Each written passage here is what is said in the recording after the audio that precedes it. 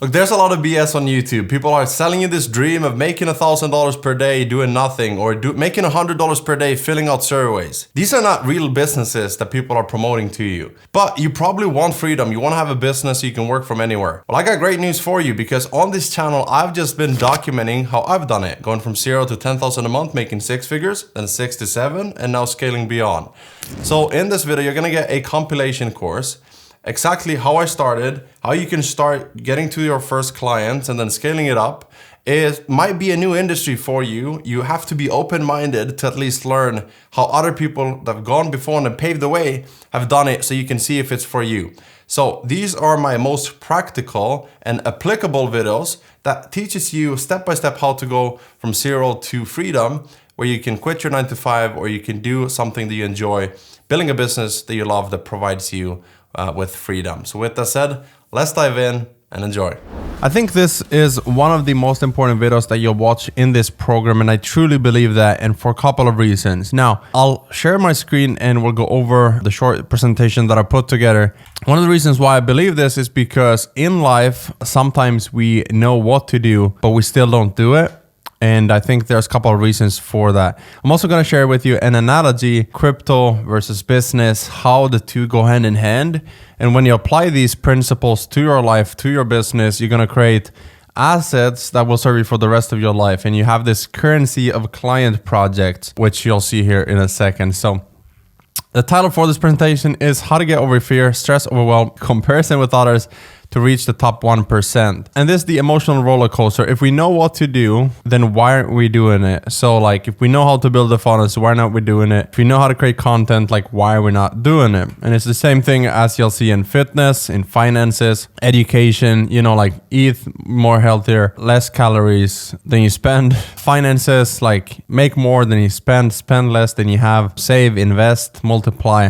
Education, like invest in yourself, like read the books, like why are we not doing it? And so sometimes it's easy to see a concept and still not do it. What's easy to do is also easy not to do, like attract, close, and build. It's easy on paper, but how do you actually do it? And also, I believe like one of the reasons we don't act is like, what if I spend all of this time investing into building funnels, posting content, like trying to build my personal brand, and then it doesn't work out, like I've done this all for nothing. And so we're going to use Bitcoin as an example. You can see from 2017 up to 2021, all-time high at November 5th, at the time of me recording this, went from 145 to 68,521. So in a few years. Now, why is this important? Why am I sharing this with you? Well, a couple of things. Number one is like how the biggest gains are made, and then we'll tie back to business. This is a method called dollar cost averaging. You probably heard it if you're into crypto. It means just every single month you invest something, or every week or whatever it is, like you invest the same thing consistently, no matter how the market is going like up or down. Again, you'll see why I keep comparing this to business in a second, but you can see here, different price points. Like it doesn't matter, you dollar cost average, you do the same thing because of a belief that you have that this is going to be worth it long term. So let's say, in total, you have 4 Bitcoins, you bought 4 different times. Average price was 7,000 per Bitcoin. You now own 4 of those Bitcoins. You paid a total of 7,000 per Bitcoin, so 28,000. Price goes up and down. By November 5th, 2021, it was 68,000, which means a total of $274,084. Now, so what you paid what? 28,000. You have 274,000. So the most common mistake that people do though is they base their decisions based on emotions. Right, so like when the price goes up, they FOMO buy into it, like fear of missing out, right? They don't want to miss out, so they buy into it, and they're like, man, I can't miss this. And then it goes down, they panic sell, and they're like, man, I spent money that I probably shouldn't have spent on this. Let's sell it now while I still have, some money left. And then they buy back in when it starts going up, and it goes down. It's like panic sell, like trying to time the market. FOMO buy back in, and then you panic sell to save some of that money with a small loss only. Okay, so total investment, you start with 1 Bitcoin, 20K. You panic sell at loss for 8K. You buy back in at 12. You now have 0.66 Bitcoin. You panic sell at 7K. You now have $4,600. You FOMO back in at 42K because you're like, man, this is going parabolic. So you FOMO back, you now have 0.11 Bitcoin. You panic sell at 40K, so you're left with 4,400 instead of 270. Like, that's the difference in this example. Now, what this has to do with business, if you take a look at the long, chart here, you can see most of the time it was, kind of like in the same area, and then boom, things took off. This is the compound effect. So, even if in that range, you look at this market right here, it's still up and down. But that was the compound effect where you started seeing the biggest returns, like those, 2021. And that's why I call this the emotional roller coaster, because of the ups and downs. And so here's a tool that you can use that I've used and it's served me greatly in my business. Here's where you start your business. Here's where you feel excited. You're like, let's do this. I'm excited to build funnels, get paid, and live my dream life. And here's the goal, right? So you're trying to make this work. You build your first concept funnel. So like you gotta have some funnels to show to clients, like at least one example, like here's what I can do. And so it sucks a little bit because you're not getting paid for it, right? And then you start posting it. People love your content. You're like, yeah, this is great, awesome. And then at least they did like my content, because now the engagement is down. So you're like, what's wrong with me? Like, am I doing something wrong? Then it goes up, the first free project. And so you're like, great, this is awesome. We're moving a little bit closer to the goal. Then they ghost you. So you're like, okay, great. Like, not even a free client. Like, you're going to ghost me even if it's free. And it sucks. So like, you're almost back to zero. But then you get another one. And this is a great one, because now they want to hire you for real. Like, yeah, you did the first one for free, but this person end up paying you for your first project. This is what I did as well when I built a funnel for free. And then later, they wanted to hire me for the next one. And from there, the snowball took off, and they started referring clients to me. And so now I was getting clients myself, and other clients were getting me clients. This is the power of staying consistent.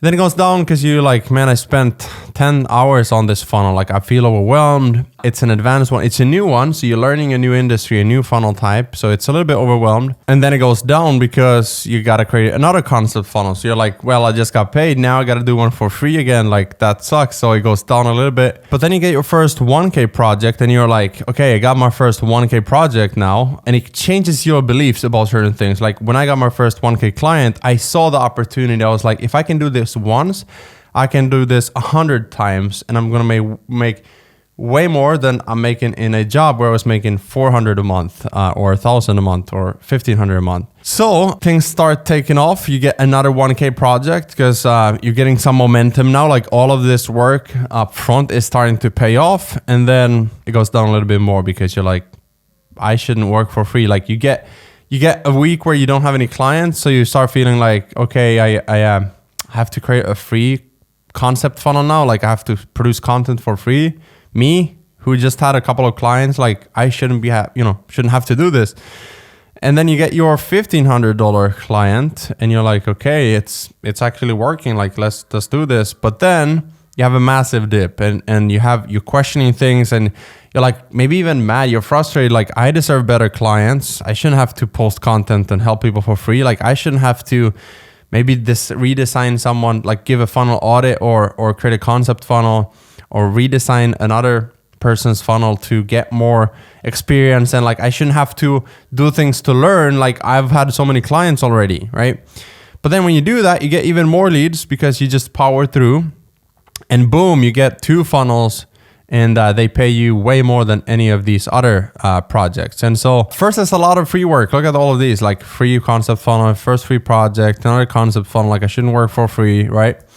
Then you get your first $500 client, and it changes things because now it's real. They want to hire you now. Okay, maybe it's not that much, but it's a step in the right direction, and you can leverage it and slowly increase your price. So then $1,000, $1,000 here, $1,000 there, then $1,500 there. And you stay consistent, and finally get a 5K project. 2 funnels, it's a personal brand or e-commerce brand or whatever it is. Like, they want 2 different funnels.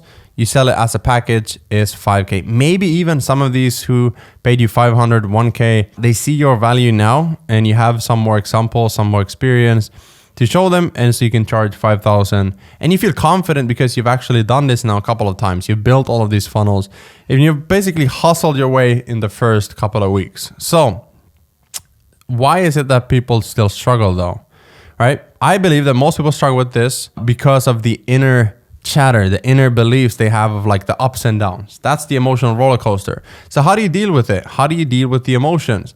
Here's my trick. It's like, I believe that everything in life has ups and downs. It has, like, if you get a client and you think that you're untouchable, then you start lacking and it has a drawback. Like the drawback is not focusing, not doing your best, not pushing yourself, not growing, and not delivering 110% to the client. And so, the second order consequence is like having a client that is not referring you to someone else. And so like everything has a neutral balance to it. Everything that's like negative, you feel like it's negative, like, man, this client ghosted me.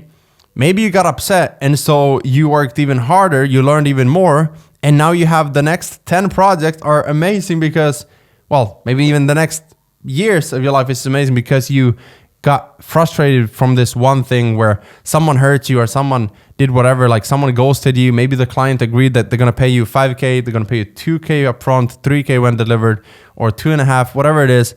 Like it feels frustrating, but then because of that event, that happening, that thing in your life, something else amazing happened. Like maybe someone left you in your life, some new people entered. Like everything has ups and downs. So what if everything in life, the emotional roller coaster is just blah, blah, blah? What if you change it? So if you look at this, you choose how to react, because at the end of the day, like you have day 1 and day 90. And so no matter how you felt, time still passes. It doesn't care about your feelings. So if you look at this one, again, it shows a little bit more visual, like day 1 and then day 90. Most people, they have this.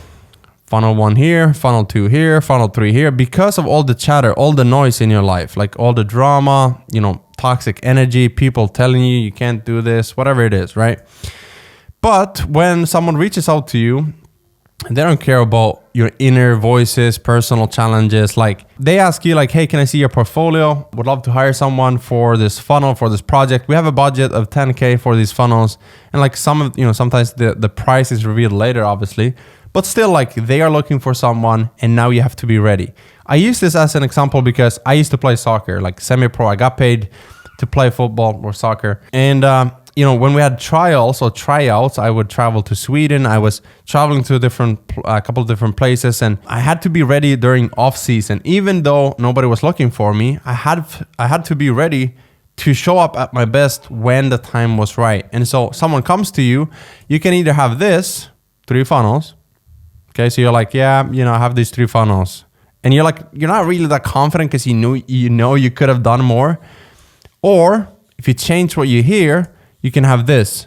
So like, look at all of these funnels, and now they're assets. They are case studies. They're examples. They're your experience of like going in and playing the game, like getting into the page builder, like setting the pages up, designing, pushing your creative boundaries, and you dollar cost average, just like I used the example of Bitcoin. You don't worry about ups and downs in your life. You make sure at the end of the day, you get the stuff done. At the end of the week, you have the tasks, the funnels built, the content posted, and that's what you do no matter what life throws at you. So when people come to you and they say, hey, can I see your portfolio? This is the first 90 days. Then this is the next 90 days. Then this is a year from now. People say, we're looking for the best of the best. We're happy to pay premium. This is what I built. They compare you to the person who has 3 funnels. You stand out. You can talk, you can recommend what funnel they should have.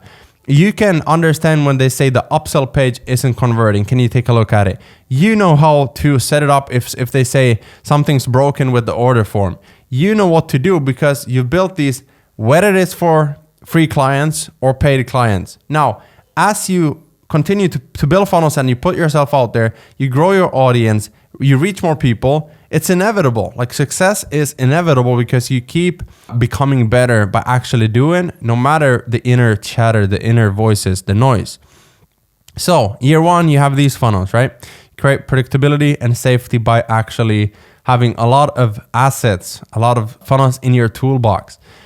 Year 2, it starts compounding, right? Year 3, look at all of this. That's how you bulletproof your income. That's how you stand out, and that's how you build a safety net for yourself, for your loved ones, for the rest of your life. You're stacking those skills, and you keep them forever. So first year, maybe you make 50K, 70K, 100K. Then you gradually increase your profits by increasing your price. Next year, maybe you make 100K, 120, 130, 150.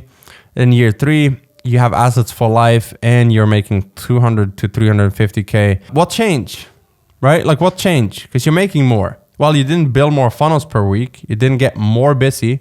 You just became better. You became faster, which means your value increased and you're now raising your fees. You're working with better clients. You have more fun. You get a sense of more fulfillment because you see the results, the impact that your work is having with these projects. So that's the difference of going from 50K to 350K. Is like, you are now building assets. It's a currency. I genuinely feel confident on every single call that I have, every single DM conversation that I have, because I just know that I can pull up my portfolio of different funnels. It lives with me for the rest of my life, and I don't have to put out content of a rented Lambo or, like trying to fake it till I make it, because like it doesn't matter. It doesn't matter if I get on a call and if someone is looking for a funnel, like it doesn't matter if if I look professional, if they ask me like, do you have an example that you can show me? And by the way, if you feel like, man, I don't have any examples right now, so I understand like you have examples, I don't have any examples. Well, what you can do is just, let's say they want a book funnel or a course funnel. Well, if you've designed a concept funnel around the course, you just took one of the course templates and you redesigned it to make it look beautiful. You say, hey, I don't have an example in that industry, but I have this one.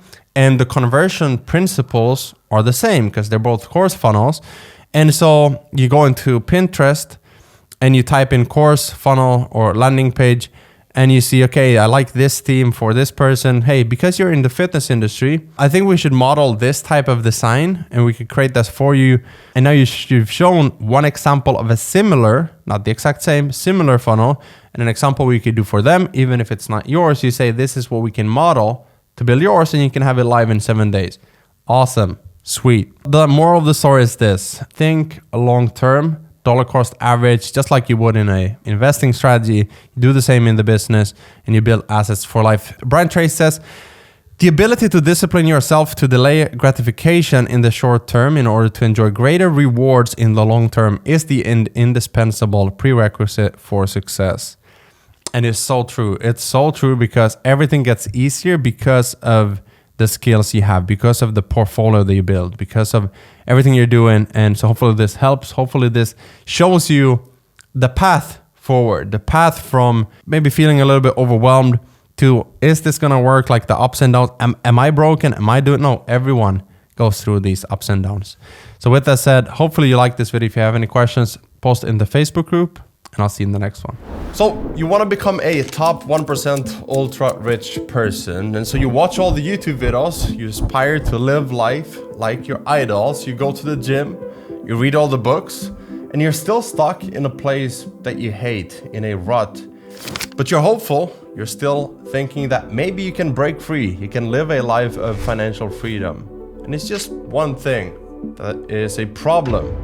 You don't have a roadmap to walk in their footsteps, and so you can't really model their habits to become successful yourself. And today I'm going to give you that roadmap, and more importantly, you'll learn how money actually works at a global scale so you can make more of it. I worked with the biggest brands in the industry, people that you've recognized and you know, and I've had the pleasure of hanging out with a lot of them, and with a ton of multi-millionaires and even a few billionaires at events, dinners, and masterminds. And I've seen the behind the scenes of these people, and there's a few things that you must know if you want to be successful. In fact, if you don't have these 5 secrets of the top 1% ultra rich, you'll never be successful yourself. And so we'll start with the fundamentals, and then it gets better and better the longer you watch this video. So grab a cup of coffee, sit back, take notes, because these secrets have the power to change how you think and make money forever. Secret number 1, high income skill stack. And I'm sure you've heard this, but stay with me for a second. When you hear skills, you might be thinking about skills like graphic design or becoming a remote salesperson, a top salesperson, but there's so many new opportunities. And so I want you to keep an open mind. There might even be things that you haven't even considered. And Jim Rohn once said, set a goal to become a millionaire for what it makes of you to achieve it. Do it for the skills you have to learn and the person you have to become. So skill stacking is about 2 crucial elements of the top 1% rich. It's about creating high income skills that people are willing to pay top dollars for. And for you to become the person you need to become in order for you to make it, keep it, multiply and preserve it. The problem is that most people are trying to become a man of success, not a man of value. And a man of value in the eyes of the consumer, the client. So in order for you to become rich, you need rich people solutions and skills that you can offer to the marketplace, which leads me to secret number 2. And secret number 2 is becoming a high emotional intelligence person. So most people react to their environment. They don't proactively create. They don't have a vision for their lives, so they live in reactive mode 24/7. So when they get distracted, guess what they do? They stop everything they're doing that would make them money to go see what's up. So if someone sends them a message, check their phone, they respond immediately. When someone calls them, they answer immediately. And you're wondering why you never get anything done in the first place. So you have to be able to control what? Your state of mind. It's your job to protect your energy against all of the negative forces around you. And emotionally intelligent people know that there's both pros and cons with everything. It's kind of neutral. They can see how cutting ties with toxic people is both hard and necessary. There's an ocean of reasons to stay and leave that person. But if they're keeping you away from your goals or holding you back, then you have to let them go. And same thing in business and dealing with clients. So for example, let's say you get your first client who are wanting to cancel and stop working with you. As a beginner, you freak out. Like, what did I do wrong? Is it me? How could I have improved and done things better? To the point where you may even want to quit your business altogether and just go back to a safe 9-to-5 job. But successful people, they know there's a lesson in every single failure. And if you stack those lessons, you'll soon be more dangerous in the field of business than all those professionals who never make a mistake, but just look great on Instagram. But they didn't really try and fail their way forward, so they don't have the same experiences. Like if you date a beautiful girl, for example, and it doesn't end up working, it's not like you give up dating forever, right? You're now one experience richer instead, and you have more data sets in your mind when you go into the next relationship. Maybe you screwed up, maybe they screwed up. It doesn't really matter. Either way, you're now wiser and better off because of what happened. You wouldn't want to trade that for something else because you wouldn't have the data set. So successful people don't ask themselves, why me? Why is this happening to me? They say, thank you for this happening for me. And they analyze what the lesson was. And secret number 3 is high leverage thinking. You see, broke people talk about how much everything costs. I'm sure you've heard the conversations around the table, like the gas prices going up, grocery bills going up, or electricity, right? And I get it, it can be hard. And I've even seen all of that myself. But freedom truly is having mental peace, not having to worry about things like gas or food prices. You should be making more so you don't have to worry about that. It's the ability to have options to buy what you want to live a good life. Successful people doesn't look at what something costs, but what it's worth to them. It's the value to price ratio, not the price to time ratio. Meaning, people who trade their time for money and make $20 per hour, they calculate a $100 purchase as spending 5 hours to buy this thing, right? 5 hours, $20, that's $100. Versus a business owner who charges based on value. We can make thousands of dollars per day, and it doesn't affect how many hours that we work as entrepreneurs, me included, because we have multiple streams of income. So instead of trading our times, we have a team of people who help us, and we have softwares, we have AI, and we have other things to leverage. So for me, I don't look at $100 as an expensive dinner. I know that every single day I'll make 10 times $100 and even more than that, because I've used high leverage thinking to build my business. So when you go to a mastermind and it's like $15,000 to be there for a few days, most people would say, that's crazy expensive. Why would you pay that for just a couple of days? But successful people value the leverage of having a great network, the information, the relationships over the 15K. They know what the mastermind will do to their future and the future success in just a matter of weeks or months. And because they haven't made their 15K trading $20 per hour, they don't have this emotional attachment to their money. They know it's a tool. So if you want to be successful, become the top 1% ultra rich, you have to view money as a tool to invest in yourself and your future. You want to have leverage. Secret number 4 is having a high focus zone. You see, most people feel unfocused, unproductive, and unhappy in their current situation. Maybe you can relate, but that's just a statistical fact, and it happens for most people. It doesn't have to be you though.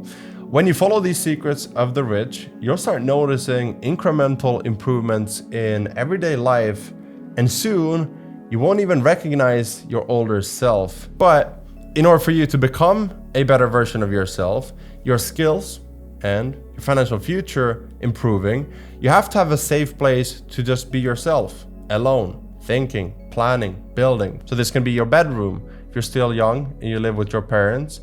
It can be your home office if you're working from home. You got a little extra room or space for yourself, but it has to be a place where you get to focus. Or this can mean renting a nice office in an environment that inspires you and makes you think bigger, better views, bigger and nicer environment. You see, in order to create wealth and build a lifestyle that you want, you have to be crystal clear what that lifestyle is. And so you need a place that inspires that. Like, where do you live? What's the view? What car do you drive? What's your dream partner like? All the things, the nuanced details in your ideal lifestyle. And that's hard if you're in a messy room with dirty clothes everywhere.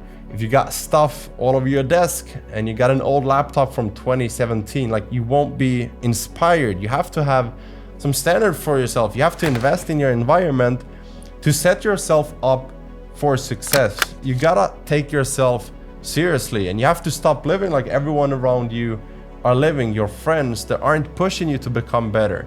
Because if they're not where you want to be, you gotta stop taking advice or listening to them. Like, for example, when I got married, my wife would pay for all the rent, the bills, the food, and everything. And I'm not proud to say that I felt bad that I couldn't provide for her, but I was trying my best to figure out what the business that I wanted to start was and how to start making money, just like many of you. So she had a ton of recommendations on what I could do or what I should do, because she's a good person. She wanted to help. But I didn't listen to her financial advice because I understood that there's difference between poor and rich. You want to take advice from people who are at a place where you would trade your lifestyle with theirs. So same thing with my parents. I know that my parents loved me and they still love me, but they gave me advice that I didn't take because I wouldn't trade places with them. So you can't take their advice on your career path if it's not doing what you want to do. Who you find inspiration from and model an outcome of is where you will end up as well, or as close to as well. So this leads me to the final and most important secret of the rich top 1%, which is number 5, high financial literacy. Because if you want to not just make a lot of money, but you want to keep that money, you want to multiply and preserve it for the rest of your life, so you can only get rich once, you want to learn how money actually works as well. Listen, your entire life you've been taught that money is evil, or it's not growing on trees, or it's dirty somehow, that you shouldn't even want money, and if you do, you're just an evil, greedy person who only care about yourself. Well, if you're an asshole, yes, you'll be a rich asshole, but if you're watching this, I know that you're a decent human being. You want to do good in this world. So you'll just be a rich person, giving back to those you love and causes that you care for. So money isn't good nor evil, it just is. And you make it what your heart desires it to be. Now, there's a lot of social media BS when it comes to money. Men splashing their millions on cars, private jets, tens of girls at the same time. And I don't believe that's a healthy way to live. And I don't think it's how God intended you to live. I believe that you should become great, build great things, provide great jobs, and do great things to people who need your help. You should make the world a better place. That's why 33% of your time should be spent with people at your own level, where you can bounce ideas, you can brainstorm how you can get to the next level in life. 33% should be learning finances and real world skills from people above you, so that you can learn from them, their mistakes, their experiences in building wealth. And then the final 33%, you should teach others and share what you've learned. You could start posting right now what you're learning in this video. And you can learn other people who are just starting out and they're on the same path. And same thing with financial literacy. So with that said, don't just aspire to make a living, aspire to build a life that you love and to create your own reality and become a man that you're proud of when you look in the mirror. For above all, it is not about how much money you make, but the peace within your heart, knowing that every single day you've given it your best when you go to sleep. To your success. I'll see you in the next one. There's a formula for how to build a business that you actually enjoy and love. So I'll give you my system in a second, which by the way has been responsible helping me go from 0 to over $1 million in sales and profit. But first, you gotta understand what type of business you're building in the first place. Like, what is it that you actually want? Most people, they go from a 9-to-5 they hate to building a business that they hate. So in reality, there's no more freedom, right? It's just another soul-sucking job that you've created for yourself. Now, if you're watching this, you probably think that you need more money, that you need to make more to have more happiness in your life. But in reality, what you really want is freedom, time, location, and financial freedom. The ability to choose what you spend your time and energy on, right? So in this video, I'm gonna give you the real raw truth about making money online. In my case, as a present father, working from home in my home studio, and building a business from 0 to making my first $1 million online. And if you're new here, just for context, so you know where this experience is coming from. It's not just theory like a lot of other YouTubers. My name is Gusten. I run a few online businesses, making decent money from home, software, personal branding, education, agency. But what's unique isn't how much money I make, but how I run my businesses, because too often people start business that they don't even like, right, for the money, and they do things that aren't fulfilling to them. You don't want to do that. So I'm not saying that you have to be super passionate about every single thing in detail in your business, but there has to be something that when you wake up, it just drives you on a deeper level, because when things get hard, and they will, there's got to be a deeper why to why you're doing this, right? More importantly, when the gurus tell you that you just need to book more appointments to keep scaling, and you can just forget about your personal life, you know, the hustle culture. What you want isn't more calls on a calendar. What you want isn't to just be busy or productive. What you truly want is a week full of activities that light you up and fuel you, that makes you feel alive. Someone famous once said, "What's the point of retirement tomorrow when I can create a life of freedom today?" So the $1 million question, quite literally, is this: how do you break free? How do you build a business that you actually love? And how do you make sure you have the options to do what you want when you want? And the reality is this: it comes down to a few things. The first one being leverage, and specifically leveraging OPR, aka other people's resources. Because rich people don't trade time for money. You think that's how they got rich? They trade solutions for money. They provide services that solve problems for money. And the best part is they productize and package solutions at scale for profit. So you need to learn the game of leverage if you want to be free. Otherwise, you'll be a slave to the game of business. You'll be a slave to your business, and then again, just have another job. There's a lot of ways to use leverage though to grow your business. So let me give you a few examples. For example, if you want to build an agency and enjoy life at the same time, then you want to leverage other people's time in the fulfillment of your services, right? business like a machine, you outsource each step. That's how I was able to take my sales funnel agency from 0 to 50K per month without spending a single dollar on ads or doing cold calling or cold emails.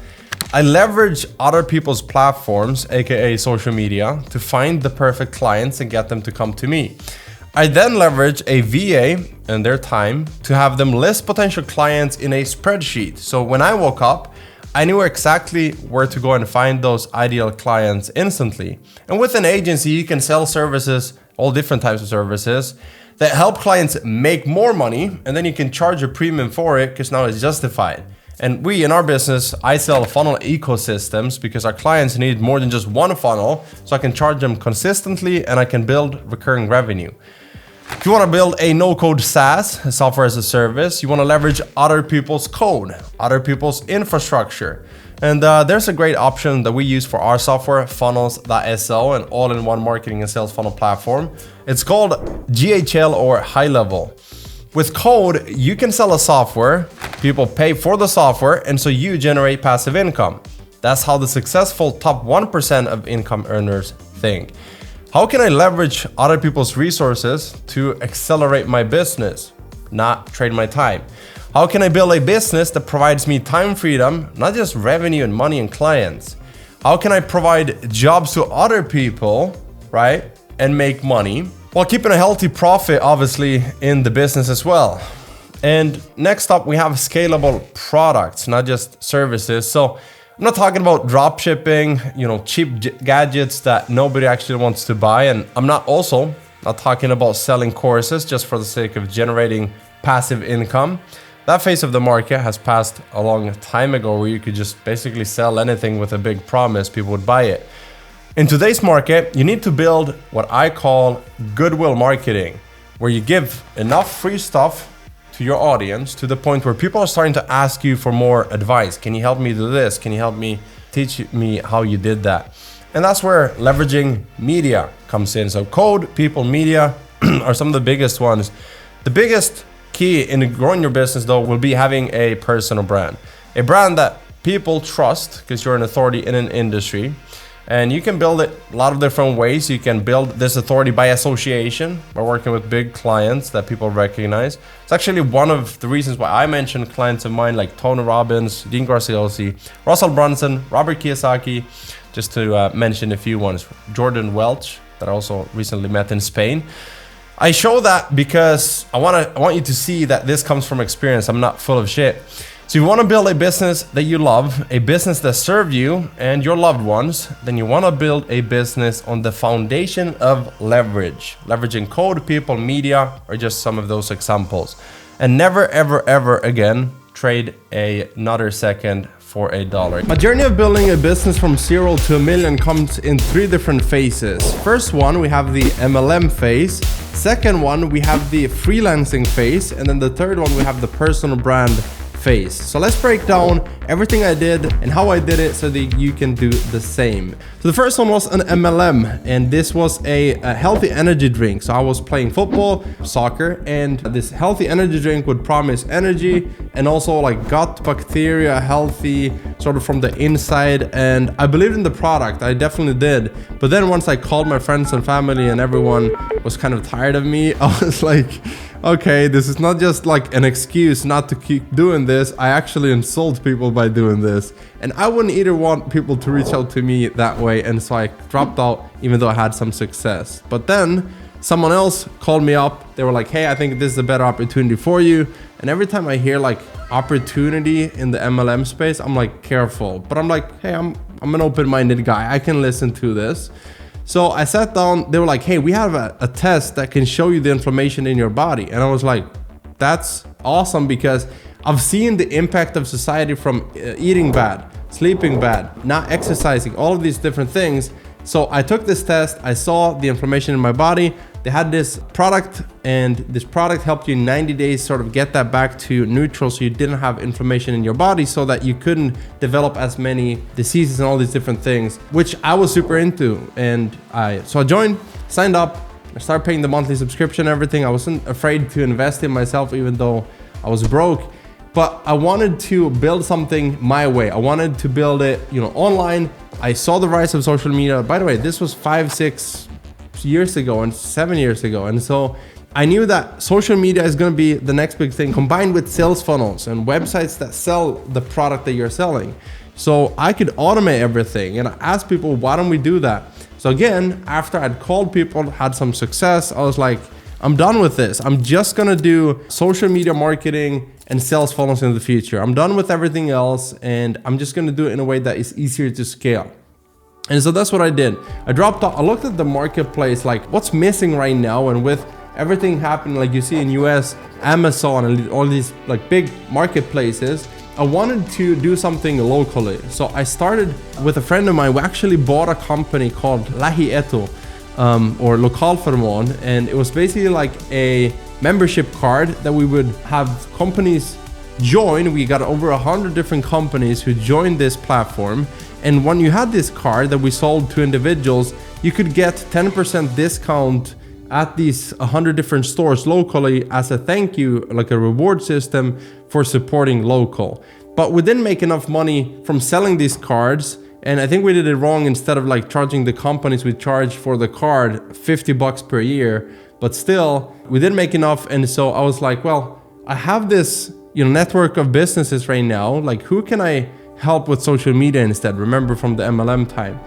So I was like, okay, I can just go into a freelancing, now we're entering phase 2, freelancing space, and I can work with these companies, whatever they need, like websites. We did logos, we did social media content, advertising, drone footage, everything they needed for e-com stores here locally. We did it for construction companies, we did it for rental products, real estate, all of these different, and it was fun. It was definitely fun, even though there's a lot of things that I wish I did different. And that's the journey of just becoming an entrepreneur from nothing and dropping out of college and not having a degree, is you just test and do your best, right? And so that's what I did. I got to 10K per month pretty quickly, right? And then I was like, I remember one day after doing this for a little over a year and just like sort of maxed out the time that I could invest in this. I didn't want to grow a team. I loved being the creative person, but I didn't love having like meetings and being around these business owners because of this one simple thing that would change everything for me. So I am a personal development heavy person. Like I love working on myself, becoming better every single day, just even 1%, but I love investing time into myself and learning new things about the world, about me, my potential, psychology, and all these different things. And so I would go to marketing conferences and all these different things, and I was always hyped. But business owners local, I felt like they were kind of like, man, things suck. It's looking bad in the marketplace right now, and all these different, I wouldn't enjoy being around these business owners, and I would also not enjoy the person I was becoming. So I remember one night I was driving home at like 3 a.m. and I wasn't spending enough time with my wife, and we had a kid at the time as well. So, which by the way, I missed out a huge portion of this entirety that I'll share at the end of this. The one thing that changed everything for me was having a kid, and I'll explain more soon. But I was driving home 3 a.m. and I was crying because I was like, is this it? Like I built this business that is making 6 figures, but I'm not happy. Like I feel depressed and I have anxiety and all these different things, and I'm not sleeping good. I'm not, sleeping enough. I'm not eating good, and I'm not taking care of myself. And I've just like worked myself to the ground. And I just felt like, is this it really? And so when I got to that point, I knew I had to make a change, but it was scary. Like anytime you want to make a change is super scary. So I wanted to work with more like-minded people. I wanted to use the skills that I had learned, but I wanted to move into a more international direction. And for that to happen, I knew I had to cancel, how they say, like, you gotta give up good to become great. I had to give up the safety that I'd created. And so at New Year's, I think it was 2018 or 19, I canceled all of my clients. I shut down my 6-figure SMMA, my digital marketing agency. And some of you are gonna be like, why would you shut down a 6-figure, literally 10K per month agency? Maybe it's hard to understand if you're just starting out, but somebody who's been in this industry for a while, once you start making money, it's not about the money anymore. Now it becomes more important, like you actually enjoy working with what you're working with and enjoy working with who you're working with. And I feel really good. I feel free. So I saw this ad from Russell Brunson, his book, it was .com Secrets or Expert Secrets.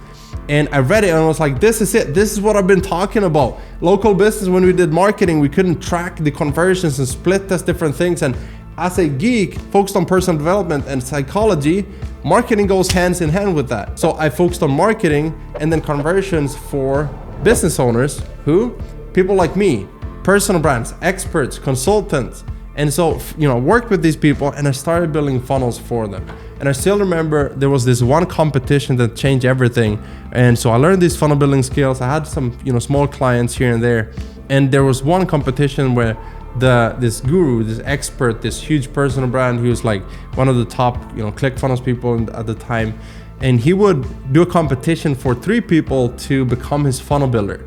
So I was nervous, obviously. It was, a huge opportunity for me, huge chance to work with this person.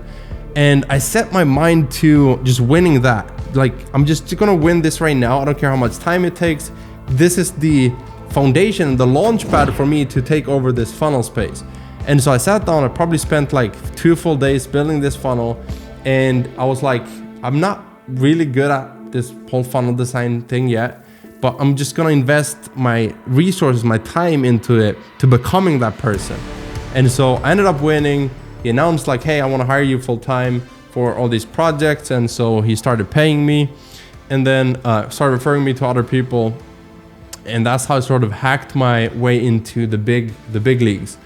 And so after that, I've been able to work with Russell Brunson, Dean Graziosi, Tony Robbins, Robert Kiyosaki, a lot of probably most of the biggest names in this space. And I don't say that to brag, I say that to show you what's possible, because I truly believe in the power of being dedicated, having patience, and doing something that is gonna be fruitful in the long term when most people tell you, oh, that's not possible.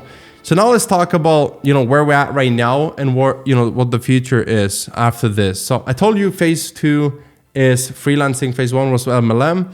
Now let's talk about phase 3, the personal brand. So once I started building my personal brand and having these results of building funnels for other people, I started going on podcasts, and people would ask me, I would ask them as well when I saw someone who had a podcast, like, hey, you want me to come on and talk about getting clients and personal branding and all these different things. People start asking me as I grew my personal brand, like, how do you get clients? Like, how do you get them? Is it cold calling or is it cold emailing? Or like, what's the deal here? They couldn't understand how this someone who's a nobody from Finland, a small town, could just rise to the top of this small Clickfunnels community. I mean, small, it was 100,000 plus people in this community, but a small town, small kid, like a nobody. And I was like, well, I mean, they just send me a message and I talk to them, and I like, there's this pattern of things that I ask, and they're like, okay, what are the questions you ask them? Well, first I asked them this thing and then this, and I started like listing out this checklist for people. And they're like, okay, like, so how do you build the funnel then? And I was like, well, I go through like a research process, and then I build the mood board, and then, the design, the copy, like all the different things. And I sort of created a checklist for that. And people started asking, for more coaching, can you show me how to do that? And so I started selling coaching and a course called Full-Time Funnel Designer, which we have now updated to 2.0 and 3.0, because I obviously update it every single year with new information that I learned as I build these funnels myself. Because yes, I still build funnels. I'm not just a guru teaching this. I actually make money myself doing this as well. So my entire story my journey led me to this funnel person, this some people, or Russell Brunson calls the celebrity funnel builder. And so that's where we are right now.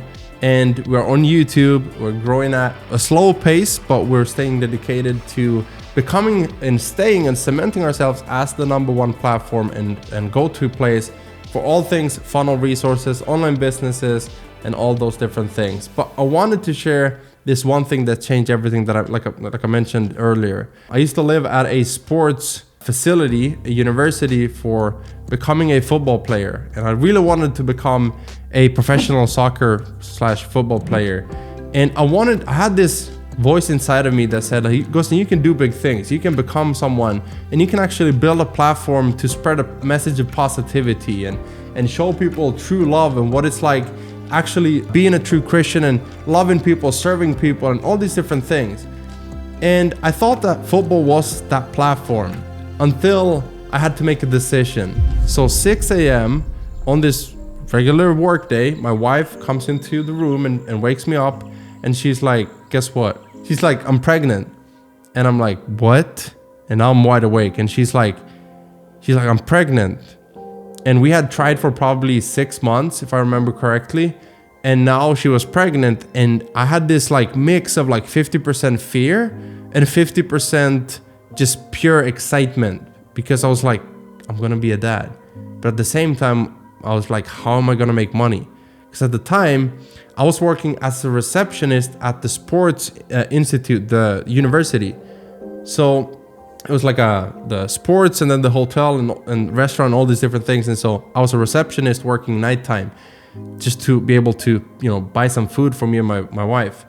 And so she was pregnant. I had 9 months to figure it out. And when you set that time frame, that's when magic happens. So I knew I don't want to be a father who can't provide for my child. I'm not going to be that person.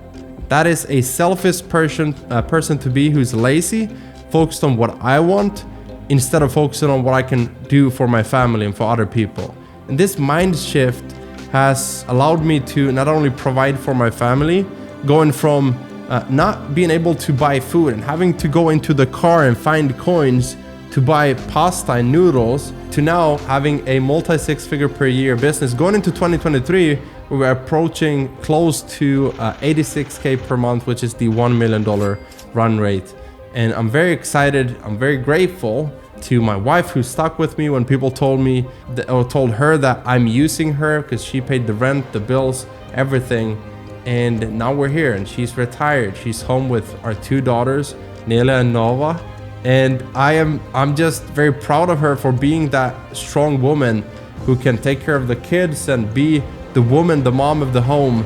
And also, while in that crisis mode, look at me and say, look, I don't love the person that you are right now yet. I love you, but I know you can do more. And I'll support you in the process of becoming that person, to building this business so you can provide.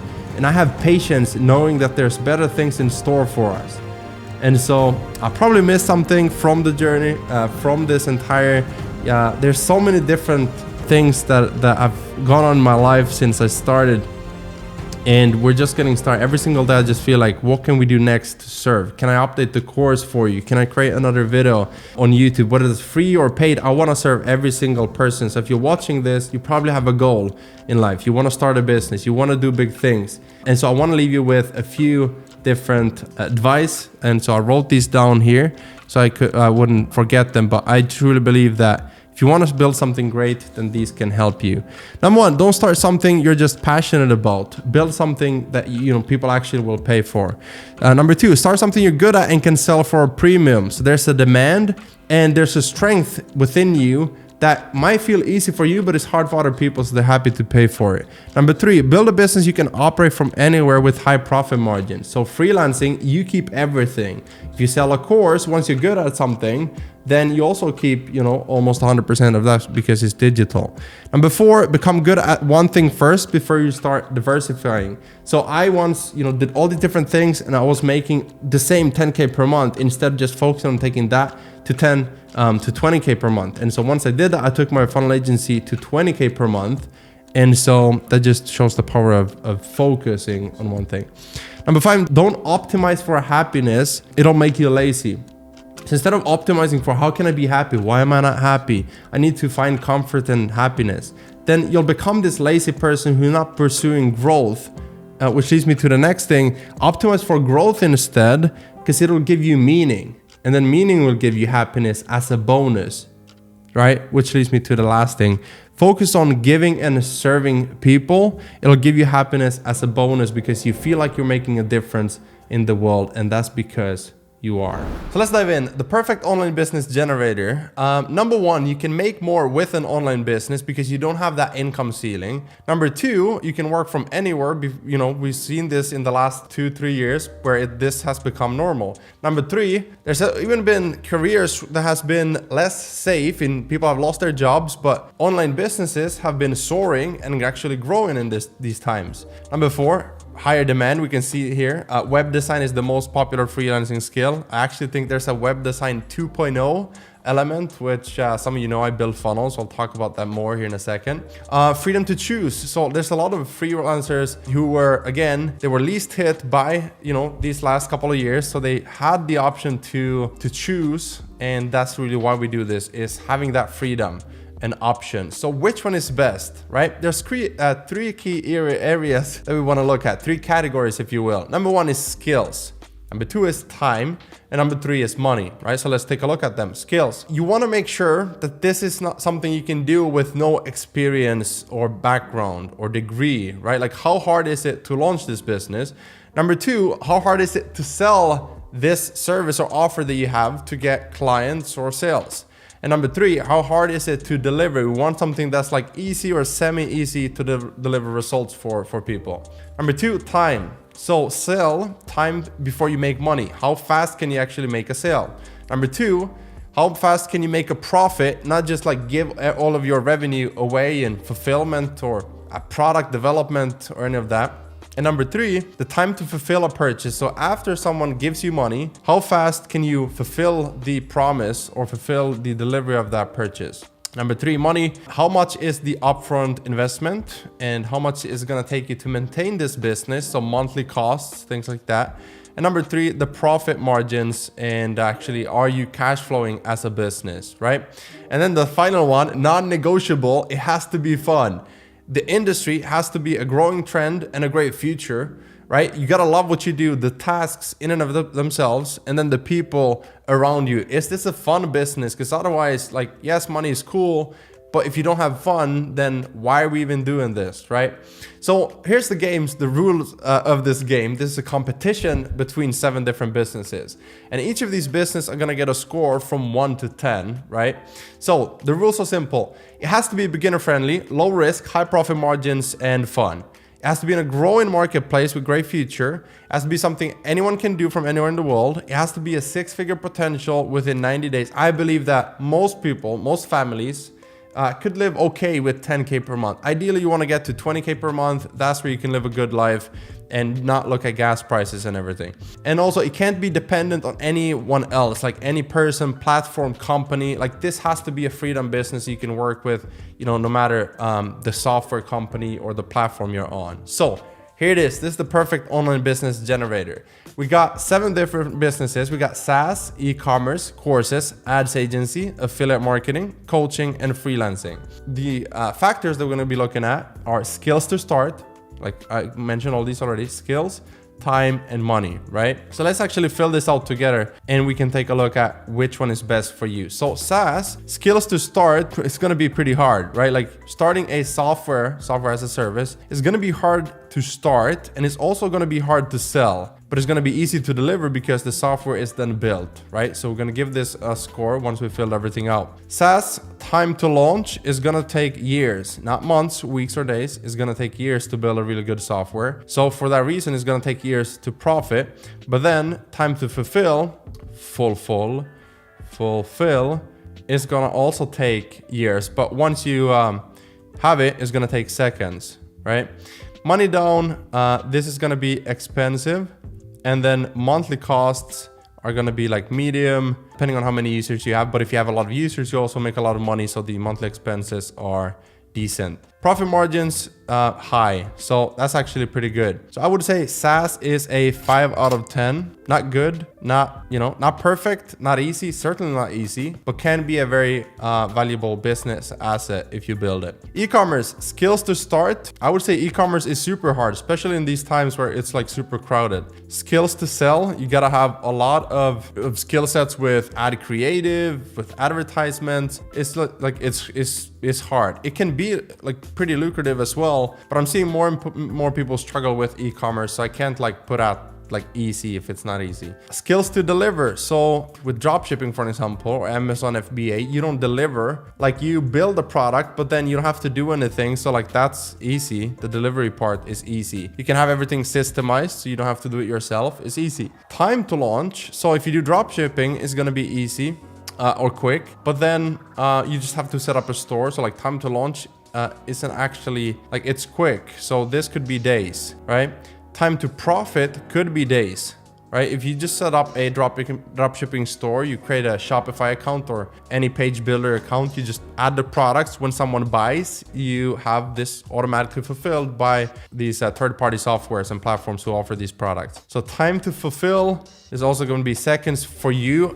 Like we're talking about you specifically as a business owner. How good is this business for you, right? Money down. I mean, you're talking about money for advertising or inventory. So like a lot of times you're going to put money down first. We're seeing more and more focus on brand building and not just drop shipping. So I would say money down is going to be expensive. I'm like just testing the ads to make it work. It's expensive. Like we're talking, you know, a few thousand before you get it to work. And even then it's like hard to get it super profitable. So monthly costs, it's like medium, right? Like compared to SaaS, yeah, like you need softwares and you need like advertising. Actually it's high because of the advertising. If you have organic, then it's medium. So you can do it both ways. Profit margins, low, right? Like e-commerce, you gotta ship it out. This freelancer right here is my office chick. This one, to build this and ship it out, like the profit margins there. By the way, it's not mine. I'm not selling this. I bought it. But the e-commerce seller who's selling these, like the profit margins aren't super high. It's also handmade. There's multiple things that go into building a business, selling something, then delivering on the promise. Imagine like the skill is learning this. Anyways, courses, skills to start. This is hard. Like a course business is hard. People think that, oh, you just film a couple of videos and then you launch it. Like having a business, that's why you see a lot of like course businesses come and go, whereas someone else stay in the business for years and years and decades because they actually update the course. They film hundreds of videos, they hire people, they have high production, and they care about their community members. So skills to sell this, like, I mean, it depends if you're a douche, right? If you're a douche and you hire fake people, fake testimonials and fake cars and yachts and everything, even then it's hard to sell because people don't see, you know, they see through that these days. So courses are hard. Skills to deliver is easy once you have the course. Time to launch, you're gonna record hundreds of videos. It's gonna take months. So months to launch it. Time to profit. Once you do it, I mean, you'll make money in seconds. You can launch it, let's say weeks, because you can launch it with people in beta and then you build it out with them. So weeks. And then time to fulfill, seconds, because it's digital, it's info products. Money down. This is actually pretty cheap. You just need a camera. I mean, I would say medium because you definitely want some great equipment. You don't want to just film with your iPhone and then launch the course and not worry about softwares or production or lighting or audio.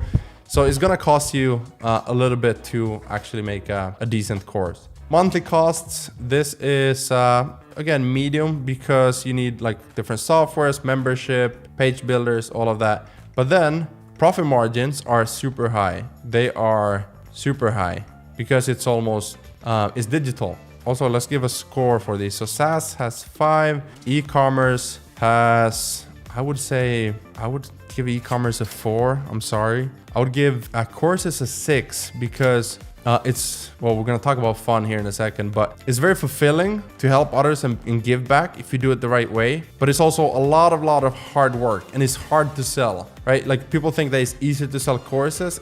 It used to be in 2017 when everyone did it and Ty Lopez did it. It's not easy anymore. Ads agency. Skills to start. So this is actually something that could be a little bit controversial. I know there's a lot of people who recommend ads agencies, but you gotta like think about this. If you help someone with ads, then they depend on your ads to make money for their business, versus if you're the website builder or the video editor or the funnel builder where you help them in their business, you get paid thousands, but they don't rely on you to get results for them. So that's why I don't like the ads agency. It's hard. Skills to sell is hard because you also like you need those results to sell the result that they're going to be depending on you to generate for them. So skills to deliver is also going to be hard. And also it's not a fun business. If you ask me, is one of the most boring, and I've had 10 different businesses, and ads agency is probably the one that I hated the most. And funnel building is the one that I've been loving the most. But that's because I'm a creative person. So don't take what I'm saying as your truth. You gotta try and see what works for you, and watch this video to see all of these factors, then make a decision what's best for you. Time to launch. So this could be in days. That's good, pretty good. Time to profit can be in days because you deliver your services and it's just time and you don't have to buy any inventory. And then time to fulfill is gonna take weeks, because actually months. Most people sell like monthly packages, months.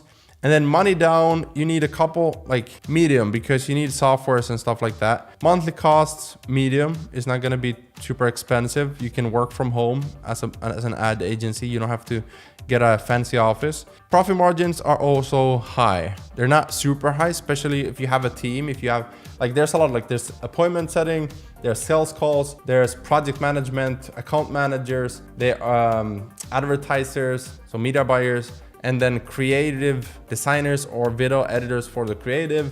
And so there's a lot of roles. If you want to have a team, then the profit margins are probably more like medium. If you have a team and you actually want to have freedom, because that's what we're talking about.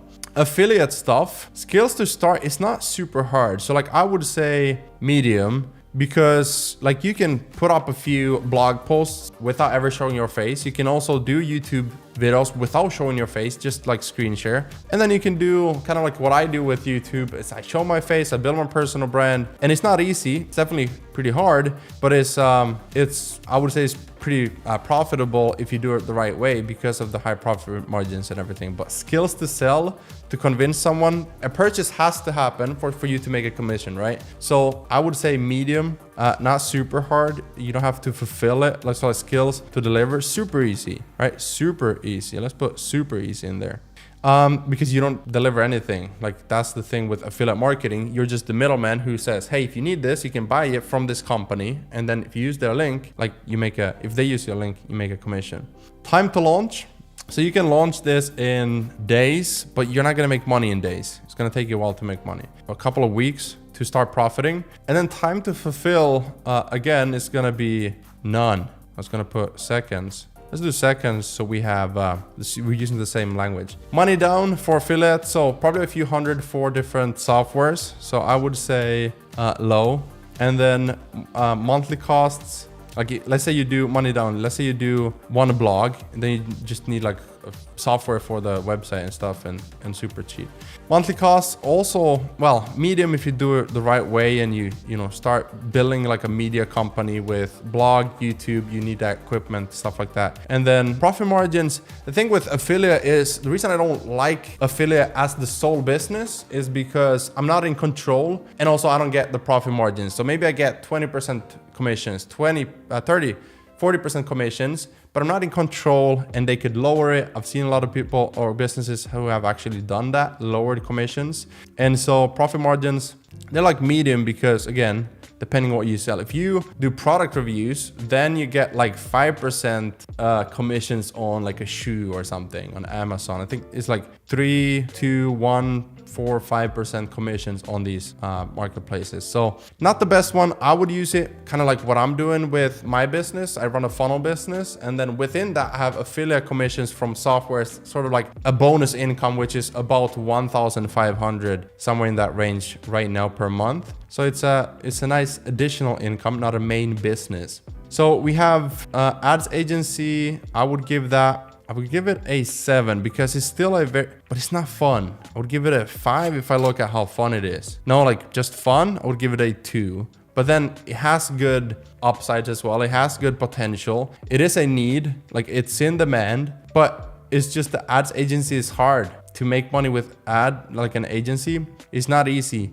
And it's not like a visual thing you can show someone like, hey, these are the ads we create. An ad agency, you need to deliver results, and they depend on you to get results. Otherwise, they're going to fire you, right? So that's the difference between running their business and helping with the business. So affiliate, I would rate this a 7. Again, if you just want to like make a couple thousand per month, you can have your job or have another business and do affiliate marketing on the side and make a few extra thousand. Coaching, again, coaching is hard, especially more these days. It's hard to sell coaching because people want done for you, which is why like freelancing or agency is more lucrative for the buyer because it's done for you. They buy knowing that now I don't have to do it myself. That's why I outsource it, right? Like me personally, I outsource to a freelancer, right? I outsource to my video team, so I don't have to edit videos because it's not my strength. My strength is funnels. So skills to sell. This is hard to sell as well. It's also like skills to start is hard because you gotta be good at something in order to coach, like really good, have great results, not just for yourself, but for other people as well. The skills to deliver is also hard. Time to launch is like seconds. You could launch right now and make a post and sell one-on-one coaching calls, and people could pay you in like seconds. I remember one client who messaged me for my funnel agency. They needed a funnel in 12 minutes from them messaging me. I had the invoice paid 12 minutes. So let's change this to minutes.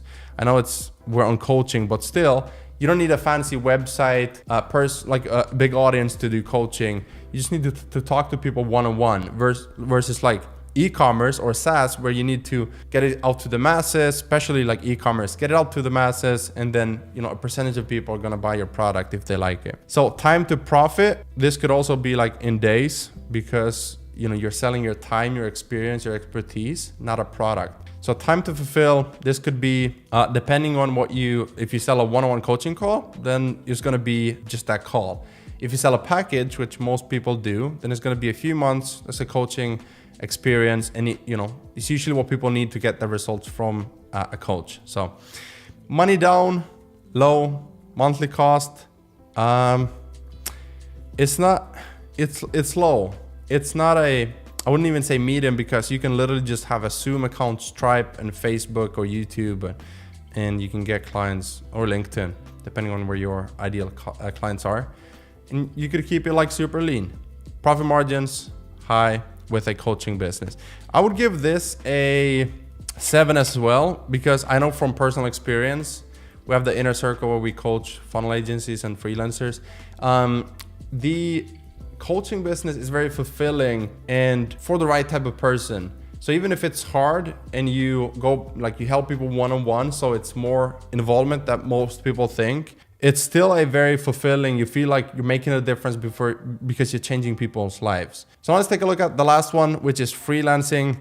Skills to start. The one thing I love about, if you look at e-commerce or coaching, for an example, you gotta have like the years of experience to coach someone, or you gotta create the product, source it, find it, buy the inventory.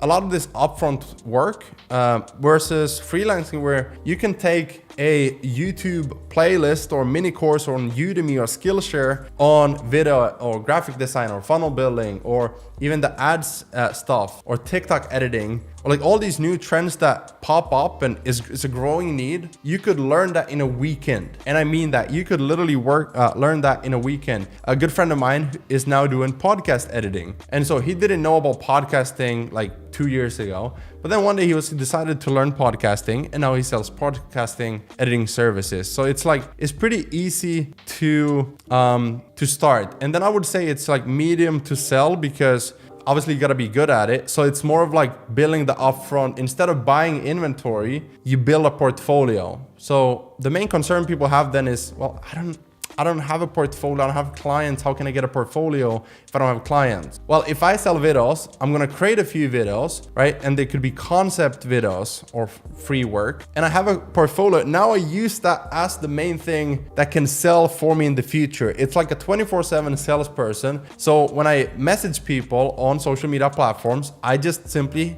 ask them to check out my portfolio. If they like it, if they want my help, they're gonna ask me what I charge, and I send the invoice. No calls, no proposals, because they see my portfolio.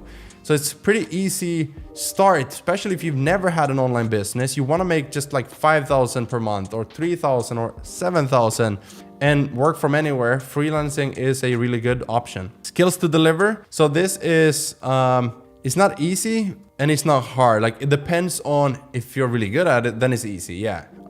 Anything new isn't going to be easy if you're doing the work. Right? But then if you want to, you can start hiring people later down the road, and you can scale it up and turning more into like an automated agency. But time to launch, this could be in like days. Literally, like today you could launch a website where you sell your freelancing services. And then you just create a free account with Zoom and Calendly. They can book a call, you can meet with them, and a free account with Stripe or PayPal, and you start collecting payments. So time to profit could be in days. I've seen this where people launch a business.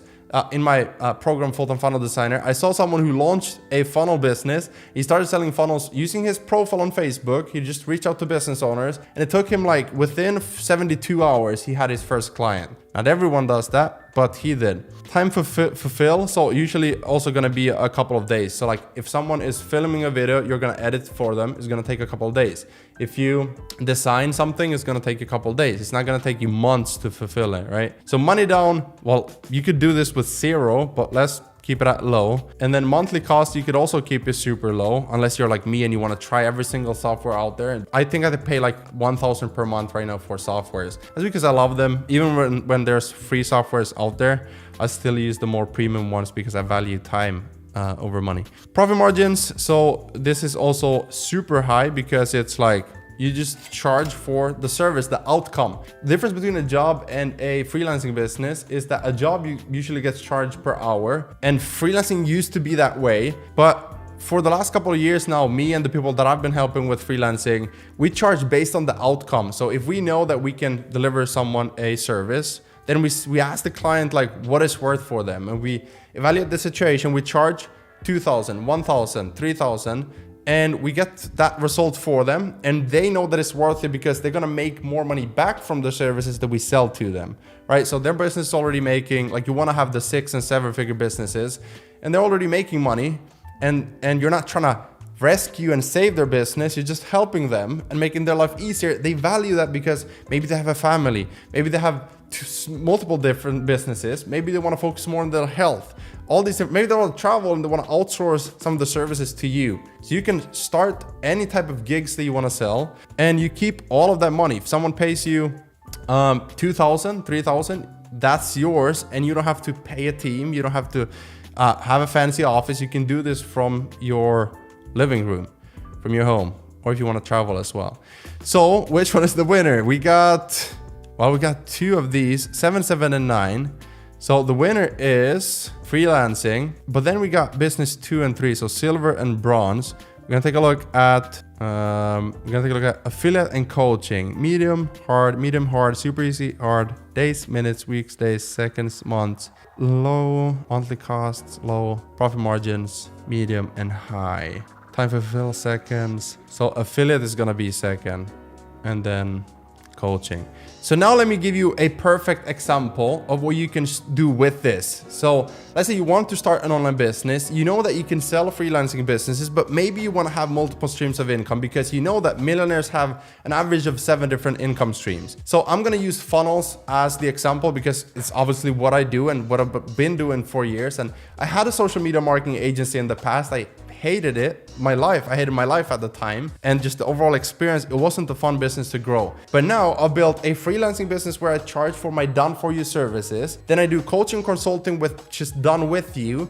And then affiliate is do it yourself. Here's the software, right? Here's the course. I can recommend this to you, right? Use this software. Just if you want to use my link, that's awesome. I can give you a template, or you can sell my own templates. You can sell your own templates. If you're in the software industry, but you don't have your software yourself, you can freelance for software owners. So you can build their website, their sales funnel. You can do videos for software owners. You can do emails for them. You can write blog posts, and you can make money done for you, sorry. And then let's say you build funnels for software owners. You can also consult with them on the funnels. Like here's the funnel that I think you could use. Obviously you need that skill set, that system that works for software owners. But now you have 3 different income streams because you have affiliate, passive income, you have freelancing, active income, and then coaching, consulting, where you help people. It's just, all of this is just helping people. It's different level of access to you. Active, passive income, and then semi-passive in the middle. And you can make a 10K per month business from home doing this. So that's why I love freelancing, especially funnel building, but not exclusively that one, kind of like I talked about already. So It's beginner friendly, low risk, high profit margins, is growing marketplace with great future, is something anyone can do from anywhere in the world. It has a 6-figure potential within 90 days. Profit, not revenue, and then you have all these, like all this overhead. Other companies are doing the marketing for you. So if you do funnel building, there's a lot of funnel building softwares who are doing crazy amounts of marketing right now to show people why you need funnels. And all I have to do, again, I'm using me as an example because I want to teach what I've done. And then I just go into these communities and I build my brand there, and I get my audience full of these people who are already aware, solution aware, and they just look for the right freelancer to do the job for them, right? And so that's why it's way easier. So you don't have to be a great salesperson. You can show it visually. That's why I've created a website template that you can download. I'll put a link in the description. Just click it, one-click install. It's gonna ask you to create a Clickfunnels account, and you can cancel within 2 weeks for free if you wanna just try it out. And I'm also gonna do a lot of more tutorials on the channel. Depending on you're watching this, we already have them where you can use other softwares. But if you want to use this template, it's free. I've already built it for you, and you can launch your portfolio there. And then you just upload. If you sell videos, you just upload your videos there. If you sell funnels, you just upload a few of your funnels, 3 to 6 funnels, just as examples. And then you example close, where you talk to people one-on-one, message them, hey, this is what I do, would love to work with you. And then they ask for a portfolio, you send the link to them. You can have this done today if you download the template below. Right? And then you just need a system for getting clients and then scale above 10K per month, because it's a numbers game. Oh, you need 10K per month, 5 clients at 2K.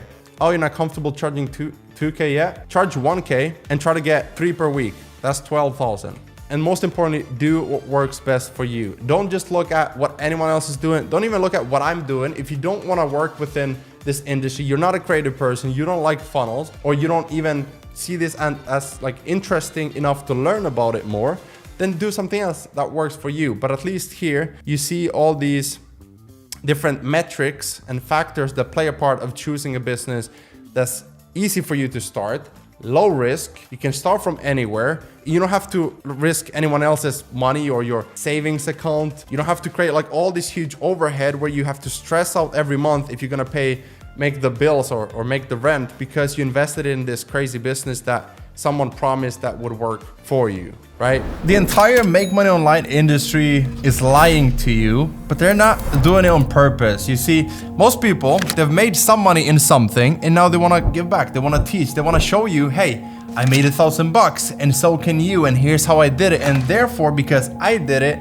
in this industry, it is the best one, and they genuinely want to help you. But what if that's an actual lie? What if out of the hundreds of make money online models, the online business models, what if the one that they're teaching is set up to actually hurt you in a way that you could be making more while actually being more free if you just created something that's more maybe system thinking? So I saw this post a couple of days ago on Facebook. Someone said they've been speaking on stage, they're inspired to help more people quit their job, and so in the next 12 months they're gonna help someone make an additional $3,000 a month. And I was like, if you told me that I can make an additional $3,000 a month in 12 months, I would just rather get a job. I can get a job, right, making $3,000 a month. So even in Finland, in a small country like this, so why would I risk my hard-earned money to invest in someone to teach me, then more importantly risk my most important asset, which is time, to learn a skill that can only provide me $3,000 a month in online revenue? And for some of you might be saying, well, Gusten, if I can just make $3,000 extra, I'm not in a rush, I have a job, I have a family, I have, my life is not, you don't have to save me, just help me make a little bit more, right? Well, I would still say, well, why don't you use that time to make something where you can sell a project for $3,000?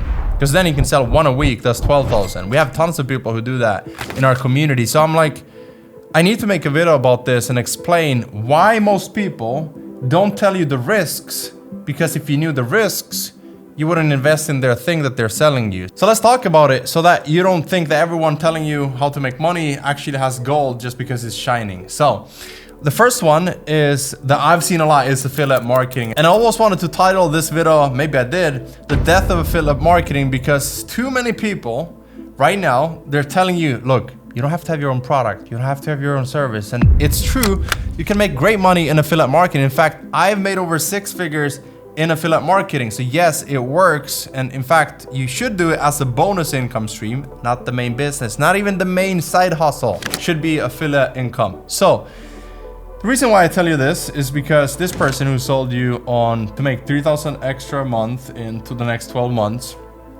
they're telling you to start something which you don't control, someone else's income stream. You help them build their business and then you make a little bit extra. That's why I don't like network marketing either.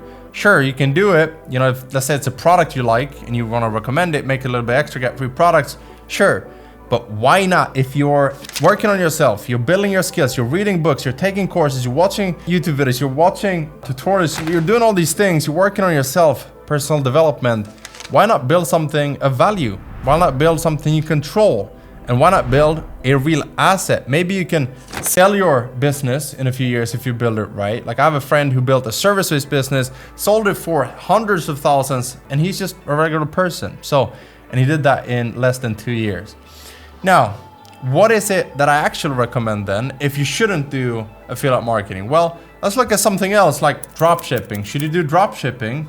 I have friends who make money in drop shipping, but let me tell you how many years it took them to figure out, to find something that works, to figure out how to get the traffic.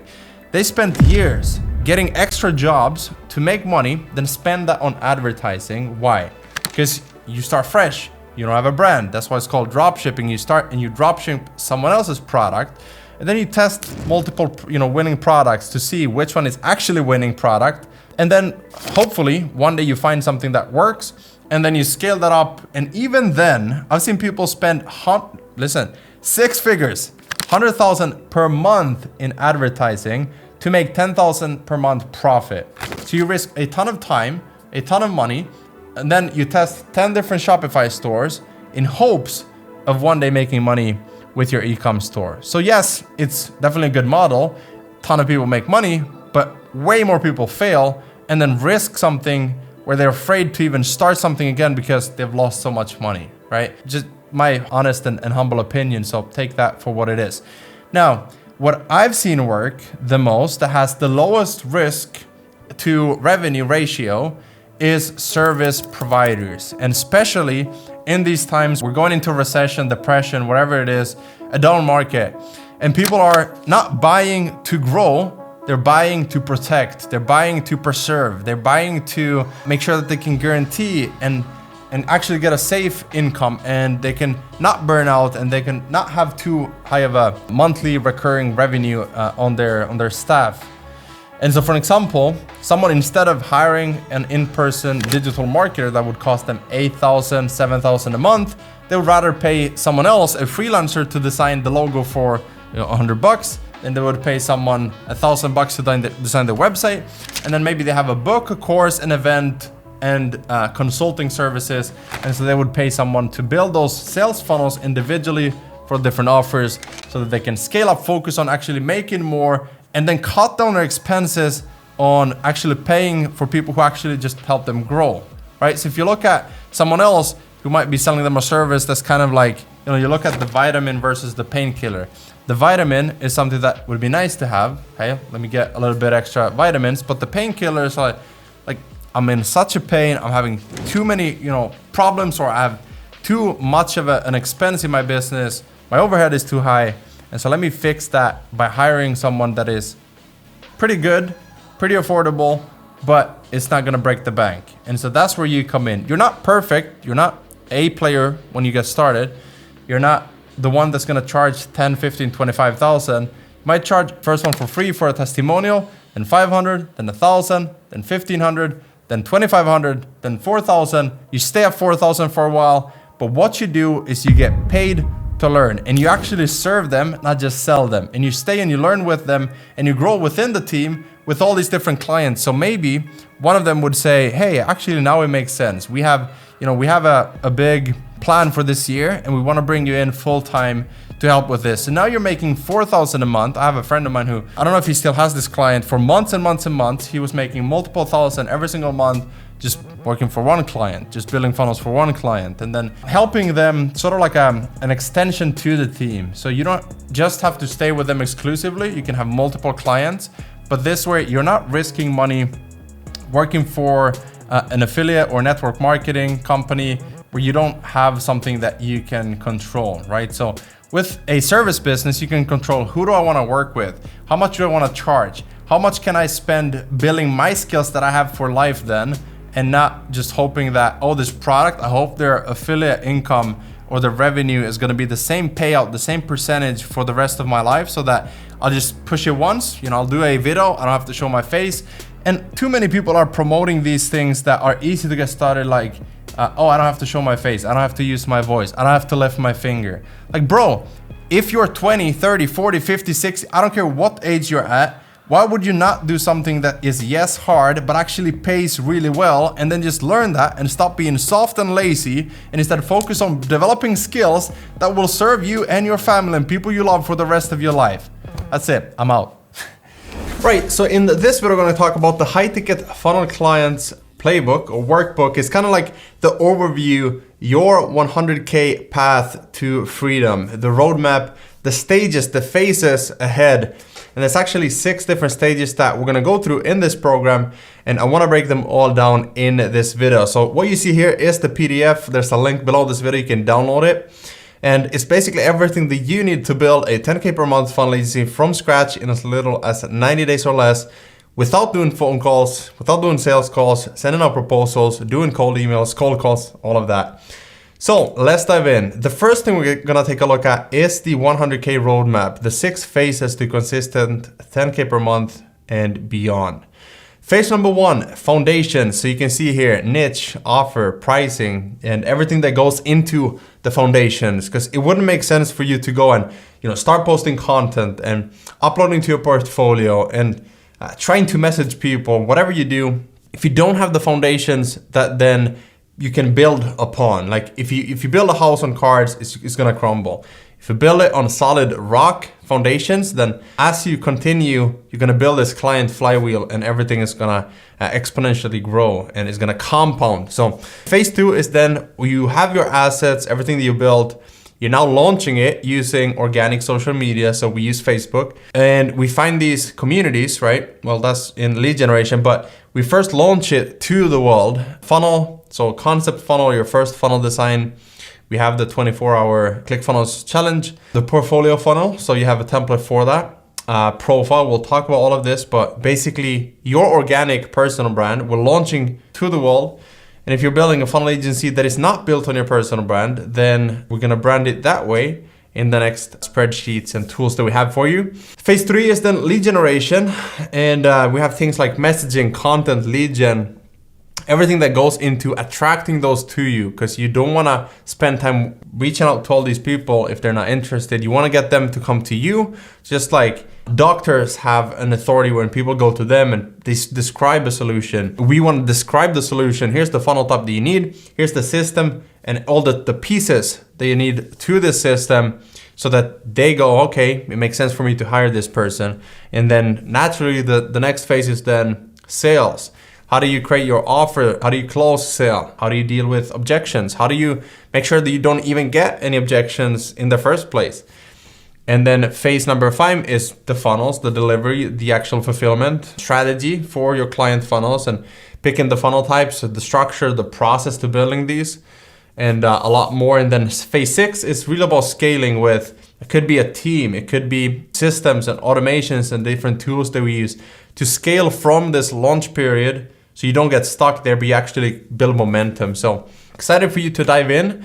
This is the funnel client flywheel that I've talked a little bit about. Let's just quickly go through this, what it means. You might have seen my videos on my YouTube channel talking about this, but in essence, what it really means is building this machine that builds upon itself. So step 1 is getting the right clients. Step 2 is giving those clients the best experience they can have.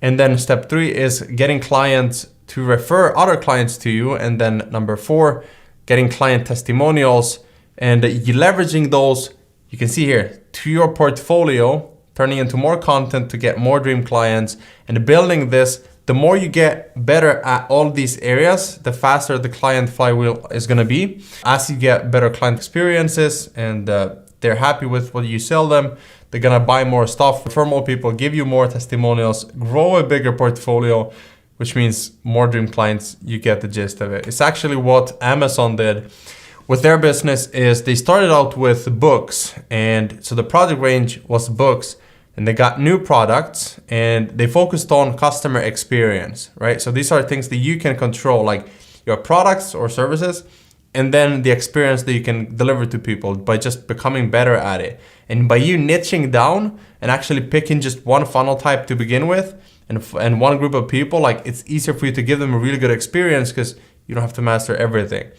So when you do that, just like Amazon, they did this, it got more convenient for people to purchase from Amazon, faster shipping, lower prices, which means they got more organic traffic. Because of that, they got lower cost because, they could sell more at lower prices. Because there was a lot of traffic on the site, they got more increased sellers coming to the site to pick up this low-hanging fruit, like all these customers. And with that, they had lower prices because more sellers were competing for the prices. And then product range, again, increased because of more sellers. And so the experience then got better because more to choose from, lower prices, faster shipping, which introduced more people to this space. Again, they created this flywheel, and you could do the same by literally focusing on getting clients, getting amazing experiences. I think a lot of times people get distracted by everything in this world, and we forget to actually deliver amazing experiences for our clients. Yeah, I think you get the point. So let's move on. We do this by creating our own funnel agency system. And it really comes down to focusing on the simplicity on the day-to-day. Alex Hormozi calls this doing the boring work. And it's not fancy, but he says fancy fails and simple scales. And so that's what I've really taken as I've built my funnel agency to over 400 funnels for clients and myself. So create assets. We'll talk about all of this, but create your assets, launch your agency, nurture your audience, fill your inbox, qualify those leads, convert those prospects into clients and onboard clients, deliver funnels, optimize performance for those funnels, and turn it into more assets for your portfolio, for your content, and then leverage it. You kind of get the point, but wanted to have this visual in there so you could see what it really means. So now, next thing I have is a 21-day launch bootcamp. So you can print this. I highly recommend you print this entire playbook, but on the next page, you're gonna actually be able to implement it on this workbook with like your niche, your pricing, your business name, like your domain, everything, as well as the spreadsheet, the Funnel Agency Fast Lane. But I wanted to have both digital and a printable version in here. So this is really a great way for you to get your first clients in a couple of weeks. So I call this the 3 clients in 3 weeks challenge. And if you follow everything, it's totally possible. What you do is get 1 free client, turn that into a paid one, and then upsell and get more of those. And so, as I said, you leverage those portfolio, testimonials, case studies, content, and it all starts spinning. You get more and more.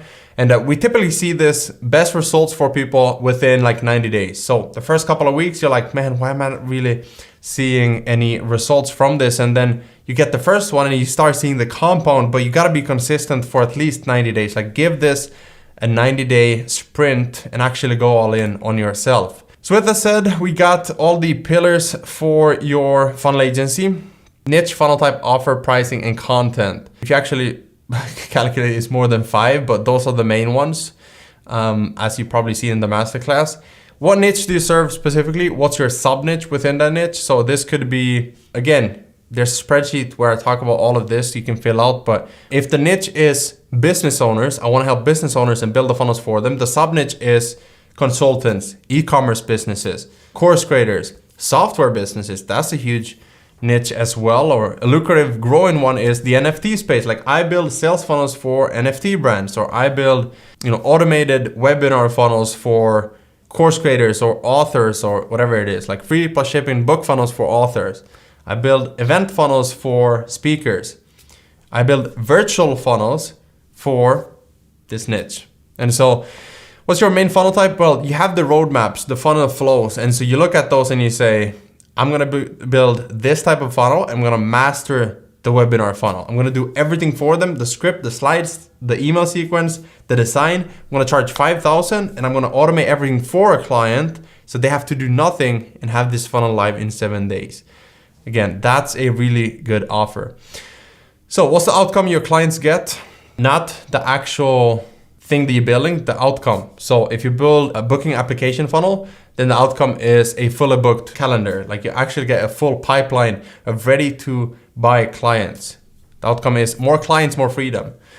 What's your public funnel agency brand name? What's your funnel agency domain name?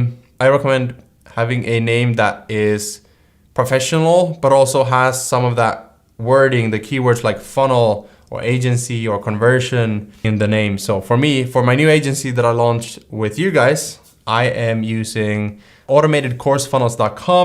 I'm gonna target course creators and build course funnels for those people. So profit ladder, lead magnet, delivery, and price. This is similar to the spreadsheet. So I'll put a link to the spreadsheet below this as well, because I don't want to talk about like all the areas of the spreadsheet double. Doesn't make sense, but you have the lead magnet, what type of lead magnet you're using, like funnel audit, funnel template, paid offer. What's your paid offer? Well, it's everything included, the funnel system itself, and then how many do you want to sell per month and what price. So upsell is then selling a package. Instead of saying if the one project is 3K, package is 2 funnels for 5K, for example. Recurring is like management or selling something that's on a monthly basis, where you do maybe like their email marketing or tech integrations or something for $300 a month. How many of those do you want to have per month? And the price, then total revenue. Put that here as well. What all of this would be per month. Lead magnet is delivery. It just means like if it's a funnel audit, how do you deliver that? Well, it's free. It's a Zoom call, a Google Hangout. If it's a funnel template, well, it's digital deliverable. It's easy and very scalable. So the client tracker, this is a tool that you can use to just, well, literally track your client projects and payments and the progress. So when you get a new client, you put in the date, the project scope, what is it, a webinar funnel, it's a homepage, course funnel. How much did you get paid? Did they actually pay it? And then when you build the funnel and deliver, because yes, we charge up front, then you put just a mark, yes, it's done, and you move on to the next one. So last thing is the daily journal. So I use the daily journal for just setting the tone for the day. So this is more like the productivity of running a business. Like I do daily workout, could be simple as walking or running. I have like certain things that I do on a day-to-day basis, but one of those things is just writing down everything I'm grateful for. And it's weird, well, it might be weird if you're not familiar to this habit of journaling. It might feel a little bit weird at first, but when you get into the zone of doing it, like you feed your mind positive thoughts of real things, like you start feeling what you're grateful for. And the more you do it, like the brain has a interesting capacity to just repeat 80% of the thoughts you had yesterday. So if you're not feeding it, it's gonna see social media, drama, news, whatever it is, like fear. All these things distract your brain and it clutters your brain. It's gonna repeat those 80%.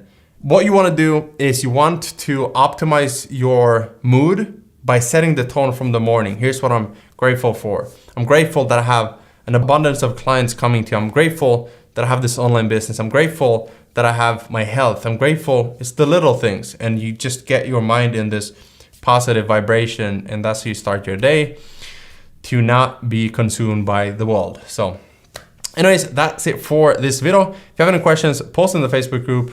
I'll see you in the next one. What if you and I had to launch a funnel agency in 5 minutes and we had to go through all the 7 pillars that you need to have in place before you actually launch? In this video, we're gonna break it down. We're gonna start with picking a niche. What's a niche? Well, it's the industry that you go into. So there's 3 big ones: health, wealth, relationships. People buy because of, well, mainly because of these 3 big desires. So if I buy a funnel, it's because I wanna grow my wealth, right? The business owner wants to make more money. So as a funnel agency, you have to understand why they're buying a funnel from you, okay? So we're gonna pick that one. You know, I personally like that industry, so like wealth, or you could also say business. You're not just helping every business owner out there, because if you do, you're a generalist and not a specialist. So sub niche, we're gonna pick, well, I love education, I love personal development, I love courses, and this entire, I don't want to say anti-college, but it feels like a modern way of learning, because you can find anything online. You can just pay people who's done something to help you do it as well and shortcut the time. So for me, I'm gonna pick course creator. We gotta move quickly, and this, by the way, is a tool, one of the tools available in FFD 2.0, which is now live, link in the description. Funnel type, well, because we picked a specific niche, a specific industry, we know what funnels they use. And so no matter if their offer is $97 or $1,000 or $500, we can use a sales page with great copy and design. You don't have to do everything yourself if you don't want to. I love doing it. But you could outsource parts of it and just split the profits. But the funnel stays the same. So instead of learning 10 different funnels, we're gonna learn one funnel, the online course funnel. And this doesn't have to be your niche, but sales page, order form, a one-time offer if they have an upsell, and then a confirmation page. Okay, going back to the pillar. Funnel type is then course funnel. The outcome is an automated course funnel. Or I could also say passive income, like another income stream for you. Now we need a name for our business. Well, I'm gonna choose automatedcoursefunnels.com because you wanna have the title of the outcome. So it could be for you, e-com funnel agency, or it could be event funnels or challenge funnels. Domain then is gonna be the same. In fact, I already bought it, and so we're doing this together. Okay, you and me, we're launching a funnel agency together. And then we wanna have your brand color in here. And I don't have the time to go into what this is. This is at the bottom here, lead magnet, paid offer, upsell, recurring. That's more like, you know, the 4 active offers that you can have to create multiple streams of income inside of a full-time funnel designer. And now let's create the offer, okay? And so this is, again, another tool in there, but you can see how we're stacking everything included. The client wants to buy a system, not just a funnel. You want to sell them a system that they can just launch. You launch it for them. All they have to do is fill out an onboarding form. You build everything, set everything up. Your value now goes from, hey, I can design these graphics, yeah, no problem, to I have an entire system for you that's ready. All the pages, the design, the graphics, the text, email sequence, the automations that if someone buys your course is gonna automatically be added to the membership area, okay? So all of that is now valued at 3,000, 5,000, like depending on the client. You might build a course funnel for someone who has 2 million followers. That's worth 10,000 to set everything up for them. They don't have to lift a finger. Okay, so we have the course funnel. We're now gonna create a simple logo, automated course funnels. Gonna upload that to our funnel. I can't speak today, I don't know why. Then gonna pick a brand color palette. And so you can go to coolors.co, you can click space, it's gonna generate these palettes for you. And then once you have that, it's time to create your portfolio. This is a template that I'm giving away inside of FFD as well. So I just literally put the one funnel that I've built. So this is another thing that's available for you, like a lead funnel template. You download it, change everything out. Simple graphics. Again, I have like graphics that I give away in FFD, and I use them myself for my new funnel agency. Because this is just an example of a funnel, right? It's a visual presentation. We're gonna just create a social media post from it and try to get a first client for our new funnel agency, right? And so we have the funnel, we built it out, we're adding it to our portfolio, and now we're gonna build the next one. We wanna have 3 to 6 funnels, and then we can update the text, the background, the images, and you'll see that as well as I document this journey with you. So now that we have the social media post, we're gonna optimize our profile to say what we do, who we help. And so we build automated course funnels for industry leaders, and we have the domain already, we just bought it. And so, then it's time to actually launch this thing to course creators. And I'll make a separate video about that, how that goes, what goes into it. And like I said, we have the advanced version inside of FFD. As I'm doing every single step live with the members in there. We have 370 people in there now, which is crazy. And it's so awesome to see everyone launching their funnel as well. That's it. Only 7 different things you have to have in place before you launch. Industry, niche, offer, pricing, brand assets, portfolio, profile. Once you have those, get your first free client. Then turn that client into paid client by learning how to build your personal brand and produce content that gets people coming to you. The 3 levels of funnel agency owners. And what does this mean? It means as you're scaling your business, there's 3 levels which all have different tasks or milestones or schedules that you should be having in your business. And so we're just gonna dive in here, and you can see number 1 is beginner, number 2 intermediate, and number 3 expert. And what I mean by that is if I'm looking to start a funnel agency, or if I'm a freelancer maybe, and you're not getting clients, so this could be like from 0 to 10 clients, then this can help you figure out what you should actually be focusing on. Number 1 is like social media posts and actually putting yourself out there. And I'm not talking about fancy photo shoots. I'm talking about funnels. Post your funnels, build funnels, concept funnels, client funnels, free funnels, like whatever it is, just start putting out social media posts or own funnels. The second one is like inbound leads from there and qualifying them and closing them and onboarding them, building funnels and adding them to your portfolio, getting testimonials, asking them for referrals, and then repeat this process. Actually, I would add a couple more things in here, like adding new friends and growing your organic audience.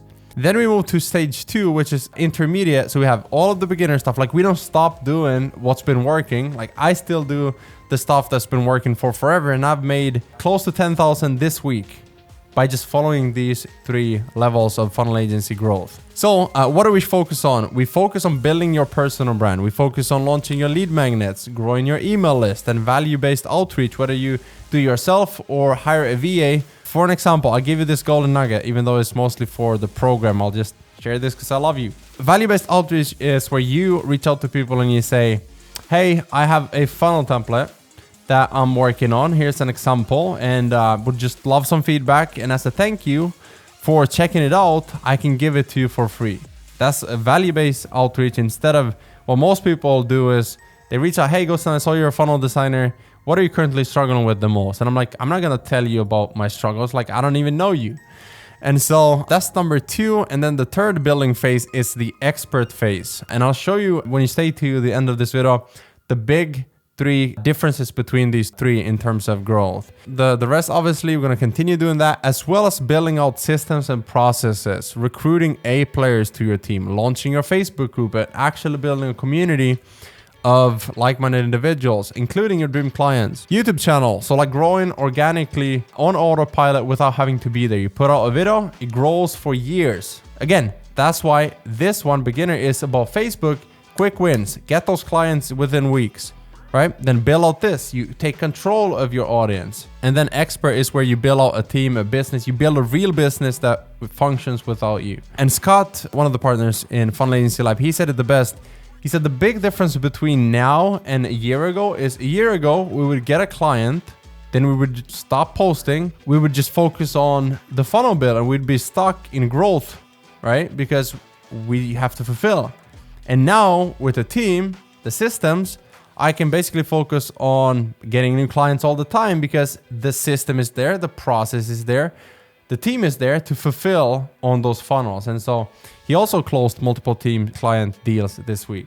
Anyways, launching your YouTube channel, then done with your offer, do-it-yourself offers. This is where you can basically start selling other offers as well and build out your multiple streams of income. But you can see, like, we're not trying to sell a template bundle before we have 10 clients, right? Because when you're a beginner, 0 to 10 clients, you just do this. Then intermediate, 10 to 30 funnels. You want to add these things in here, and then you build a real business, and that's where you get consistent 10K months. In fact, I would say here, by just doing these 2, you can also be at 10,000 per month, right? Because it took me a while to launch my YouTube channel, and I was making 10,000, 20,000 per month before that. So basically, if we put this into a timeline of 90 days, this is how you can get to 10,000 per month in 90 days. The first 30 days is all about what? About skills, becoming good at building funnels, understanding the editor, setting the expectations to where, just because you hire us doesn't mean that you're not going to learn how to build funnels. Like, we're not going to give you a pill that you swallow and then you're like, free money coming down. Like, that's ludicrous. Instead, we're going to build you the right skills, and we're going to be patient for 30 days and just build, post those, and do the tasks that I was talking about, which is going to make you a better funnel designer, right? Then we're going to increase your reach. We're going to help you have more leads, a bigger audience, so you have more clients coming to you. And then we're going to help you close those clients that are coming to you. And then day 60 to 90 is all about systems to help you buy back your time. And, with automation or team, I use more automation. Some people like, hiring people more. All depends on your situation. But when you do this, you basically have these 3 where beginner stage is where you becoming a funnel designer. Stage 2 is you're becoming the funnel consultant, right? Now you're teaching a little bit, like you're giving out a free lead magnet. You're giving out a funnel template. You know what funnel they need. And so you can do sales calls and be like, yep, here's what you need. I can do it for you. It's going to be 5,000, 3,000, 2,000. And with this growing funnel agency, I almost want to call it revolution against old school websites. Why not you? why can't you start with a process like this? So there's a big shift happening in the marketplace right now where freelancers are shifting towards productized offers instead. So in this video, I'm going to break down kind of where you can go if you're just starting out and get to that first 10K per month, and then how you can switch into a more productized service so you can scale, get your time back, and have more freedom in your life. So let's dive in. The freelancing industry obviously is booming with short form videos, freelancing services like copywriting, blog writing, content marketing, as well as funnel building services like I do, web design services, logo design, and there's a lot of different freelancing services that are still needed very much so in this industry. But there's a huge opportunity that most people are missing, and that is productized freelancing offers. So what I mean by that is you take an offer and you productize it so that, for an example, you can offer unlimited graphic design for a monthly fee and get that recurring revenue. You can also offer unlimited Clickfunnels services, maintenance, growth, optimization for a monthly ongoing service. And with all of these offers, you can have a front-end offer that is different than the monthly recurring offer. So for an example, what you could do is sell something that is a free episode of podcasting services, or you could give out a free short form video editing test, and then you can after that offer them a package, then you turn that into a monthly recurring revenue. But the big difference between doing it yourself as a freelancer and doing it as a monthly ongoing sort of productized service is that when it's productized, there's a set roadmap and a phase, a blueprint that each client go through. So a typical freelancer would offer something that is custom to that specific client, but someone who creates a customized, a productized service instead has a very specific offer that every single client go through. And so in terms of delivery, you can focus on selling only and then productizing the onboarding and delivery side of the business. For an example, as a funnel builder, what we're doing right now is scaling to 100K per month, and we're productizing it, meaning we sell specific info funnels for course creators and business owners of that nature. And we break it down into kind of like a car manufacturing company. And we say, who's gonna build the tires? Who's gonna build the doors? Who's gonna attach the windows? And for each specific area, there's one person who's a specialist at that thing. So when we get a client, we sell them, we collect the money up front, we break it down into doing the math, and we see profit margins, and we see each of the departments, how much they're taking. And so it's easy to scale because we know the lead generation, the one who's doing appointment setting, closing, we get the percentages of each of the categories, if you will. And then each client go through the same onboarding process, through the same strategy person, copy, and offer creation goes into that. If they don't have the offer, we optimize it, we make it better. And then we create the design and the branding, the mood board, the above the fold, and then we build out the entire page. And then we move it on to the tech side, and then we get the quality assurance team and the client to review it from draft into final product.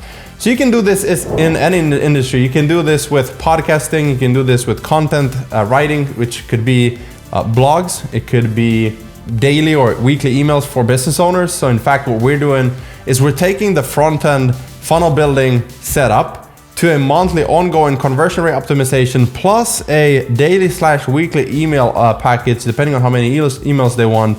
And we're building out these micro teams who build the funnel, who write the copy, who send the emails, and we're doing all of this while also building the large business as a whole, which is the umbrella business, Freedom Funnels.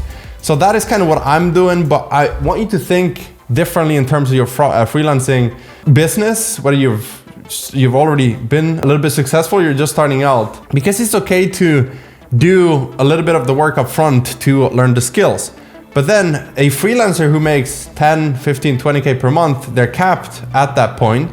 They have to go from being this identity of always doing everything myself and not wanting to pay for anyone to do anything, to being the CEO, the leader, the salesperson who just builds connections, sells the right offers to the right people, who need it, who you know you can help, and then you either hire someone to build the systems, which I recently hired a director of operations, a COO. That was the 8th person within 2 weeks, and so we're going ham, we're going crazy in 2023, and everything that we're building, we're productizing it. So we have businesses within businesses who we have different departments, and now when we launch a new service, we just take this team, we implement it, we duplicate it, we create SOPs. In fact, we have the team to create SOPs, so we have everything we need to monetize and automate that specific department, and then they all support each other in the big picture of things. So hopefully this was helpful. So I just got my dream client, and in this video I'll share with you exactly how I did it so you can do the same in your business. I'm also going to share with you the 4 things you have to get right to make sure you actually know it's a dream client so you can enjoy working with them.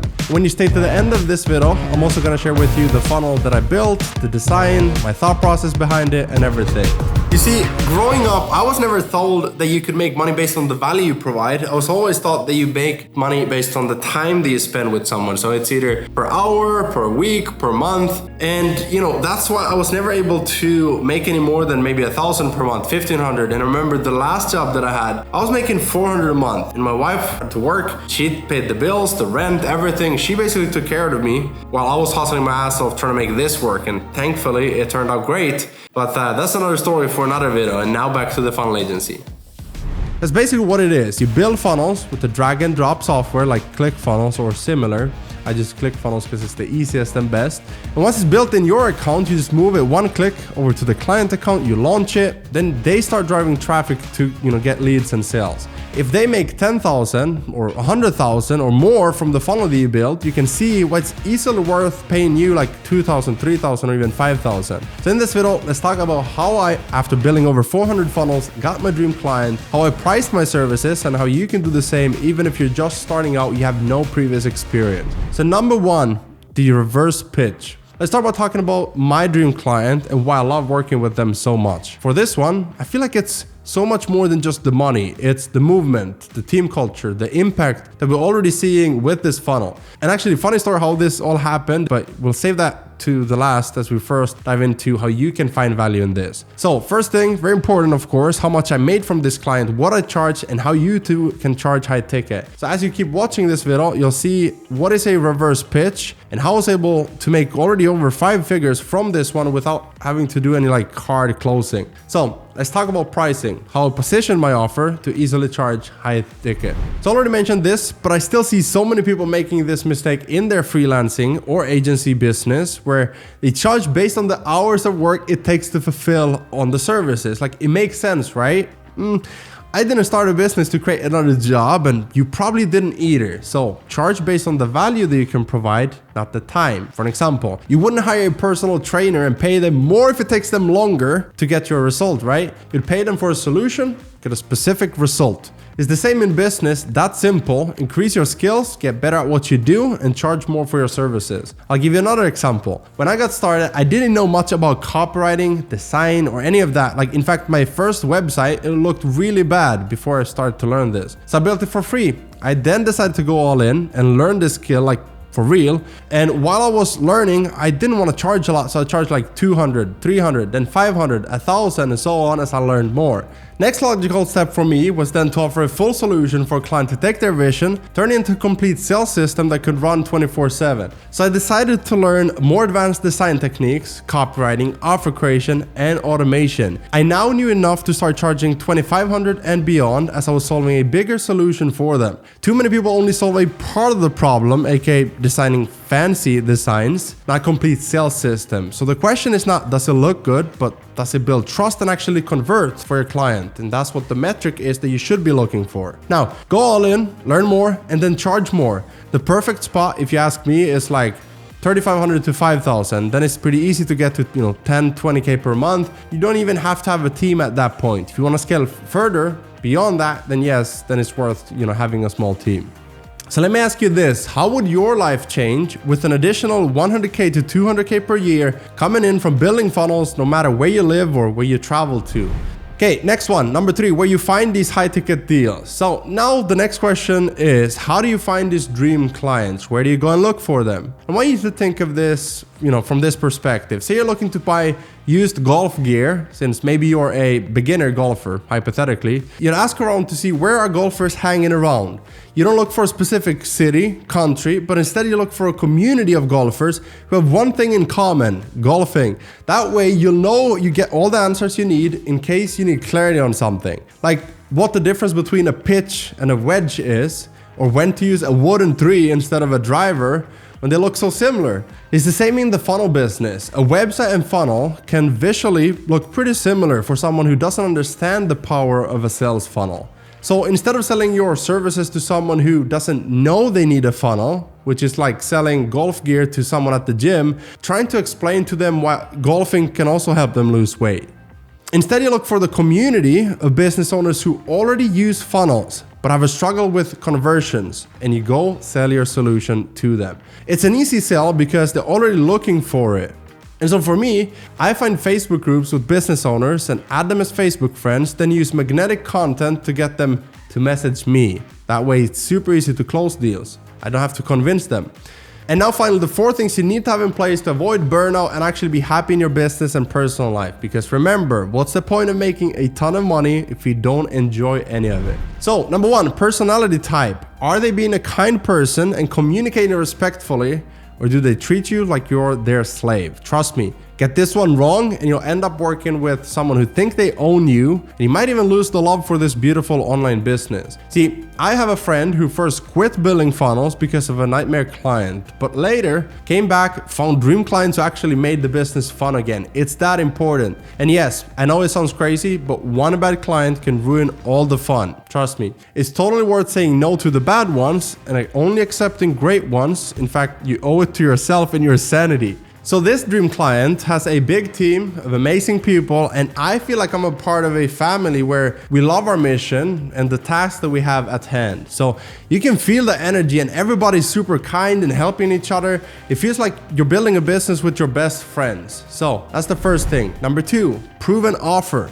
Do they have a proven offer, or at least know what their offer is? Because if not, chances are that they'll ask you for help on every single thing in their business, and you end up being more like a business partner and not just a funnel builder. So you might be asking, shouldn't I help them with other things regarding the funnel if they have questions? And yes, of course, I totally agree you should help them where you feel like you can help them. But if you're just starting out, don't feel like you have to do everything for them. After all, it's their business and they're responsible for driving the traffic, creating the offer, stuff like that. Doing everything for them is actually doing them a disservice, as they're not learning the ins and outs of their own business. For an example, if they have a course business and don't know how to create content that drives free organic traffic, you can point them in a direction where they can learn more about content creation instead of doing one-on-one calls with them, because that's going to suck up all of your time and fun in this business. Hope that makes sense. Again, for this dream client, they have a team of specialists, so it makes us super productive where everyone is doing one thing and we get to do it really well. So someone writes the copy, I do the funnel design, someone writes the emails, and someone else does the ads and so on. They even have similar funnels that they've done in the past that I can study to understand the style they like, etc., etc. Imagine how much more fun you would have working in a proactive environment with clear deadlines instead of reactive last-minute changes and stress 24/7. So yes, it's super important you work your way up to dream clients where you make great money and have a ton of fun doing it. Number 3, they value your work and are willing to pay premium. So imagine this scenario. You've never been married before, but you're now preparing for your dream marriage at a beautiful location, amazing sunset, and all your loved ones there to share your big day. You're not really sure how it all works and you want to enjoy your night without all the stress, so you hire a professional firm who handles all the festivities, including photographers and filmmakers. So you're having the time of your life and you don't even have to worry about any of the food, the drinks, the snacks, etc. You don't even have to think about it for 1 second. You just know that it's being taken care of, it's served at the right time, is top quality, everything is taken care of. When the night's over, you go home, someone else cleans it up, takes care of everything for you, leaving you to do what you just love to do most and move on with your life. Before you know it, you get a video and photos delivered and you now have memories for life without having to stress about any of the practicalities of it. You'd pay premium for that experience, right? Of course you would, because it's important to you. And that's what the best clients focus on. That's what they value, doing what they love and then outsourcing the rest. They value their time, they value their business. They have worked so hard to build this thing, so it's important for them. That's why they're willing to pay you premium, because they value your work. They see how it's going to help them grow their business, help more people, while also making bank. They think long term. They see paying premium as an investment, not a cost. And lastly, the fourth one, location freedom. The best clients don't care where you work from. They don't micromanage and demand that you move to their local office somewhere you don't want to live. They don't force you to be online at 9 to 5 and track your screen all the time. If you're traveling like I did when I went to Portugal for 5 weeks or so and built funnels on the go, they don't worry about you taking a day off. All they care about is the final result that you can produce for them. That's why I love this dream client, because I can work from anywhere, choose my own schedule, as long as I get my stuff done, my tasks. So, just to recap, make sure you get these 4 things right from the client. Number 1, they're full of kindness and they actually respect you. Number 2, they got a proven offer. They don't treat you like a slave. Number 3, they pay you high ticket and they value your work. Number 4, they respect your freedom and allow you to be flexible. Okay, and then after that, it's literally just doing the math. So let's say you want to make 10K per month or 5K per month or 15K per month. You want to have a 6-figure business, a dream freedom business, which means you can be anytime, wherever you want, work from like literally anywhere. All you really need is just a Wi-Fi connection and a laptop and a hunger to do something more and become something more and just have more fun in life and not get stuck at a boring place where maybe you don't feel like you're growing, creatively, maybe fulfillment wise, like it was for me. And so all you really need to do is decide for yourself you're going to do this and you do whatever it takes to make it happen. Now, some people want to try and do this themselves, and that's great. They read books, they listen to podcasts, and they consume all this info on YouTube, and that's great. And some people, because I get a lot of messages, I know that some people value speed over, money, and they would rather get there quicker. And so they reach out and they're like, hey, how can you teach me? How can you coach me? Which is why we created Full-Time Funnel Design. If you want to check it out, it got all the client closing scripts, the lead generation machine, it got all the onboarding form, the systems, the templates for everything, and all the trainings you need to build funnels, make clients happy. All the links in the description below.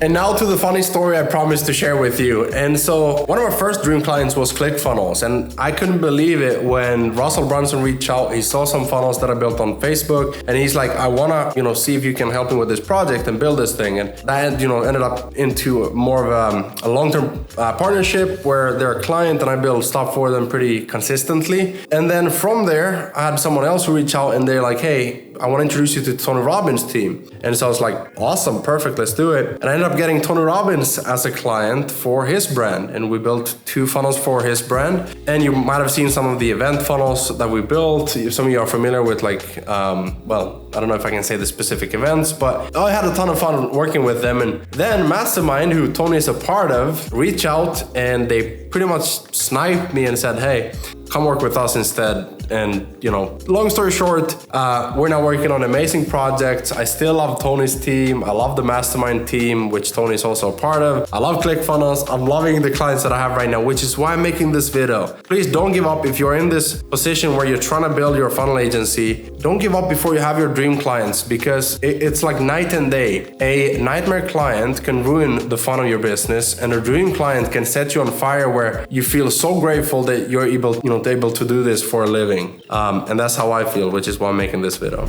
Okay, so here's the funnel, and it's a free challenge. It's a 5-day free challenge. It's called Time to Thrive Challenge with Tony and Dean and a lot of amazing speakers. We got Russell Brunson there. We got Alex Hormozi, Matthew McConaughey, who's a special guest. And one of the interesting parts here is the constant split testing that we're doing between mobile and desktop and just above the fold and the images and the way they opt in. Like, I'll show you a few of these tricks that you can do for your pages. But first, let's go through top to bottom down and so you can see kind of what type of funnel it is. Tony Robbins present 5-day free time to start challenge, August 2nd to 6th. So by the way, if you want to register, you can go to that link. I'm not an affiliate, they're just a client. And so I show this for full transparency, but I would recommend you sign up to, like, I'm registered, I'm going to be there, and it's going to be awesome. So many speakers. Learn Tony and Dean's proven 5-step system to identify, package, and sell what you know in today's changing world by creating a digital course, workshop, or coaching program, even if no one knows your name. Reserve a free spot if spaces are still available. And then we got this here, pop-up, first name, email, and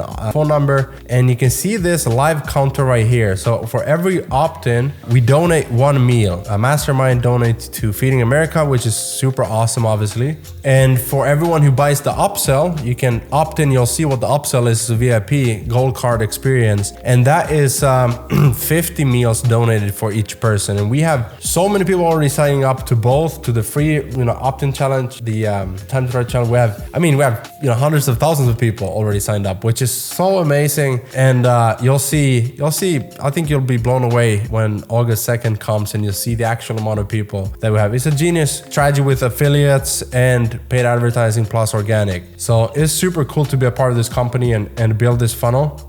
Then we go down here, have the chance to partner with Tony and Dean. So, they're going to pick a few people who can partner with them for free as a sort of a winner. We also have giveaway prizes, a laptop and Peloton, iPad, and stuff like that. Matthew helps Tony and Dean reveal why now is the best time to enter the knowledge industry. I've been talking about this, guys. I've been saying so many people are selling courses and their education. They're selling what they know, which, yes, that's a good industry. But let me tell you, as someone who's doing both, you can also build funnels for them. If you feel like, that's not your business, then maybe freelancing, selling funnels and building funnels for those people is something you can do. So just something to keep in mind. Why do I need this right now? Very important in your sales copy. You focus on, like, why do I need this right now? Why is this important right now? Well, you don't if you love what you do, you feel fulfilled, and you reach bulletproof level of success in your life. Okay, it comes from, the text flows from top to bottom so you can read through it. Can you be honest with yourself here for a second? Are you willing to make a necessary pivot by discovering business model from those who have mastered it? One that traditionally grows so exponentially during a shifting economy. You have to make that choice for yourself. This is a perfect place for a restart, ready for a new beginning. So here's kind of my thought process is, instead of saying just like old way versus new way, or traditional versus like the broken versus this new functioning system, instead I'm like, okay, how can we explain, I got the copy and I added this in there because how can we explain and give them a visual of like, what would it be after the event? It's free, but I'm still paying with my time. So how can we communicate what you're gonna experience after being at this event? So we got that here. Why is this a must? Definition of low cost, high margins, the education space. Let's compare market trends. So we have the traditional market, Dow Jones, and we have this negative downward spiral, the market crash in stocks, crypto, and everything. And the knowledge industry is going up because more and more people, like this started a few years ago where more and more people wanted to learn online. So the e-learning and the knowledge industry is actually growing. So we wanted to also compare and see why this would be a potentially a good time to pivot into that. And then experts predict the knowledge industry will hit 1 trillion by 2028. Then you want to back that up, right? So we got few documents there. We got a few articles, tickets, get your free access, or like a scroll stopper. Then member tutorial testimonials. I don't know why I can't speak what other people are saying. So we got testimonials. Why is this for me? There's 100+ niches just in our community alone. So people internally know that this can work for them too. Even if sometimes people feel like what I have to share is not important. Like who would pay for that? Student niches, again, showing the variety of different niches out there. So you too can do this. And then we have a visual for it all. So day 1, why this? Why now? Why you? Day 2, discover what to sell, who to sell it to. Day 3, how to get people to say yes and pay you. Day 4, how to build an audience. Day 5, implement and taking massive action. Private invitation. And here's what you get. So we got the offer stack, 100% for free. This is like an info stack. If that's the offer stack, I call this the info stack. It's the recap. What is it? When is it? Why? Meet the amazing speakers. And then final call to action. So let me show you one more quick thing with the split testing. So for this one, you can see the image here. And then we got the pop-up here, right? But another example you can test it is by having a different sort of image, or maybe a video. Maybe you want to test a video. And then you have the input forms here, right? Because now they only have to click once. And both of these are converting super well. So I'm not gonna give all the details. Obviously this is private information, but I just wanted to still show you the funnel. All right, so how do you get high ticket dream clients as a funnel builder? Instead of having to work with nightmare clients, how do you work with people you actually enjoy and get paid up to 4 and 5 figures for them? We have this client ladder that I'm gonna use in this video, and it shows you from 0 starting out to that best high ticket dream client, right? So starting from 0, how do you get to those 5-figure clients? And you can't skip steps. You gotta go through one of them each step by step to get to this point, right? So what are those steps? Okay, so you start with a free plus testimonial. So this is the testimonial strategy where you say, I'm gonna build my first funnel for you for free. And then if you like it, you can give me a testimonial. If they have other funnels from that, you can turn them into paying clients because they're gonna pay for the next one. So if the first one is free, the next one could be 500 or 1,000, which you'll see in the next one. There we go. Redesign funnels for low tickets. So now you've done your first funnel for free, and now you have some start in your portfolio, right? And you're starting to get out there and add more people to your network on social media. You're optimizing your profile, and you're getting closer to actually charging for this. So you're gonna pick an existing business owner, and the reason why that's so important is because they already have money and an existing offer. They might even have a website or a sales funnel. They might even already be using the platform they use if you use Clickfunnels or something similar. So it's an easy sell. And now you have a free funnel that you built, so you can show it like, here's the quality of my services, right? So 500 to 1,000 for a redesign. I recommend 500 because it's very low ticket for people, but you still get paid essentially to learn this new skill, right? And the next one is get paid to build your portfolio. So your mindset should be, okay, I'm getting paid to build these. It's not that I'm getting, having to work work hard to get to those big clients, which a lot of people see as like a struggle to, having to have patience. So 10 core clients. These are the ones that you work with. Let's say you work with coaches. So you work with a coach, multiple coaches, try to get into their referral system and sort of use those and leverage them to get more coaching clients to build funnels for them.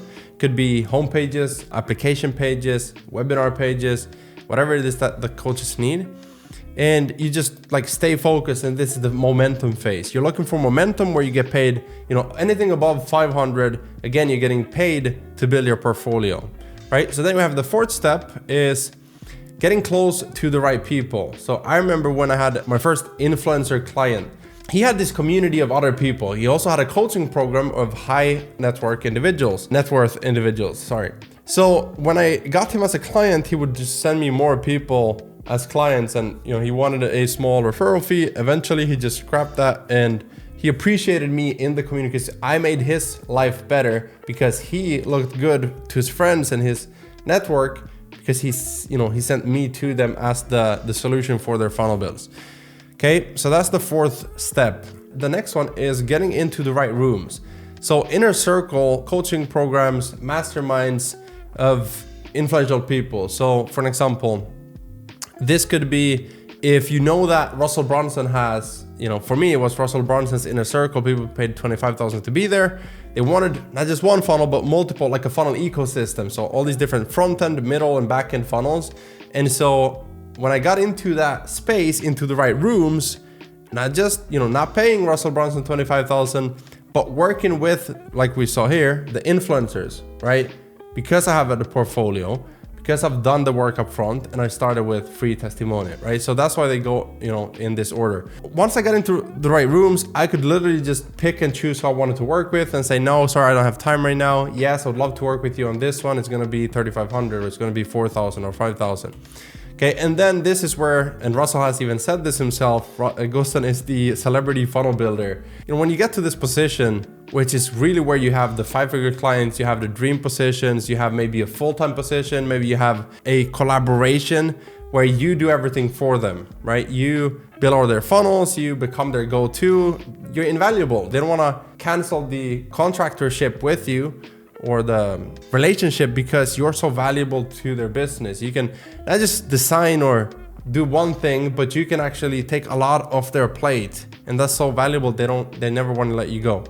Okay, so where do you even start, right? If you're gonna start from zero, like how do you know what to charge at each of these steps, and how much are they actually worth at these steps?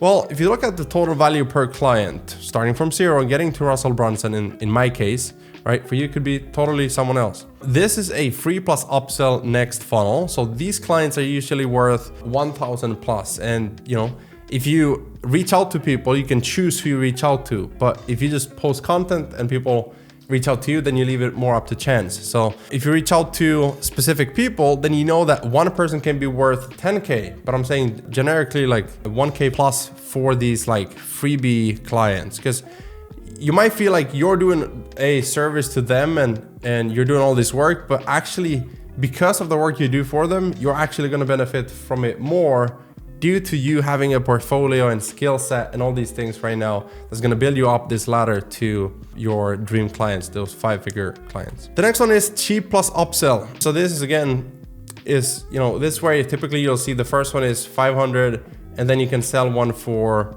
1,500 and then 2K. And what I've seen from me and my coaching clients and people like these, usually they get a few funnel bills from you and then you don't really hear from them. And that could be because of multiple different reasons, but 3K plus you can make from these. If you're asking yourself like, how can I milk as much as possible from these? This is just like a guideline for that. The next one is bundle packages. So once you gain momentum and you start getting more clients and they pay you like 1K, 2K, what you want to do is upsell a bundle package of everything else they need. So you can have a conversation like I remember I had with one, a client I built a homepage for. Actually, the first one maybe was a book funnel, but I ended up building a homepage, a book funnel, an event funnel, and a coaching application funnel. That was a bundle that I could charge in total more than 5K for, but the first one was a 2.5K because I gave a great deal. So next one is the go-to funnel builder, where you become their go-to for an influencer, right? A creator, a big personality brand. It could also be a software. It could be like a big brand, but you become their go-to. And they're like, okay, now we've found that one person, so we're gonna hire you for all of our projects. Doesn't have to be like, okay, now we're gonna buy this bundle of all these funnels, because they might not know what they need in the future, but you're their go-to. They always come back to you for more. So next one is where they can cancel their in-house funnel builders, or a lot of times I feel like I get into a company and I see that they have someone who's supposed to do something else who also does funnels, but they're not a specialist. So you're the specialist, which means that the in-house person can now focus on other stuff, maybe product development or whatever it is. So last one is the unlimited upside potential, because once you are the celebrity funnel builder in any industry, you now have the opportunity to partner with them, to charge them monthly retainers that are like 6 figures from just one client. I've done that. I've also done like a $36,000 package for another one. I've done 20,000 from another client. And so these are the unlimited upside potential, where you can also do rev share and all these. And you can do that with influencers and people from these people's inner circle and all of that. But you're following this step by step, and the more you work and the more you get better at your specific skill and building funnels, the more you can charge, the more important you become to them, and the more they're going to share you with their friends, and now their friends thank your client because they have found you. And so everything builds on top of each other, which is why it looks like this. So hopefully that's valuable. If you have any questions, let us know below or in the private community, and I'll see you in the next one. So now let's talk about the 5 beliefs that people need in order to buy from you, because it's not just about trusting you. That's, I think, a pretty common misconception in the online space. Before they pay you, trusting you to build their funnel, they have to believe certain things about the funnel, a funnel type, and they actually have to believe that it works for them. Because if they're like, man, I invested into a website already, didn't really convert, or I bought this Shopify store, didn't really convert, and so why should I trust you to build this funnel for me? We'll talk about the 5 different beliefs, in what order you should communicate your value and sort of change these beliefs. That's what marketing really is. As you can see here, marketing is the art of changing beliefs and destroying limiting ones. So if they believe that funnels work for them, and they believe that you're good at what you do, but they don't believe that it's worth the money, then with marketing, with content, we can angle the messaging to convince them before they ever reach out to you, before they ever jump on a call with you, before they ever pay you, that it's worth it, that it's a no-brainer because of the ROI, the return on investment. So the first thing is opportunity. Do funnels work for my business? The second is vehicle. So which funnel type do I need? The actual, think about this as a car. This car is going to get me from A to B. It's going to get me there. And so therefore I need a funnel. I now know funnels work for me, for my business. I've seen examples of it. And I believe that, what you're showing me, the 4-step funnel, for an example, if you're creating content about course funnels like I am. So 4-step funnel for course creators. Now they see that, oh, that makes a lot of sense. Like this works for me. And then the third thing is the third belief. Is this the right person to help me? So that's all about building trust. And I'll give you examples for all of these so that you can create content to change these beliefs. Effort, number 4. Is it worth it? Is it worth the effort, or do I believe in me? It's almost like the internal belief, like, what if I invest all this money? Can I still succeed as a business owner? If they don't believe in themselves, right? And you can start thinking about ways to create content to share case studies of people being successful, of, other people launching a funnel and how long it took them to get to the 2 Comma Club, which is $1 million with Clickfunnels. These types of questions and content topics. And then the final one is money, obviously. So will I make my money back? I think this is a big one, because even if they trust you, they might still have this belief like, I don't know if I'm good enough to send traffic. What I'm creating is good enough and people actually want it. And so it's all about that ROI as well. These 2, opportunity, vehicle, they're all about the product, which is funnels and Clickfunnels or whatever platform you're using, the funnel type itself. And then and effort is almost like you and the client working together, person-based beliefs. And then the final one is priority. Money, time, resources. Do we have the time? Do we have the money? Do we think that this is going to pay off? Do we have the team to implement everything on the back end? And so you can see if they have these limiting beliefs about like external resources, then by you showing like, look, first of all, I'll do everything for you. So time, you don't have to do anything. Just fill out the form. Okay, money, I'll do 30-day split testing to make sure that it's converting for you. Like these are things that you see in the DM closing playbook that really helps overcome those objections, because that's what they are. Objections are just limiting beliefs. So now, if you look at it this way, I'm going to help you create unlimited content pieces from opportunity, vehicle, effort, and money. So this is how to create content that serves as marketing and drives sales.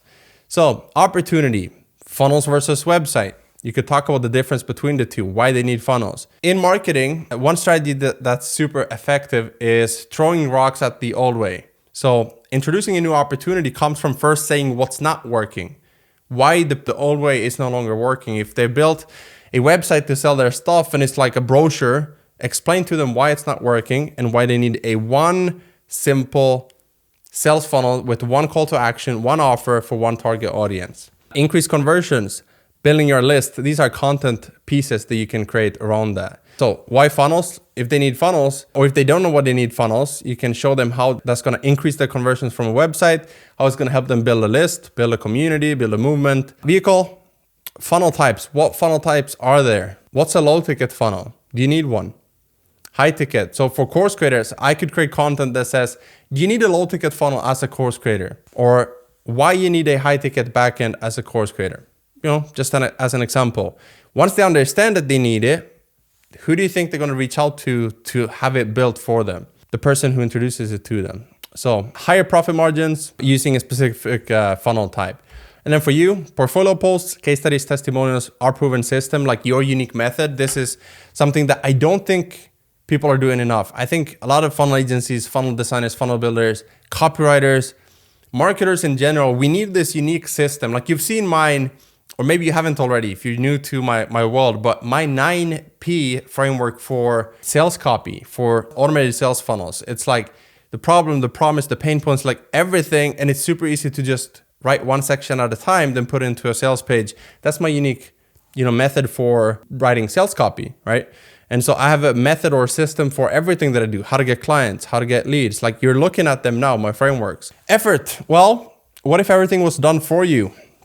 Here's everything that's included. And it doesn't sound like this. It's not an offer stack where you put a headline that says, here's everything you get when you work with me, da-da-da-da-da.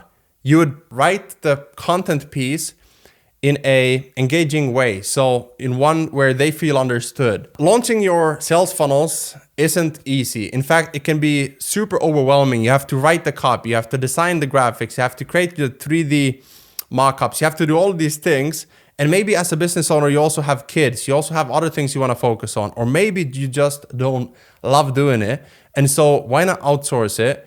That's where we come in. At automatedcoursefunnels.com, at freedomfunnels.com, whatever it is, we help business owners just like you launch the next funnel to convert from day one. And in order to do that, here's everything that you get when you work with us, because we take care of everything for you. Da-da-da-da-da. If you're interested, I have 2 more spots this month. Send me a message or comment info below for more details. Simple process. Again, explain to them why it's so easy for them, so it's not going to take a lot of effort. Common myths around how hard this is. Again, effort on them, the people, person-based beliefs that they have about themselves. Overcome those, explain to them why they can really do this. And then finally, money. Save this much time. Client made this much. So examples of clients making money. Average client ROI and delivery time. So imagine if you could have your funnel live in just 7 days. That's a great headline for a content piece. Okay, so now what I want you to do is I want you to brainstorm, mistype that, brainstorm content ideas. What content pieces can you start posting today? Just put, a couple of different ones from each of these 5. You just need to put in the topic or the headline for your content pieces.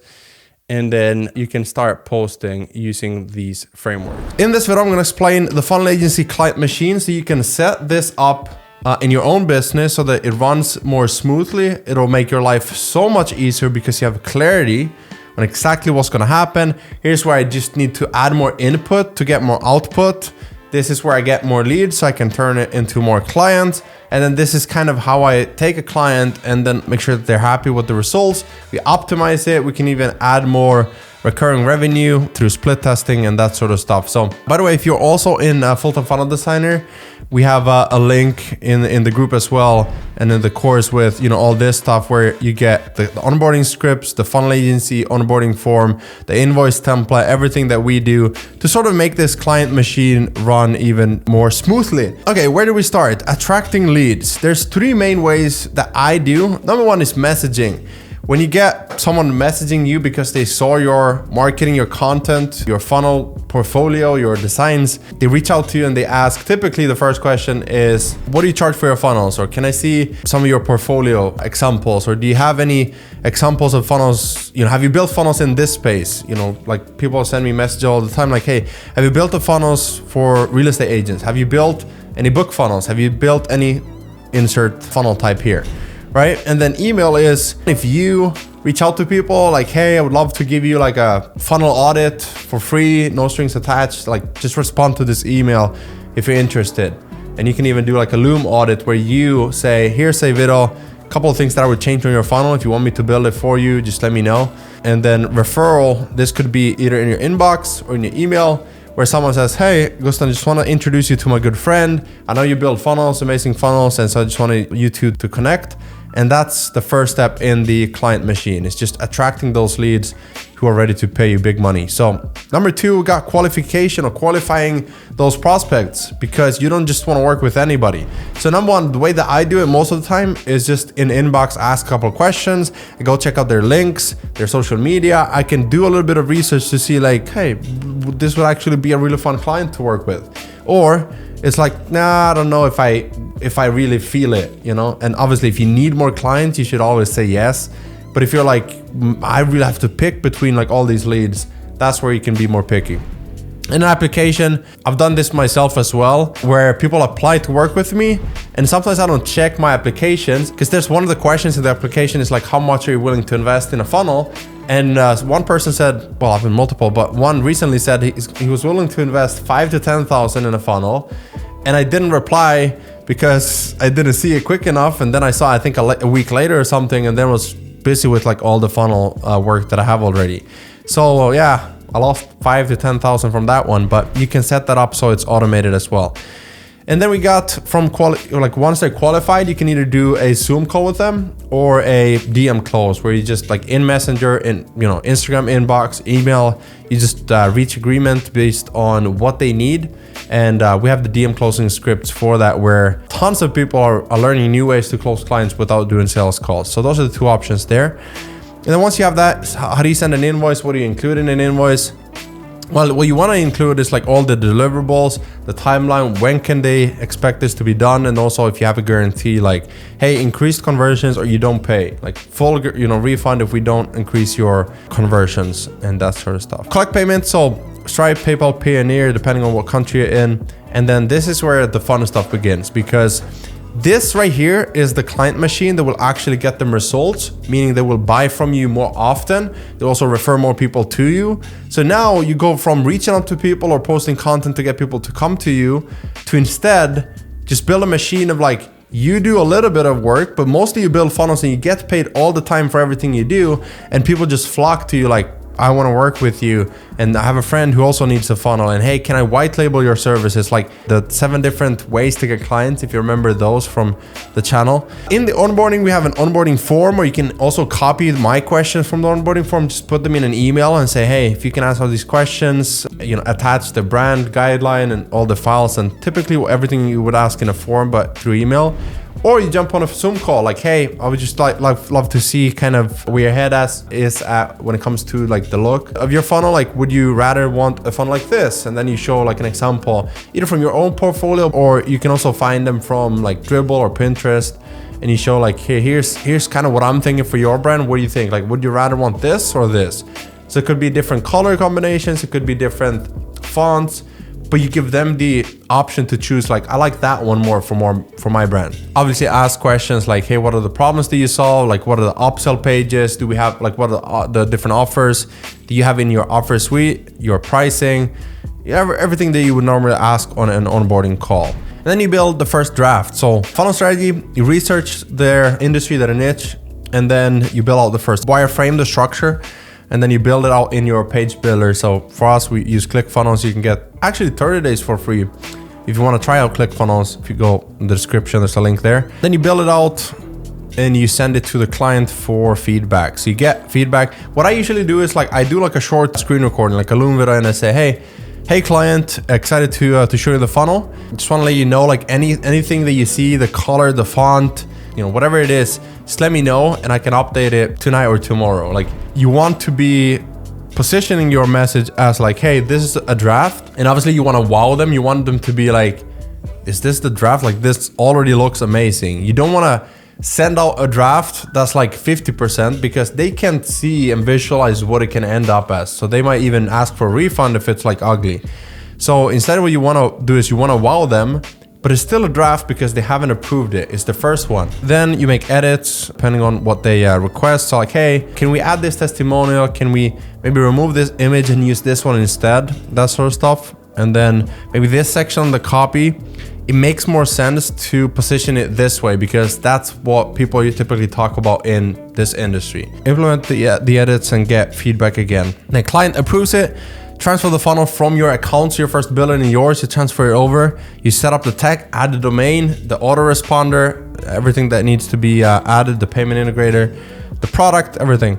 Email sequence tracking, and then you go into optimize. So what you can do if a client is on the fence but they haven't like agreed on a deal yet, you can say, look, what we'll do is we'll include a 30-day split testing period where we're gonna just build the funnel, duplicate it, change the headline, change a few things to test what works the best. And then from there, we're gonna optimize for 30 days to make sure they're actually converting. And even better, if you have a guarantee like, hey, if we don't improve conversions, then you don't pay. Then it's like you go from maybe closing 20% of your clients to 80% because there's no risk for them. You optimize it, and then after those 30 days, you can build the next funnel. If you're launching a new product, an upsell, maybe they want to redesign their homepage or something else because they want your new funnel to be the new standard for their brand. So they want to change this one and this one and this one. And so let's say you got paid 2,000 here, and then 3 more funnels, like 2,000 to 2,000. You bundle that together, you say 5,000 for all three, and I'll have them done in like 2 weeks, all of them. And your brand is gonna be looking like this for every place. And that's how you upsell them. You can also do like monthly, where you say, hey, every month we're gonna do split testing. We're gonna keep testing your offers. We're gonna add more email sequences and track the open rate and click-through rate, conversion from there. And just add more upsells and build out a bigger email sequence to increase their overall revenue. And now you're not just a funnel designer, you're a funnel consultant and you're a funnel specialist, and people pay for that skill, for your knowledge. So that is the funnel agency client machine. Hopefully this helps you build a better funnel agency. If you see a place where you're like, man, I lack in this place, the onboarding hasn't been working and it's causing problems because the client isn't like sending me everything I need, and it's causing delays, and I'm only charging 50% up front, and I'm not getting paid the other stuff because we don't complete the funnel. I saw that, someone recently posted that in the private community of full-time funnel designer. I was like, yeah, see, this is what we need. So I built this out. Hopefully this is helpful. If you want to learn more, if you want to work with me every single day, I'm in there answering questions. And let me tell you guys, the community, and I know I mentioned full-time funnel designer here a lot, but it's for a reason, because when I started out, I was alone doing this. Then the community started growing and we got some engagement. And then I started doing like weekly Q&A calls where people could ask me questions. And then it's just been growing where people are now separately, without me, they're posting like, hey, let's do a huddle together. We jump on Zoom, we talk about like different funnels that our clients are doing. And then they're doing like, here's a new resource I found. Here's more illustrations. Here's a graphics library. Here's this funnel. Like this one is really working for me. And I saw a good friend of mine who's in the funnel designer program as well in the private community. He said, look, I have a huge client. I can't even mention the name because it's such a huge brand. And he's like, who wants to brainstorm on this project? And so through 3 or 4 people jumped on Zoom, they brainstormed on everything. And so like, this is literally a community, a movement now taking place, and I'm so grateful to be a part of it. And I don't even take credit for any of it, because yes, I'm doing my part. I'm making all these videos, the course and the Q&A calls and everything, but it's you guys, it's the community that's building itself right now. And sometimes you don't invest into just the knowledge and the templates and the tools, the trainings, but you invest into a group of people who believe like you, who think like you, who act like you, to build a business kind of like you want as well. And that's what we all want. We want freedom. The way that it looks for you, it might look different. For me, it might look different. But everyone comes together because we have the same goals, and we help each other with building for clients, because we know as soon as we take care of clients, clients take care of us, we get paid. So that's how this business works, and that's why I love this community. It's one thing to know how to build a business, and it's one thing to know how to build a sales funnel. And it's one thing to know what to sell at what stage. If you're going from 0 to 10,000 a month or 10 to 50,000 a month, those are 2 different stages with 2 different sales funnels and offers that you're probably gonna launch. And so what I wanted to do was create a bootcamp that shows you not just how to build funnels, but also how to build a sales funnel ecosystem, a business that drives cash flow for you in your personal life, your family, your loved ones. And so in this bootcamp, I wanted to share one of the videos showing you the 13P ultimate sales page. And then if you want to check out the other videos after this, there's a link below to check out the bootcamp. It's free. And we wanted to create this as we just launched funnels.sl. So now let's dive in. Right, so in order to understand sales funnels and the structure, the layout of different sections, it's important to understand what the ultimate sales funnel formula is. And these 13 different sections are not going to be used on every single landing page or website or sales funnel that you create. But it's important to understand the purpose of each of them so that you can say, okay, for me, it would make sense to utilize 7 of these. Or if I'm doing an opt-in page, I want 3 of these because I want to keep it short to just make it curiosity based. If I'm doing a free training, a webinar, a workshop, maybe I want to use these. But then if I do an event, I want to also expand on the speakers and like have social proof and offer stack with the tickets. If I do a course, I want to have the modules and amazing bonus bundle, but then have a reduced price and then have an FAQ. And if I do a software, let me make this structure to it. So we're gonna go through all of these first, and then later you'll see if you're doing this funnel, these are the ones you want to use to get clarity on that. All right, so understanding the 13 different P's. The first one is called promise, and it's a promise of outcome, the desire that people have. So what you want to do is you want to hook them in with an outcome they want without having to do this thing that they hate. And we have examples for each of these as well. So on this one, you would see something like get this amazing outcome without this painful thing, right? And then in this one, what we've done is very simple, very similar, but it says the number one all-in-one marketing sales funnel software. Finding a software where you can run your entire business. It's like this big hook that gets them to read the rest of the page. Okay, so what we did with a client of mine, we did, don't just try to survive, it's time to thrive. Learn Tony and Dean's proven 5-step system to identify, package, and sell what you know. Okay, so you want to have this main idea that you're throughout the page trying to sell.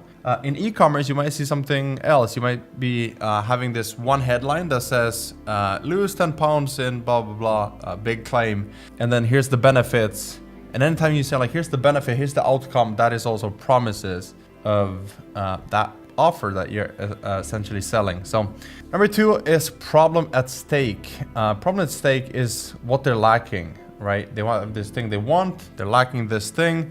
And so talk about what they're currently missing in order to live that ideal life. And number 3 is expanding on that, which is the pain points because of the problem. But the problem could be something like, here's probably what is missing right now in your life. Your website, your landing page isn't converting. It's like the surface level thing that people are like, oh, I don't have enough revenue coming in, or I want to lose weight, or I want to have better relationships.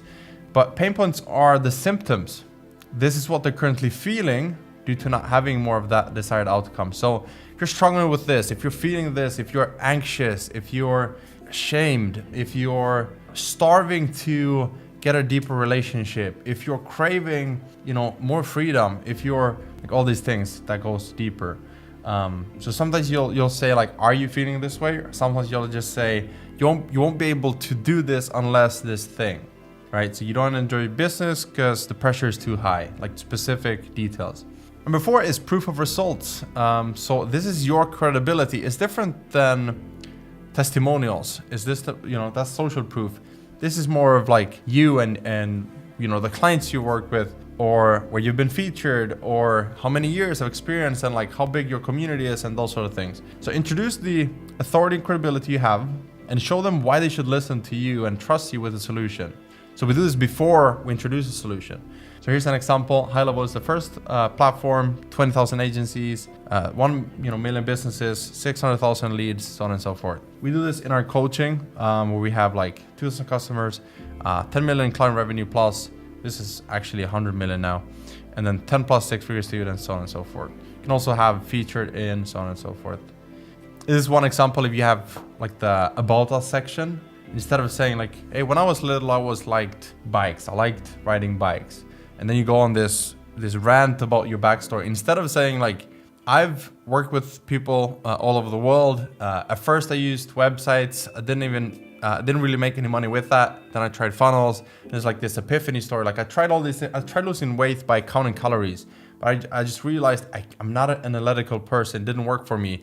So instead, when I started finding passionate things and hobbies, I started losing weight as a result of it. And the only thing I did was I did keto, or I did carnivore, or whatever it is.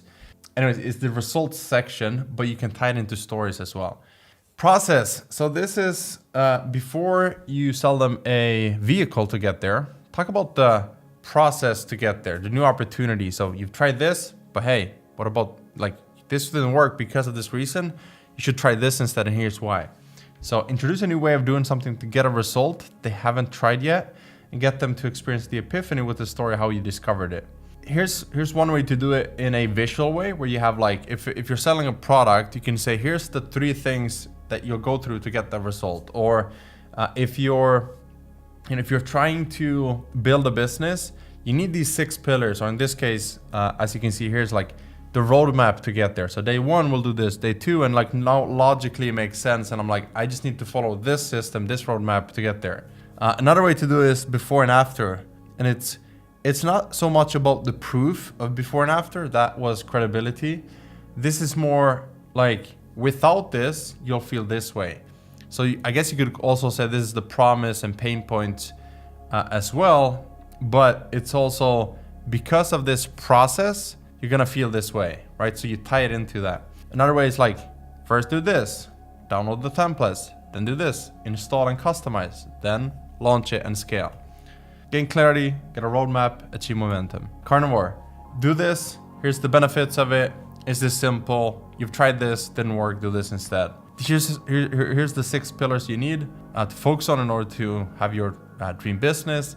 If people can understand what they need, they're naturally looking for someone to provide that solution as well. When you sell a new, not trend, but when you sell a new, like, here's what's happening in the market, here's why you need to jump on this, statistics help as well. So these are things that you can add to your sales pages. Number 6, positioning of offer. So the key to solution. So if you want this solution, you've tried this, now let's position not just the new process, but also like the offer to help you get there, the vehicle. So show them why this is the best vehicle that helps them get to the solutions the fastest with the least amount of effort with the highest probability. So for us, it's like funnels.so is the fastest vehicle to get there because it's all in one, it's affordable, it has all the features. And even though it's built on high level, there's more benefits using funnels.so because there's like split testing feature that isn't available in the lowest plan on high level is available in funnels.so.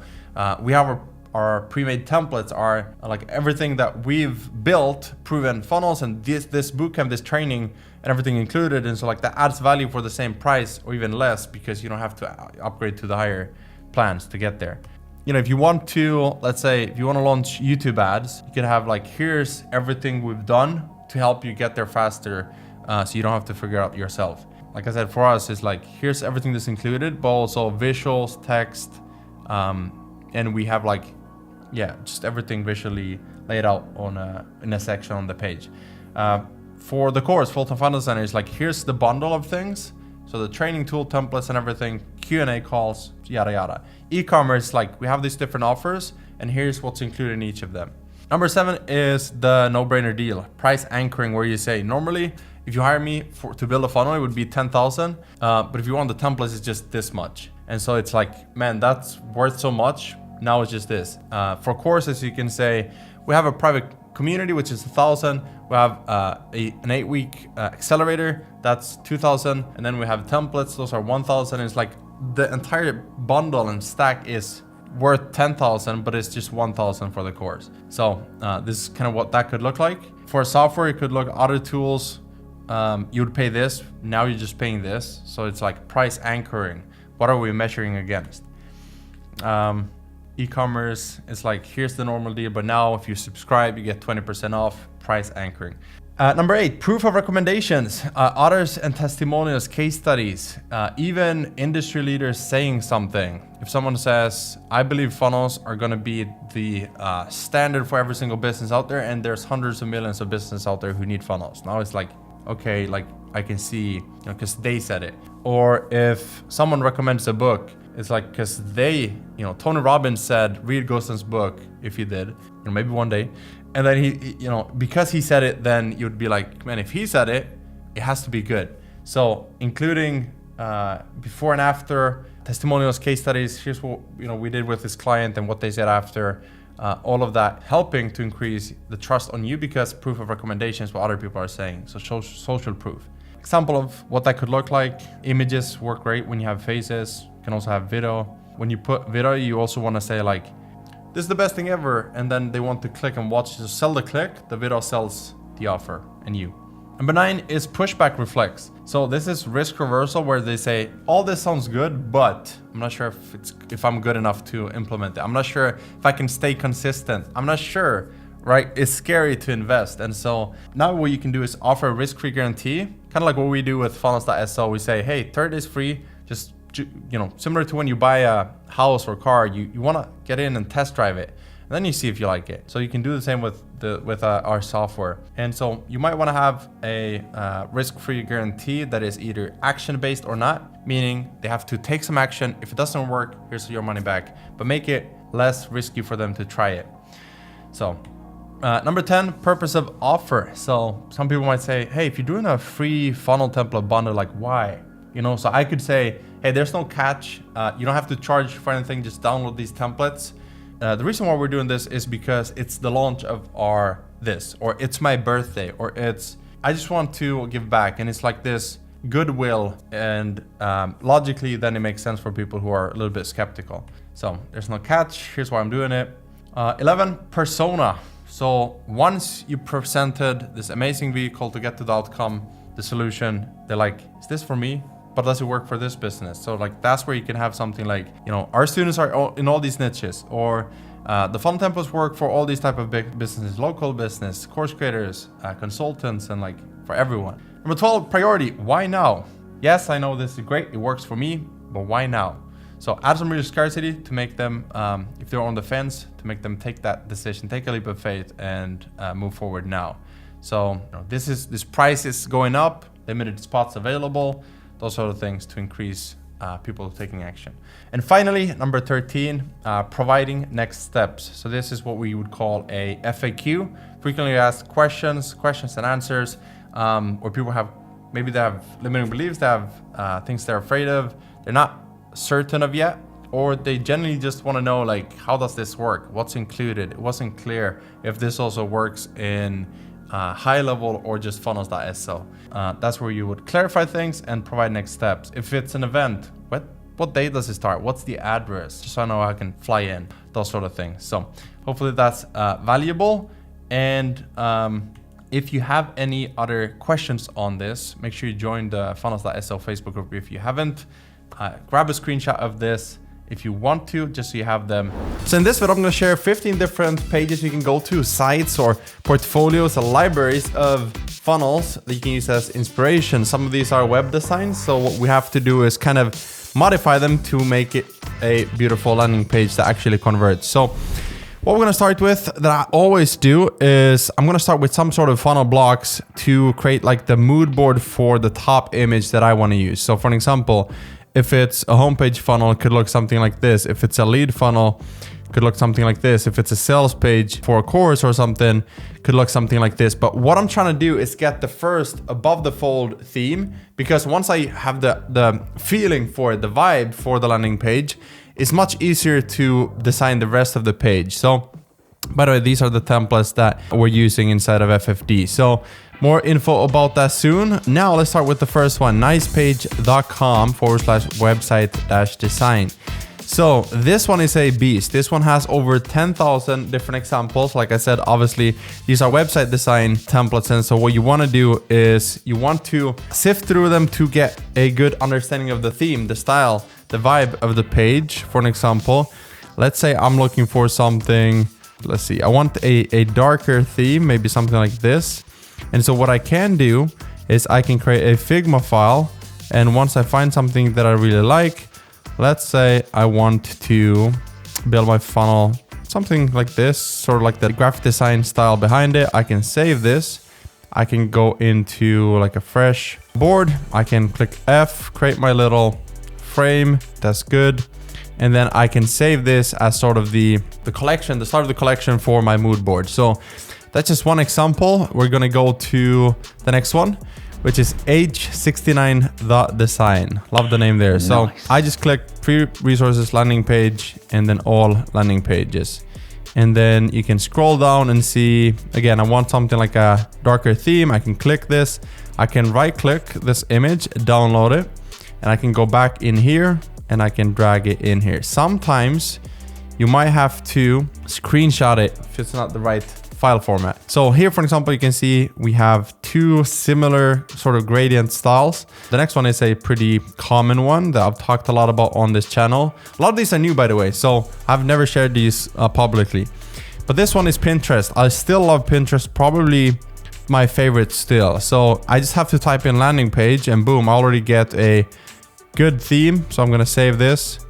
Love this one. Then just drag that in right there, a little bit smaller. There we go. You can also type in something specifically, like let's say you're looking for e-com landing page, right? And then you can get a ton of different ideas for your designs for e-com. So you can look at industry specific and niche specific landing pages as well. So the next one is Dribble. Again, the first thing I'll do is click web design. You can see I've already done that. And then I can scroll down. Boom. Let's say I want that one. Save image. Go back here and drag that in here. So even if it's not a PNG, it's a web page file, I can still drag it in because it's Figma and it's awesome. So there we go.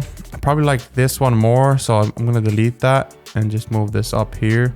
You don't need 100 of these, but at least I would say at least 5 to 10. Next one is awards. So awards.com. I don't use this one a lot because I feel like it's very like Silicon Valley design.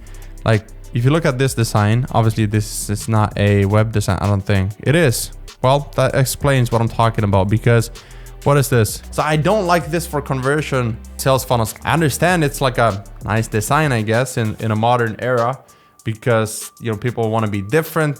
Sometimes it's like whoever's the most fancy is the winning design. But for funnels, for converting visitors into leads and customers, you want it to be simple, concise. The communication should be visible, and it should be easy for people to understand, what am I getting? How much is it? Where do I go to get this? So awards is more for like maybe color combinations if you want to look for mood boards. But yeah, you can scroll down and see, maybe I like the font of some of this stuff, but that's one of them, awards. This one is more for e-commerce. So Commerce Cream, I just recently discovered this one, but yeah, it's a lot of Shopify stores. Obviously, no matter what platform you're using, you can still find inspiration from this. What I like about it is I can click it and it'll take me to the store. So I can see the full page here, or I can click here to the actual URL. So what I'm going to do is save this entire page, go back into Figma and drag it in here. Obviously now it doesn't match the style that I'm looking for. As I go into building it, I can just go in here and grab the sections that I want to use. So let's say I want this for the top one. I can go in here. I can just paste it in there and I can start building it out with the sections that I want by looking at the sections that I found on my mood board / inspo library. So that is that one. Next one is Lapa Ninja. This one is a good one. I've been using this for years. It has a lot of different examples, obviously, but also if you click here, landing page, you can go to, let's say I want to get a blue theme. I can just scroll down and I'll find a lot of blue themes. And so if I want like a navy blue, I can just scroll down and find that. So you can also search here, but that is Lapa Ninja. A lot of different resources, not just landing page examples, but also icons, illustrations, all that good stuff. So next one is Elements Envato. I'm just reading the URL, but it's called Envato Elements. What you would do is click web templates. Again, these are website sort of designs more so, and templates for WordPress and that sort of stuff. But again, maybe you just want to find a lot of examples for inspiration. So color combos. You can see here I couldn't save the image. So what I would do in this case is just zoom out and then grab a screenshot of it. Go into Figma and then drag it in here. Okay, so that's that one. Next one is SaaS landing page. So this is a pretty common one as well.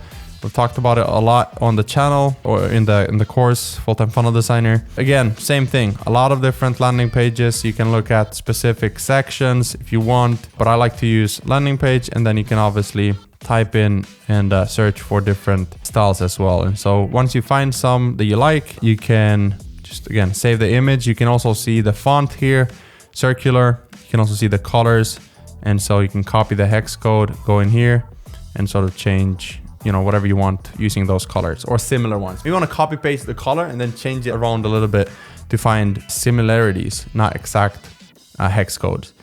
So next one, Landing Folio. This is also one of the collections that I've been using for years. And so what you can do is, again, color, you can choose by industry. Let's actually choose business.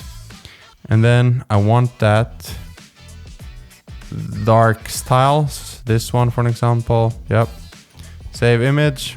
Okay, you can see the format here again, but specifically what I wanted is this at the top right here. So I'll just screenshot that, drag it in here. Because again, looking for those colors. Boom. And now, next one, Behance. So again, you can type in landing page or niche specific. Let's say I want to have this color combination. Very luxurious vibes to this one. I like this a lot.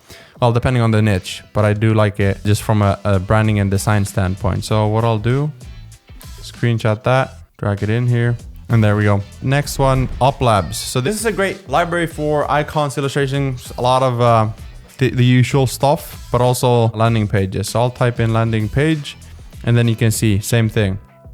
And so this is getting a little bit repetitive, so that's why I'll just jump from the next one, just show you like the different sites. Link will be below to all of these as well. So Up Labs, Template Monster.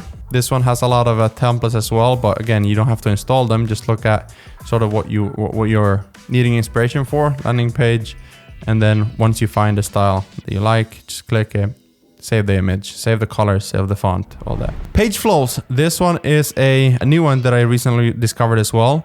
So obviously you can type in there, but also just by scrolling down here, you can see 86 pages of landing pages, websites, funnel design. And what I like to do a lot of times is I like to look at individual graphics. So like how did they pair together an image and then adding on top of that these images to sort of create a hero banner graphic that goes along with the headline. So yeah, I like this one because it shows you all the different types of sections on the page, and it's a great resource. Then next one we have Musly Collections. And again, just different landing pages, designs, and a really good one as well. So that is it. 15 different examples. Hopefully you like this. Like I said, first thing you want to start with is some sort of template or funnel blocks where you kind of have a good understanding of, okay, I want to use this one, I want to use this one. And what I do is in Full-Time Funnel Design, I have like all these examples of a homepage. What are the sections that you want to use? So that's the first, most important step, is like knowing what to put where.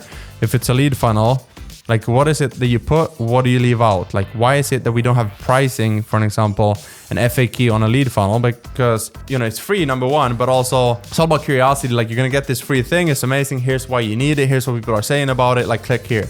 And you don't want to confuse them with a long sales page like this one, for example. Sales page, you're selling something, you want to have the process, you want to explain like why they need it, what the price is, make it a priority, proof, FAQ to overcome objections. And so, yeah, there's a lot that goes into building a funnel. It's not easy, but it's definitely a lot of fun. And with these resources, all these sites, hopefully you have a good understanding of where to start.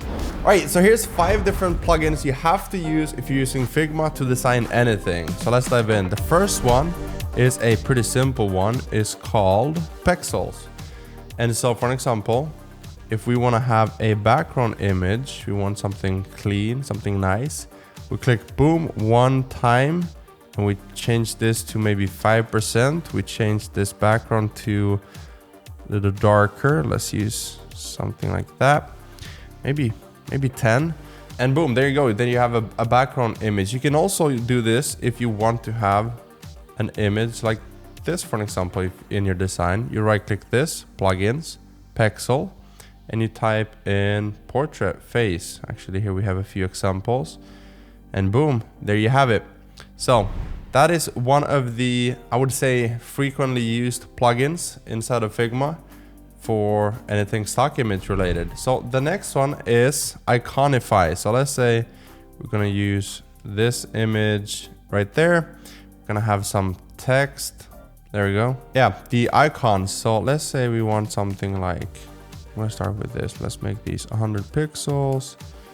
Let's make them blue, and let's make 3 of these. Then you right click this plugin, Iconify, and you can type in anything. So money. Boom. You can actually just drag it in here.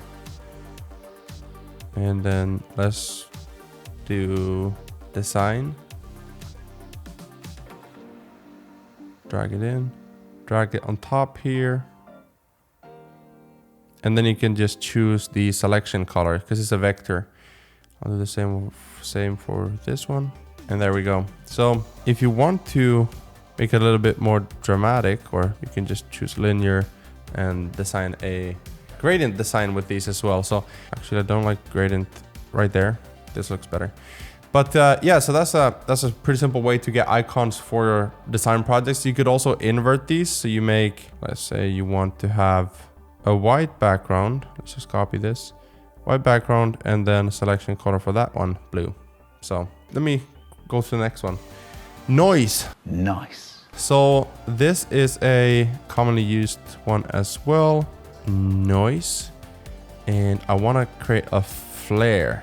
Okay, I want to create something like this. I can set this to 1920, 1080. So I have the exact background size. And then I create a flare. I move the rectangle over the, let's see, under the text. Let's see. There we go. And now, because you want it to be visible, over the background image. And then because the background image is here in the frame, you can see right there, it needs to be within the frame. So, okay, I can also, by the way, without holding anything down, just change the size of this. And then when I'm happy with where it's at, I'll just make this 10% maybe. And now you can see the effect that we're getting, right? So you can see if I make it brighter. So maybe I want something like 10. Let me add something like, add this right there. Man, I'm liking this design. Well, not very functional right now. But the next one is remove background. So if you want to have an image, for example, let's delete this guy by, and then drag me in here instead. And I want to remove the background. Then I can just use a plugin called remove background. Oops. And I click run. Sometimes when it's like an advanced image, this one is a little bit more tricky. And for those I use Clickfunnels Magic because I can easily adjust like, hey, keep this, but also remove this. And with this, I just like how simple it is, you know, within Figma.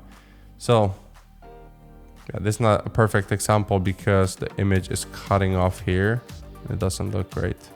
You know, this one, for example, would probably look better if I round the corners at 20 and then I do a rectangle the exact same size behind me, and then I can play around with, you know, a design that fits there. Anyways, you get the point. Next one is the mesh gradient. And so I'm gonna go ahead and delete the image and I'm gonna create a mesh gradient background for this because I think that looks pretty cool. So then I go to plugins again. By the way, if you don't have these plugins installed, you can just go to plugins and click find more plugins, and it'll, you know, find a ton of plugins for you. You can search and then you just install them from there. So right click, say plugins. There it is, mesh gradient. And I'm just gonna use the one that they have here. You can also randomize and you can find a lot of mesh gradients that way. I'm just gonna use this one right here. Generate, oh, editable edges. So generate again. There we go.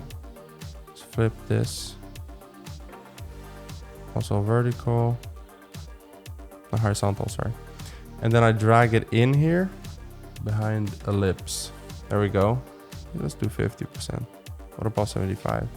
So there you go. That's 5 Figma plugins for you. Hopefully you like this one. All right, what if I told you that you could become an expert and actually a master of Figma in a couple of minutes? And by breaking all of the rules and just jumping into what actually matters, you can start generating sales, leads, and clients, customers for your business instead of spending time learning all of the shortcuts and all the intricacies of everything that it can do. It's almost like buying an iPhone and then spending hours and days just learning everything that you'll never use on it, right? Instead of just downloading your apps and then off you go. So what we're gonna do is we're gonna break all the rules. We're gonna jump in and then we're gonna wait for the comments of the hardcore Figma fans to be like, this guy doesn't understand how to use Figma, which by the way, we have other tutorials as well. Without further ado, let's dive in. I'm gonna click F.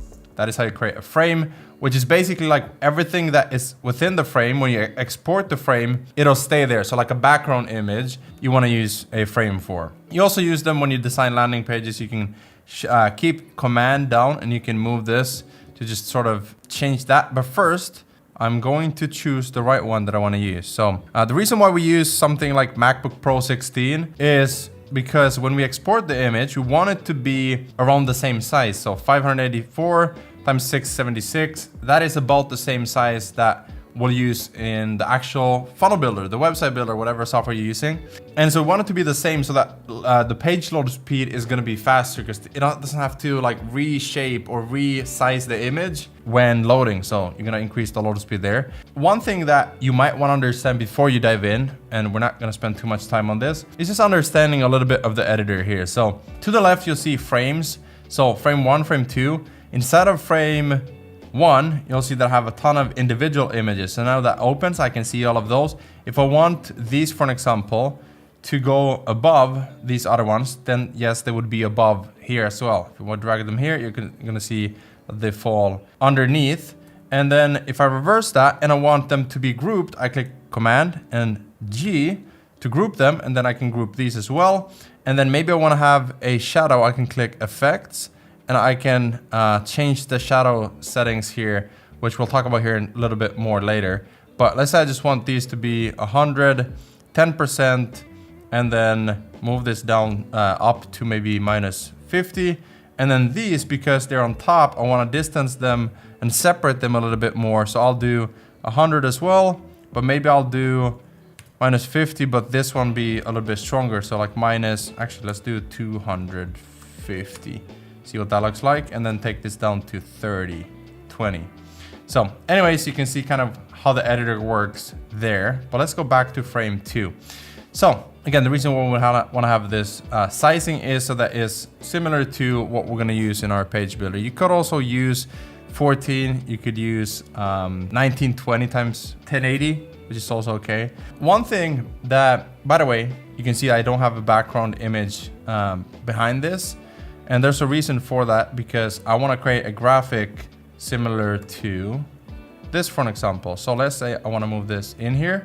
I would just move this up here. Or what I can do is I can just go this one, Command X, cut it out, click on this, Command V, paste it in, and now it's on top of it. So then I can drag this up. Boom, let's say I want that one to go behind me. I can use the corner radius, let's say 20, and then I can sort of get this nice little effect. Maybe I even want this part to go a little bit behind me as well, but then this will stay there with my shadow. This one, I don't like that it goes outside there. So what I can do is just drag this in and also use radius on this, maybe 40. Yes, that will look much better. Then drag this in a little bit as well, so we get that nice little rounded corner. Now, one thing you can do is you can use the color picker here to find colors from the images that you're using. So I could use that one, or I could use this, and just move this up if I want to have it something like this. All right, so that is kind of how to create graphics within this, one way to do it. But now let's create an actual background image. So you see fill here. Layer is just the pass through of the entire layer, the frame. But fill is, if you click here, you can see I untoggle and I can see what it looks like with and without. Which, by the way, I can also change the background by clicking this if we want to see on a darker background. But the background for the frame, I could go with a bright one. That could work. Or I can go with a blue one, depending on the branding, the style that I want to use. Or I could go with something like this. What I like to do is start with the image and find my color palette from there. So maybe even something like this, or something dark like this. If I do, then I want to separate the background from it and see kind of what it would look like. So I'm going to keep this here. You can also see that now this rectangle right here, maybe we want to do 30. So we get that. Yeah, you can see that it's much better. Now for the backgrounds, I like to create a new one and then remove this to start playing around with the background graphics that I want to use. So the way I did that is just click the frame, Command C and V, C, V, keep it down, and then it's going to copy paste it. So for this, we could do something, there's a couple of things that you can do here. So one way is to just create a rectangle, and then we could do maybe like this, and then choose a little bit brighter of a color. Then you can move it out as long as you don't go with the cursor over. it stays within here. So I can do this. I can choose, you know, to create, if I keep shift down, drag this, it's gonna keep the proportions.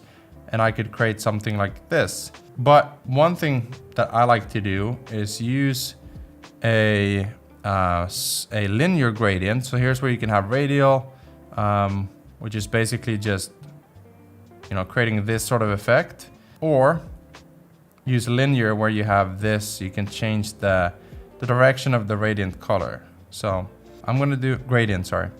I'm gonna do something like this, and then I'll move it up here. And then maybe we want it to be a little bit more visible. So I'll do something like this, and then copy paste it. You can click flip horizontal, flip vertical to get, you can even use command and drag this to something like this maybe, and move it where you want it to be. So now I could, by the way, also create tons of mini dots of these and just move them around until I'm happy with what I'm looking for, depending on, again, on the actual branding of the page. And then once you move this over and you add your text and everything, these things are not going to be as prominent in the design, and so therefore it's going to look better than what it does now. Now, one thing I could do also is, let me copy this over. I can mark all of these, right? Mark all of them, click effects and create a layer blur and do something like 500. So now you can see I have this mesh gradient of colors. Now, let's say I wanted to have more of them. So let's do 3 of these, and then maybe even make them a little bit bigger, but then do green of these, but a mesh of those. Oops. So I'm gonna do something like that. I can even do gradient, yeah. But then it's not gonna matter too much because I'm using a layer blur. So that's too much, I can't really see anything. 300, to me, they're too small, so I could make them bigger and maybe move them up like that, depending on, again, kind of what you're looking for. So that is another way to create graphics, your background images and stuff. And then another thing you can do is add a rectangle, click in R, rectangle, maybe do like something like this, drag it out, move like this, boom. And then we're gonna do white, linear, move this up here maybe, and then this to the corner, and then drag this down to 10%, depending on how strong you want that to be. So maybe 15, and now you have this effect. So if you're using something like an image like this, you can just paste it, and then usually what you want to do is just move this behind, maybe in the middle, so it has like this diagonal effect, and that would look great. Now, some of you might have questions. What about the sales page? So if you're looking to add it into your high level or funnels.so, doesn't really matter the software that you're using. What you want to do is you want to group things. So like this right now isn't a group. So I'm just gonna make sure that these are all marked, and click Command G and then export PNG so that we don't get the background. So if you get the background, it's because you're using JPEG, for example. So I'm gonna move this out of the way, and then this I can use to get the background exported. So export, I can use PNG, I can use JPEG, but the background doesn't really matter. But let's do a few more effects. So I'm gonna copy this, and I'm gonna add a text effect to the background. So let's do something like, you know, freedom funnels. Freedom funnels. Maybe we even add these there. We center them. Let's make them a little bit bigger. 292. Here's the line height, by the way, so you can drag this. One thing I love about Figma is you can just drag things like size. You can drag and see, okay, I like that. This, prefer it to be like this. I'm gonna try to do 2 things. One is linear. So I'm just gonna choose something like this. And then I'm also going to reduce the layer of it. So get it down to maybe 15. And now that could be a background image that I wanna use as well. Now, once you have a group, I'm telling you, I'm going fast. So hopefully you're taking notes and screenshots. One thing you can do when you have groups or even frames is you can go to selection colors and you can update the one so you can see, okay, this one I want to change here. So I can just go and change it here. And if you have multiple of them, it's going to change all the ones that are the same. For an example, let's copy this over. And instead of having these right here, we're going to remove the fill, but add a stroke, which is the outline of it, the border. So I'm gonna choose the same color. You can see document colors, the same color, make it 100% pass through, maybe not that dark, but then make it linear so we can get this little effect. And actually what I want is, I want it for both. So I'm gonna delete this and just keep it, wait, let me double click, linear, make sure that actually looks good on one of them first. There we go. Move that up, freedom, and then maybe move it to the side a little bit. So maybe we move this one here, freedom, and then funnels down there and center it. Which is, by the way, another thing you can do. So let's say you have two things like this. I'm gonna copy and move it down here, and you want to center them. What you can do is just mark both of them, right? And then go up here to align center, and then center. So now, obviously, now they would be on top of each other. But if you go here, boom, left, center, right here, for example, center, boom, now they're centered and aligned with each other. So that's another thing you can do. Now I'm gonna show you one more, because let's say you wanted to have something like, I'm gonna get rid of all of this. Actually, we're gonna get rid of everything, because let's say you're not happy, you want to try something else. So maybe you want to have something custom. So let's do that. You can click somewhere on the page, and then you can create your own mask of any object. Let's say you want to have something like this that goes up in value, boom, click like this, and back to the main one, click enter. And now you can either fill this with, let's say, blue, you can add a linear, you can drag this, choose the direction of it. Or what you can do is, and by the way, once you have that, let's say you want to remove the opacity down to 50, you want to have this as the background, so that when you move images over, you can kind of start to see what that looks like in the background. But you can also choose, instead of fill, you could choose stroke and just get that one. Then you can make it bigger, right? So if you just want this to be something similar, but you want it to be from one side to the other, you can also do that, right? I mean, you can do both. You can also make the fill, you can make something like this, let's say. That is one thing you can do as well. Now, a couple of more things that I want to show you. I told you I'm gonna go, and you're gonna learn a lot and become a master in a few minutes in this. So I want to share with you how to add layers on top of images to sort of create this. Let's say that this would be, let's actually use something like 2, 2, 2, 2, 2, 2.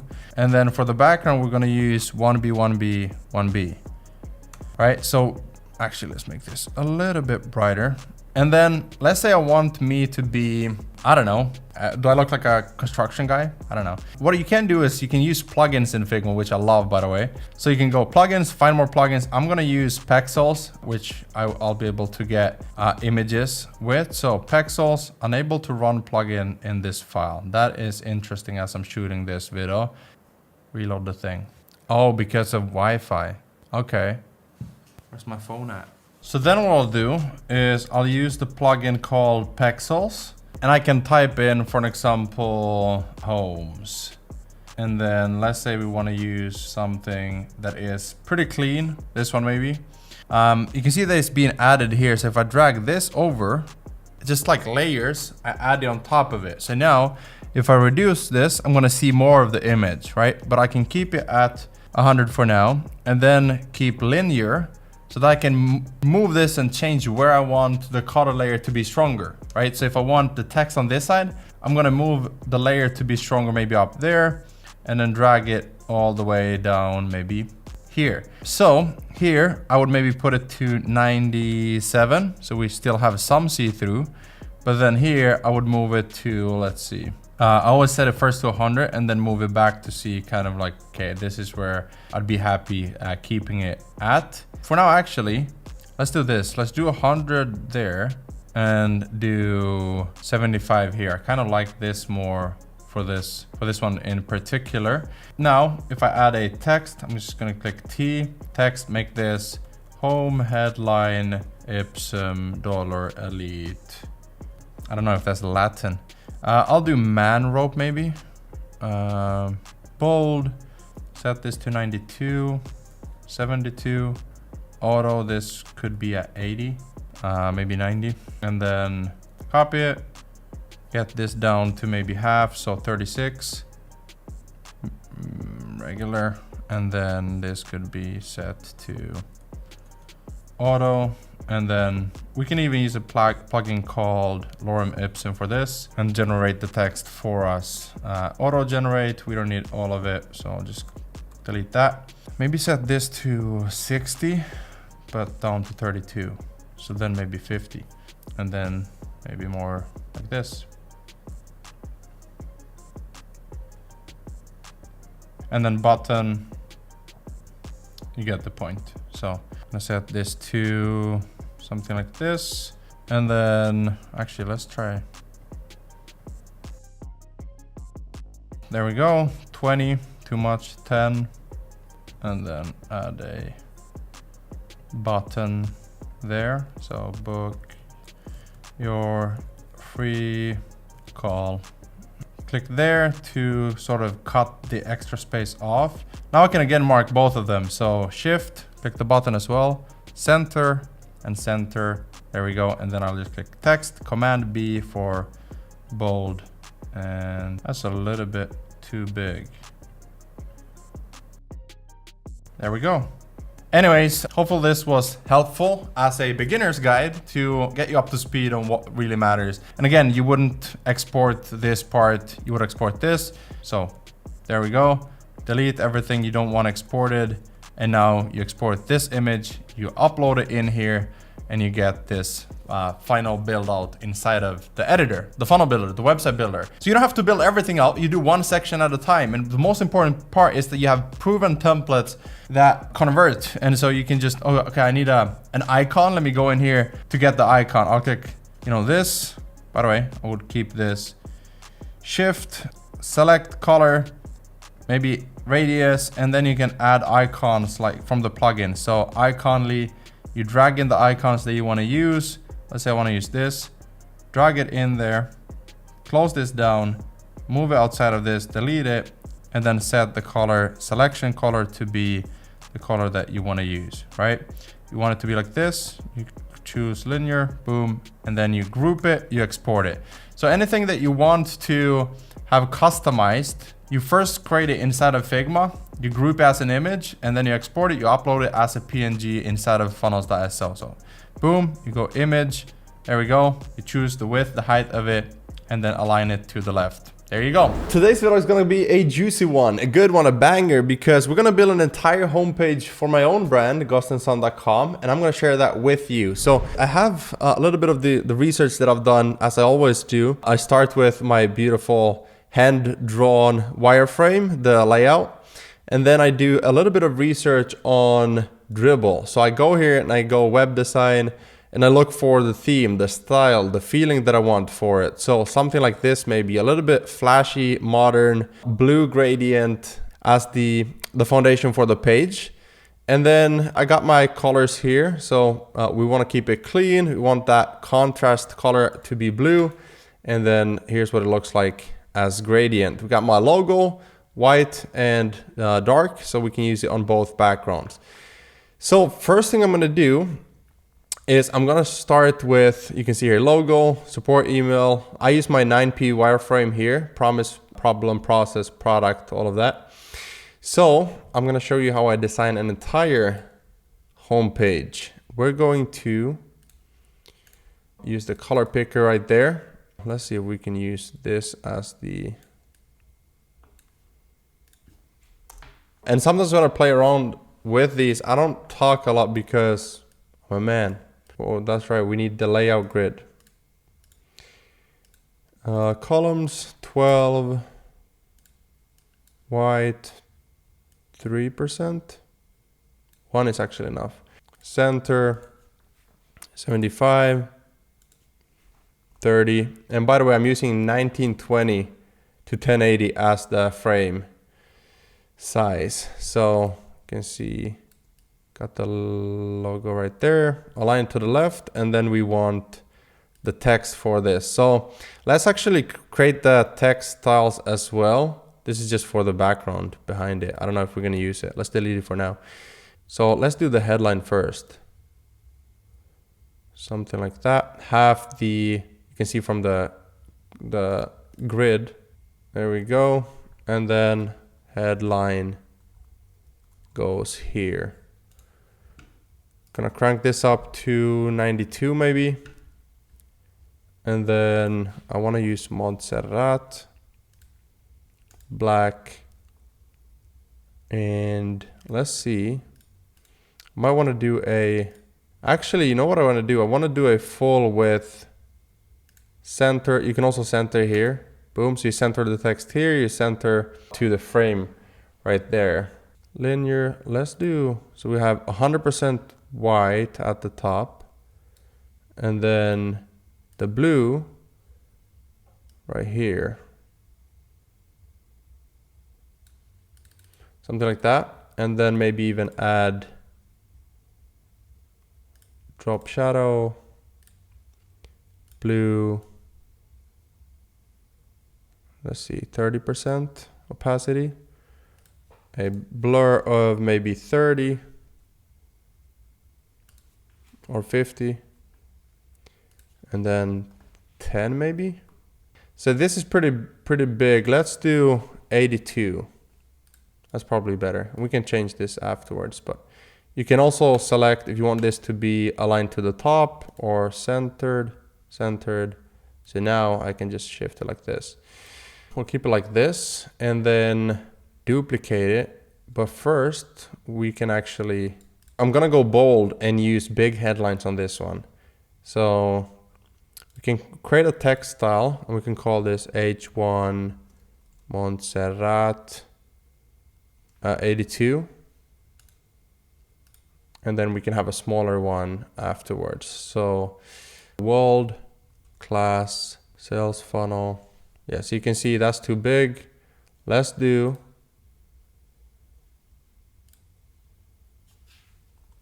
72 and 72. Yeah, that's better. It's still big, but it's better. So now we can just choose the same one here. Sales funnel tools,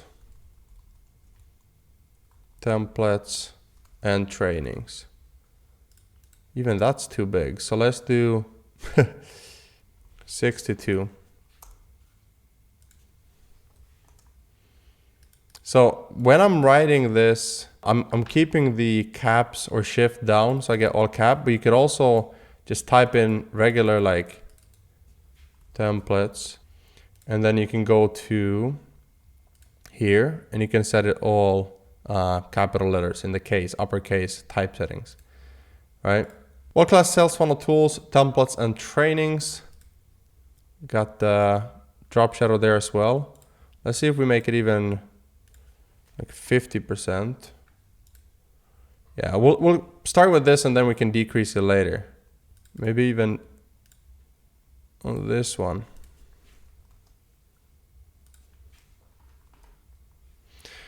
And what I'll do with these is I'll either create the CSS for it in the page builder, or I will just group these and make sure that we don't have a lot of empty space, and I can download this as an image and upload it to any page builder, any site. Okay, so now we want without any effect. I'm just gonna do solid white text. And then I'm actually gonna do no type settings, and I'll do regular for this one. support@gustenson.com, and I'll do 20 on this one.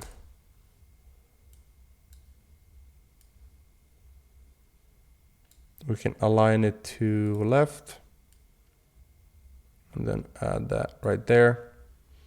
And then I'm also going to right click plugins, Iconify. And I want to add an email icon right there.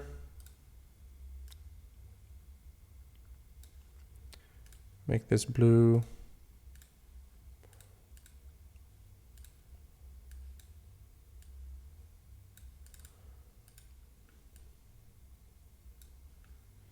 So now let's get a headline for this one too. Make this one maybe 32. And then this is gonna function as the sub headline right here. I think I'm gonna do white text on this one. Yeah. Okay, so we wanna set this to new style guide, H2, Montserrat, there we go, 32. I'm gonna give away something. So like I'm gonna use an image somewhere here, and then maybe even all the way here. It's gonna be an opt-in at the top of the home page. So get a free funnel template. And then actually let's do this. So we create a new text style, and we call this paragraph.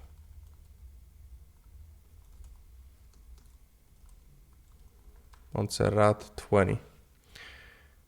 And now I can just choose that right there without any style. I'm gonna drag this down to maybe get,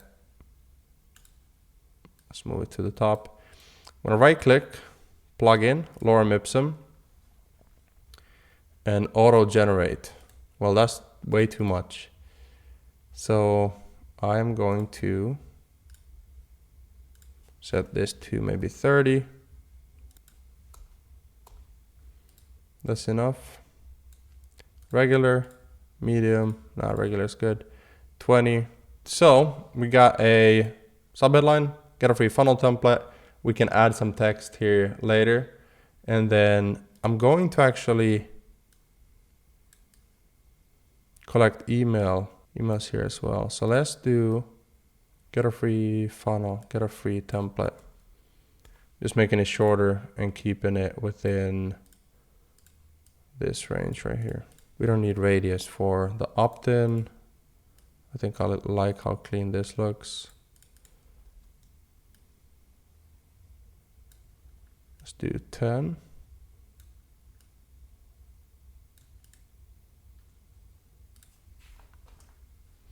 Pixels in between, and then we need a button as well. So this is going to be the image of me, something with funnels, and then you know what we can do here? We can make this your name, your email address. And then I'm just going to copy this for the email and then grab another one for the name.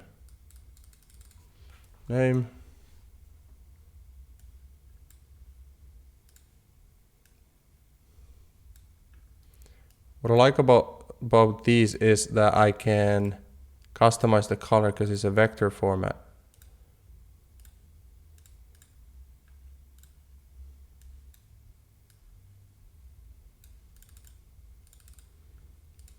Your name, your email address, and then this is the button. So probably gonna be a little bit bigger. And then I'm gonna make this one a little bit brighter, a little bit darker. So I'm gonna do button text. I know I can move the text above, I can drag it above the rectangle, but sometimes if you just do Command X to cut it out and Command V, so like copy paste or cut and paste, I can just add it in here because I click this, then paste it. Get a free template, download template. Download the funnel. So let's make this, actually let's make it 20. 20, same as this. All caps. And then I think what you can do, you hold this one down and shift and press the rectangle. You can click auto layout. So you can add, let's do 30 and then let's do 20. You can add the padding on the on the button from the text.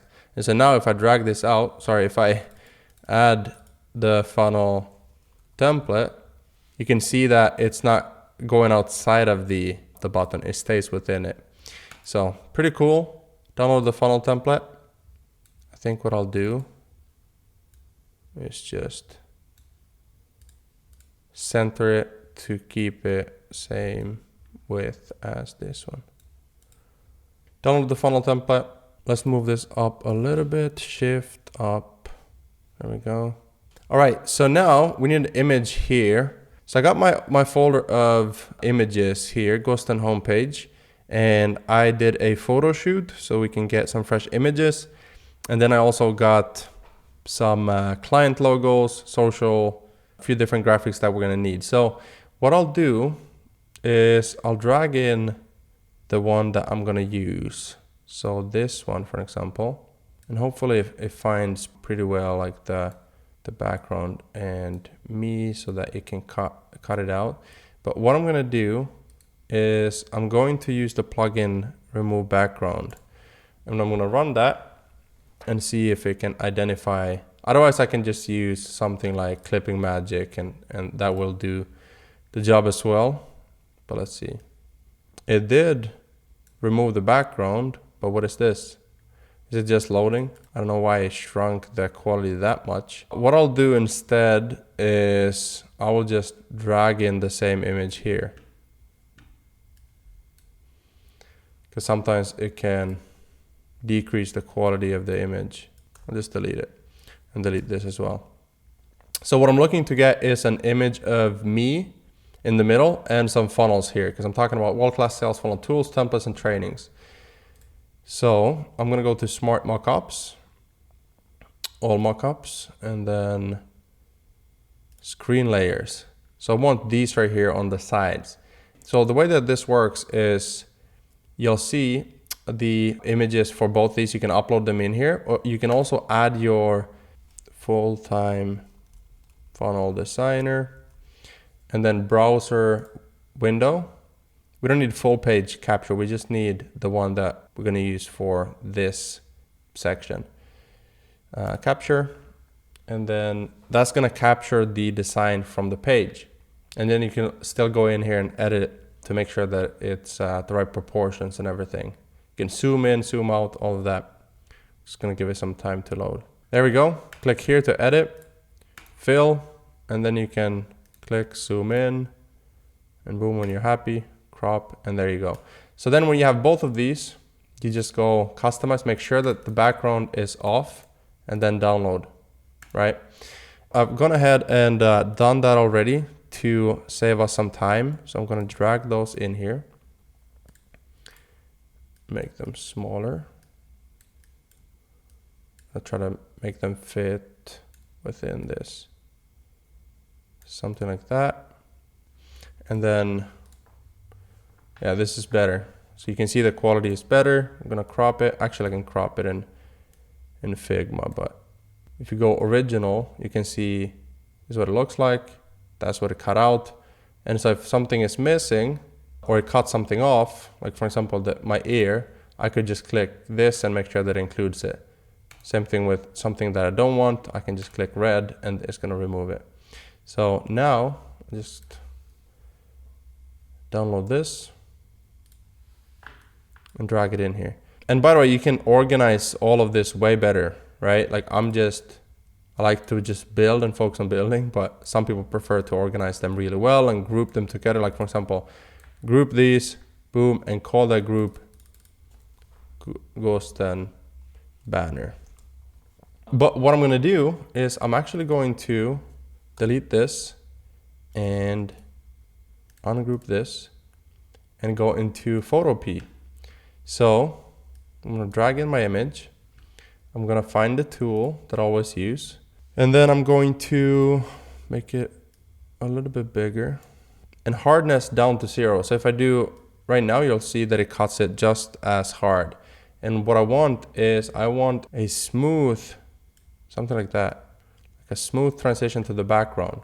And so now I can click V, File, Export as PNG, I'll just save it, drag it in here, and now it fades into the background instead, which I like. It would be different if the background like cuts into a light background. Sorry, if the image cuts into something like that would be different, and then the background would be a light background here. But it's not, and it's gonna be a dark themed page. So I'm gonna keep it like this.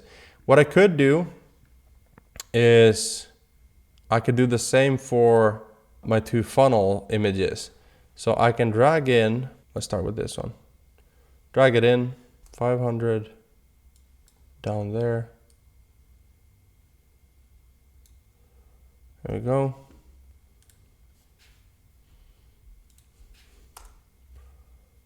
And then I'm gonna drag the other one in here and do the same thing here.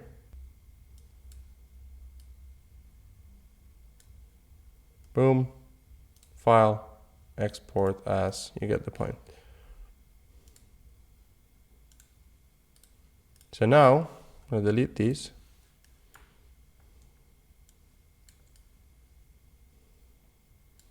So you can see the difference, right?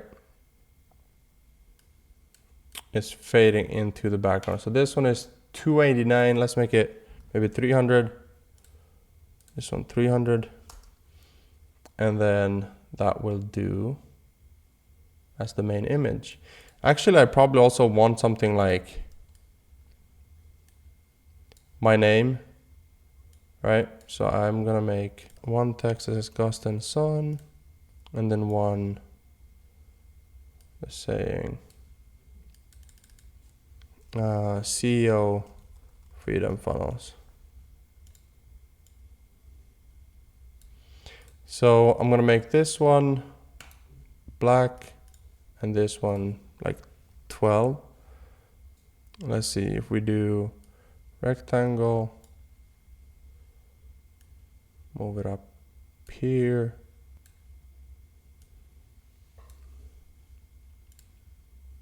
Blue, linear. What about that type of linear? I was more thinking from here to here. Yeah, I think that's better. This one will just make it smaller so we don't need, yeah, something like that. I could also just add my logo in there.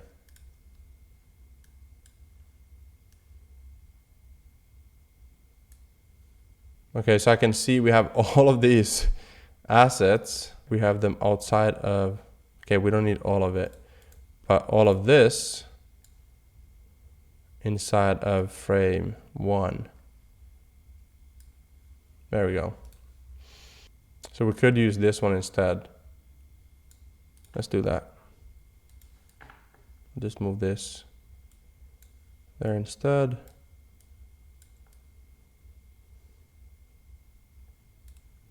I don't like that rectangle. Takes away the focus. So anyways, that's good for now. And then I think I also want something like, we want the same blue glow. So I'm gonna move this underneath me, make it blue, and then effect, layer, layer blur, and then do 500 maybe. No, that's too much. 300, too much. For if it's a bigger one, yes, you can do 500, 300, but for this, 100. And then I can just grab this and move it down a little bit, so maybe 50. We can change it later, but that's good for now. And then we're gonna open this again and grab my clients. Yeah, let's use these. We can keep it within this. Let's make it a little bit smaller. I think that's good. And now I can click Command and just drag this down to keep building. There's something missing here though. Like it doesn't have that final touch, attention to detail. So what I'll do is I'll probably just grab this ellipse here. You can see when I drag it outside of this, it pops out of the frame. So I can just, as long as I keep it here and I don't go with the mouse outside, it's all good. So now you can see it doesn't look good with 100, maybe 500. And then I would also move it down below everything. There we go. And maybe 30% is enough. And then we're gonna duplicate this, move it here. We can adjust that later. Pretty good start. There's one more thing I wanna do. I know I keep refreshing and starting over with Photo-P. I don't usually use Photo-P anymore. I use Affinity now, but I know a lot of people like using Photo-P because it's free, it's cloud-based, and it's easy to access. So that's why in this tutorial I wanted to use it. So we'll do 500. I'll show you what I want to do. I want to delete top. Well, that's a little bit too much, isn't it? Probably gonna do more like that. A little bit here to the sides. I'm gonna use in the background image. So now, file, export as PNG. And maybe this doesn't work. Maybe it doesn't look good. So then you can just delete it, try something else. But I'm gonna drag this down all the way and then set this to 15, 10. Is that good? Let's check without the grid. If it's any more visible, like if you do 30, then it's too visible. You can't read the text and it takes away the focus. So you want the background images to just kind of be there to add personality, but not add distractions. So maybe even put it all the way out there. So now for like when I want to export this to a page builder, I can just duplicate this and export this section without the text and images as the background. So I would have this, this, this, and the background color. Pretty happy with that so far. Now let's move on to the next section, how I can help. And what I'm trying to include here is a few cards. Now I need the grids again. Let's see, 3 cards. So we'll do 4 columns. And then what I can do, I can go here and see what that would look like. I think what I'll do is I'll actually use this, but add a blue shadow behind it. 30%. And then do 50 blur, maybe. 10. 100 blur. Do 50 for now. You can always increase it later. Duplicate it, drag it here. Got one there. And then I want to explain sort of, not the offers, that comes later, but it's more about like how I can help any type of business, because it's a homepage, it's a funnel hub that leads into other offers. So how I can help. Now, I want to use, let's see, this, but as a separate text style. So we're gonna do this maybe. I think I'm gonna do a white text here as well. And also without the shadow, yeah. What if we do like 10? We can change it later. I wanna keep this to the left, something like that. I think that would look clean. And somewhere here, and maybe add some images behind it. I think that's gonna look clean. So we'll do headline.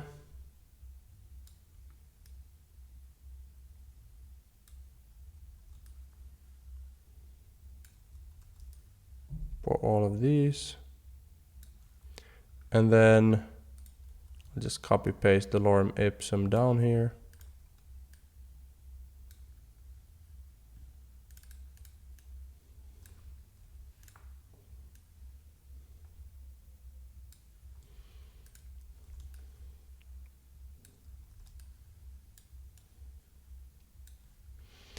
Okay, so now I want images in here. So what I can do, I can actually drag in a few images. So let's first name these so we have like a good understanding of what we want them to say. How it can help. So funnel building, funnel design. I'll call it funnel design. And then client systems. So this would be like my funnel agency. This would be my education. And then funnel design, client systems, and then traffic. So like organic traffic, how to get clients, how to drive sales. So I'll call it revenue. Revenue streams, not revenue. Income streams. Funnel design, client systems, income streams. Yeah, because I make a lot of videos about like my 6 income streams, so on and so forth. So we can change this copy later. I want images inside of these. So funnel design, let's grab an image like this. And I believe you can just drag it in here, right? And then there we go. And then you can add a layer on top of that. And I'm thinking we could do a linear, something like this. Is that too much? Let's do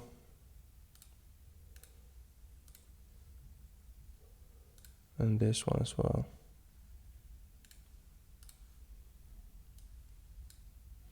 If we do any darker, it would be this one, right?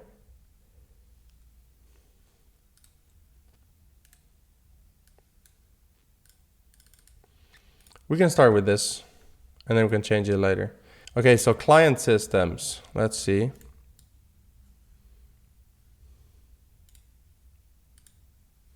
Let's see if we decrease the image to like 50%. That's probably better. And then this gonna be 100% linear.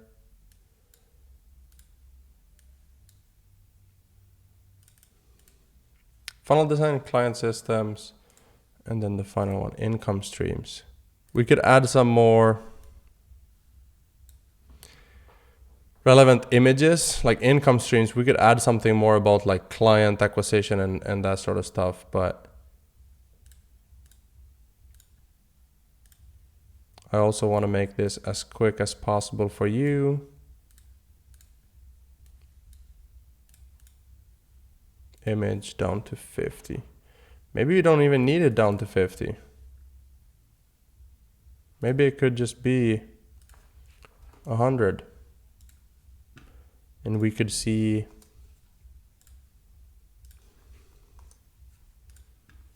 yeah, I like that. The next we have is promise the problem. So the way I'm gonna frame this, I think, is, by the way, when you keep shift down and drag it, you can easily keep it the same place. Instead of talking about the problem on a sales funnel where you like specifically explain, here's the one problem that we're gonna fix with this offer, is a home page. So I'm gonna say why sales funnels, actually sales funnels, not websites. And again, with all copy, you can change it later. And so usually what I do is I have some, like even for this, I have some idea of like what I wanted to say on the page. And then as I go in here, for example, these, I can type these as the last ones because I know what I want to say about funnel design, client system, and income streams. And we have more sections about it as well. So there's 2 ways I can go about this. One could be like if I copy this and I just drag it down here. One could be images of me right here. And one could be like illustrations. And so I don't know which one is going to look cleaner. I do know there's a lot of 3D assets on UI 8. And I've downloaded some of these. So we could use some of those. Maybe something like this, startup and work environment, or design. If we find something that's like all about design. And there's a lot of these sites, but I like UI 8 a lot. This one I think it is. Yeah. This one I've downloaded. Okay, so let's use this. All right, so I've downloaded it, and what you'll see when you download something like this, you can get it in a Figma file, because you'll see here, you can see that it's a Figma file that comes with it, not just PNGs. So that way you can edit them. So that's what I have here, and I'm gonna choose a few of these, and then we're going to copy them into the other. This one, copy it, and then just add it here. Make it smaller, delete this. Move it up here. And then I can, here's a cool way to change how these look. If you want to use the designs, but you're not able to change the color of it, you can change it by going here, and you can mess with this right here. So you can change this. Let's make it a little bit brighter. Can get it down to something like this, tint, something like this. And now I'll just cut out any of the empty space. This looks pretty small in comparison to the image.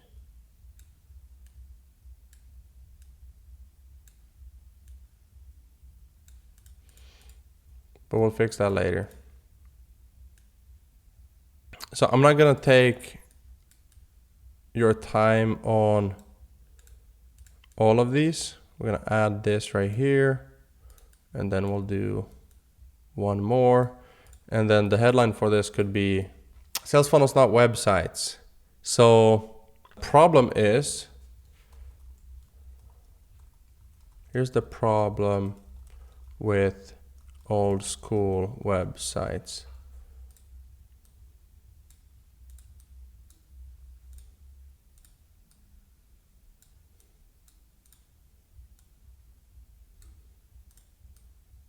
And then I talk about the problem there. Actually, it's not gonna look good if we don't take 3 of these, or at least 2.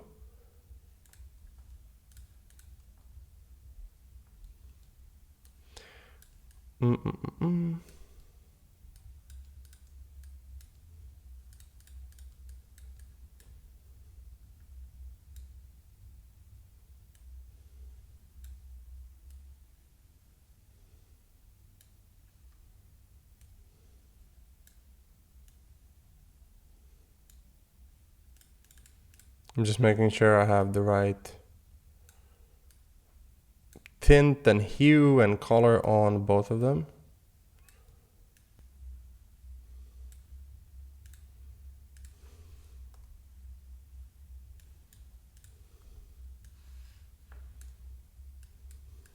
I just exported and downloaded it as PNG because of the glitch there with the, not a glitch, technical stuff that I'm not good at. Okay, so here's the problem with old school websites. Instead, build an automated marketing funnel. And then I can explain like how that works and how that's gonna get you customers and sales because of the automations, the follow-up and all that. We could even make these bigger, 32. I wanna make these 42. Yeah, that looks way better.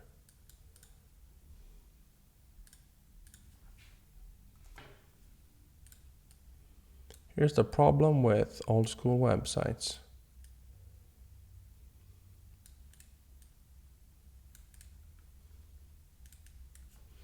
Okay, so instead do this, and that's gonna do for this section.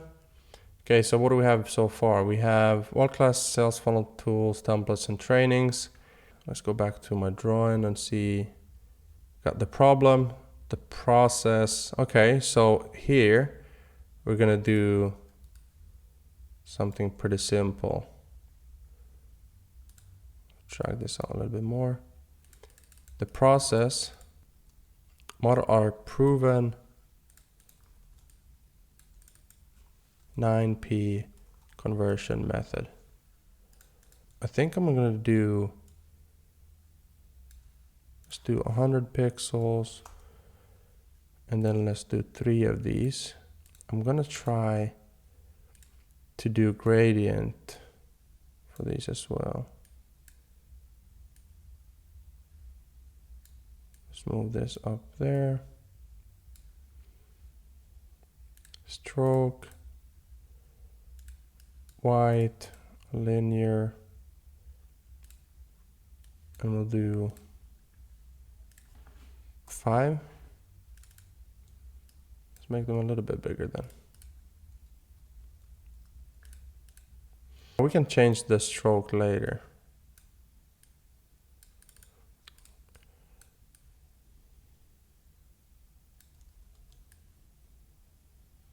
You can copy paste, or you can just keep Alt.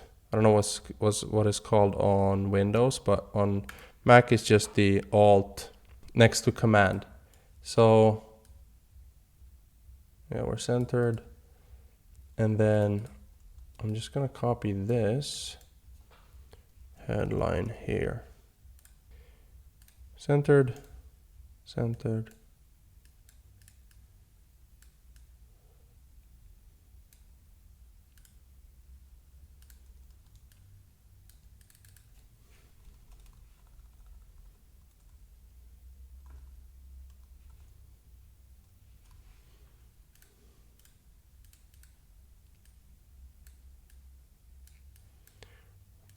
Centered.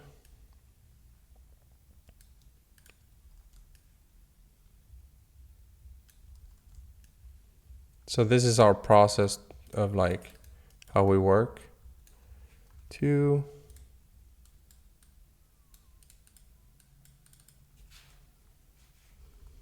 3. And this could be opposite too. It's like step 1, step 2, step 3, and then it's like headline. So what is the actual step? You know, let's do that. I know I can paste it as text only, but this is faster. Step 1, 2, 3, and then this is, okay, so like what are the steps, you know? 9p conversion method, offer. Actually, I'll call this 3-step conversion method because the 9p framework is copy, design. Most people don't know that you need all of these to be successful, not just design. All right, so now we need the icons for these as well. Plugin, let's use Iconify. Offer, so money. Oh, this is pretty boring. I want something more bank.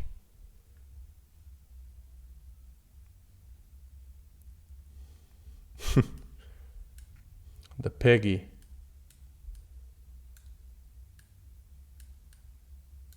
I'll change the color of that in a second. Copywriting, so write.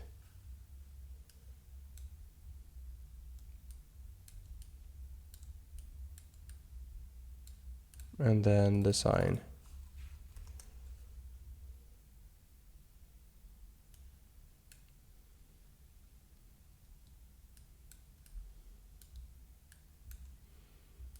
Okay, so let's see.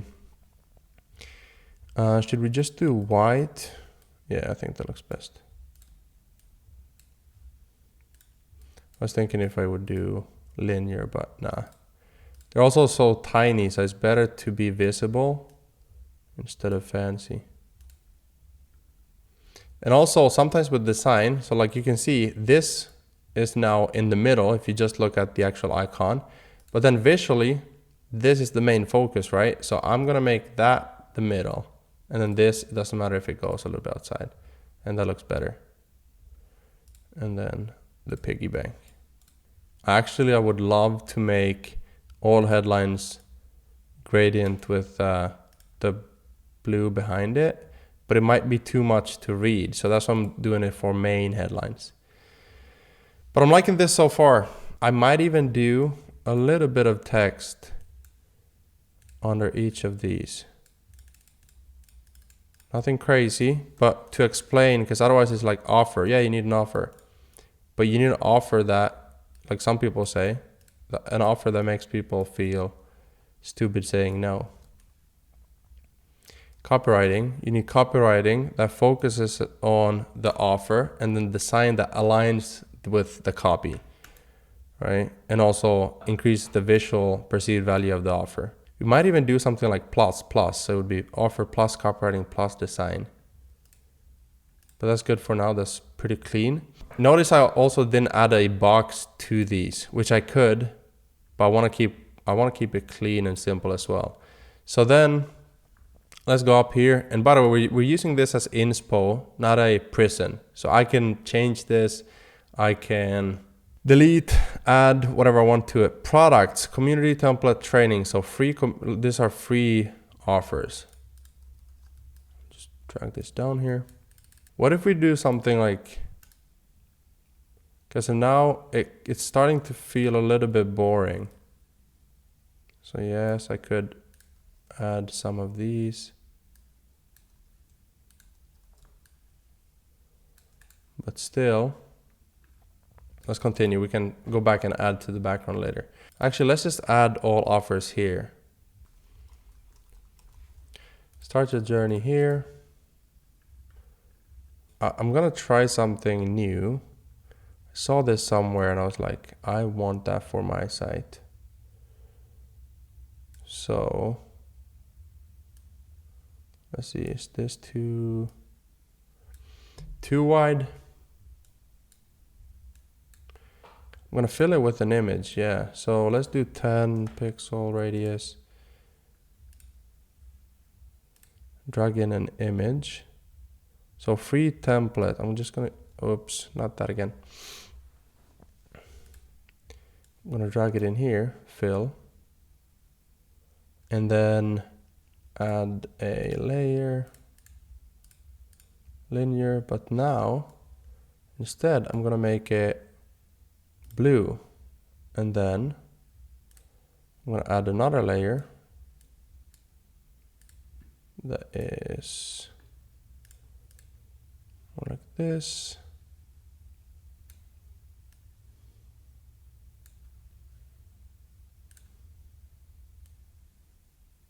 $50. And then what if we do stroke blue for the entire thing? I want to turn this off so I can see it better. Layout grid. And what I'm trying to do is this right here.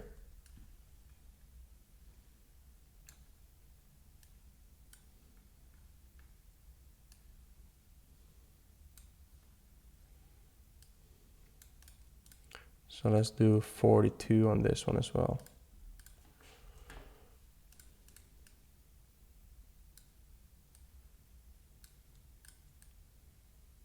So that's the offer. 22. 42, 22. Start your journey. So this would be free funnel template.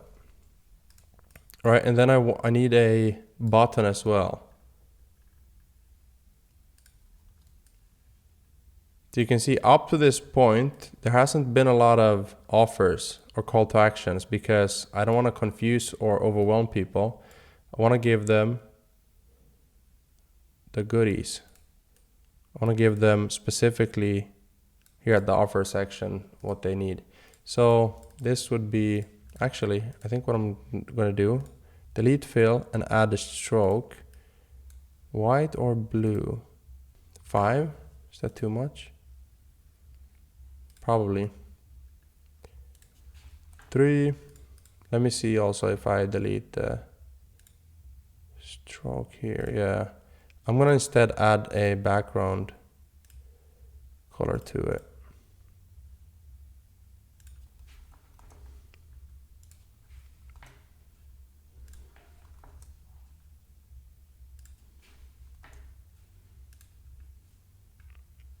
That's a little bit too much still, but I'll fix it later. I said about everything, I'll fix it later. I'm probably the most boring person to watch design something because I'm so focused. Like even this right here, I can't really do Let's do white and then drag it down a little bit.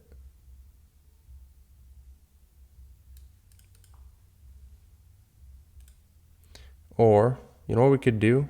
We could fill with this or this, but then I wouldn't add the stroke. Nah, I prefer this. I think this is still a little bit too bright. Maybe 75.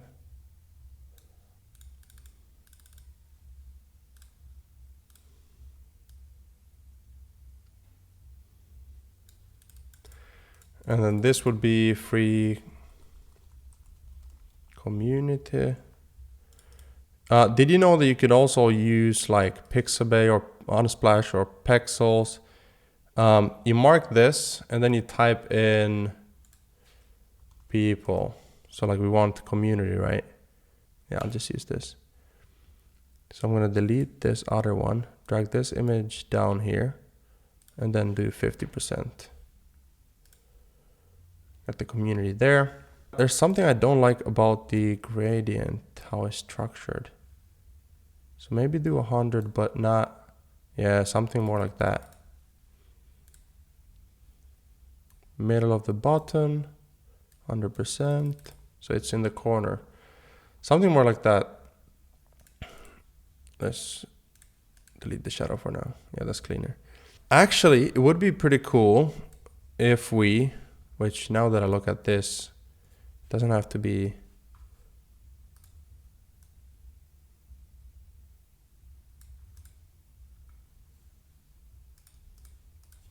one, two, three. Just move this up.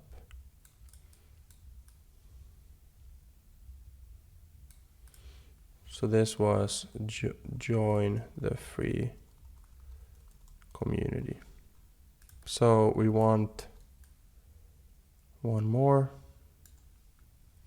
and that's gonna be free trainings. So here we could actually add an image of me training. If I have, let's see if I find this one. Yeah, that's good. I mean, it's clean. Maybe not the perfect image, but it's clean and not too many details in there. So I like that. And I think for this, I don't want it to go straight into the background. So I'm gonna probably change some of it or add like a background to this. So there's one pretty cool tool, plugin you can use on Figma as well. It's called something with background patterns or something. Let me see. Frame. Let's make it same color. Right click, plugin. It's called Hero Patterns. So we can use something like this. Actually, first let's try to use this as it is. So I'm just gonna, I mean, we could add it like that, but I want this as a PNG. So I'm just gonna save it, drag it in here.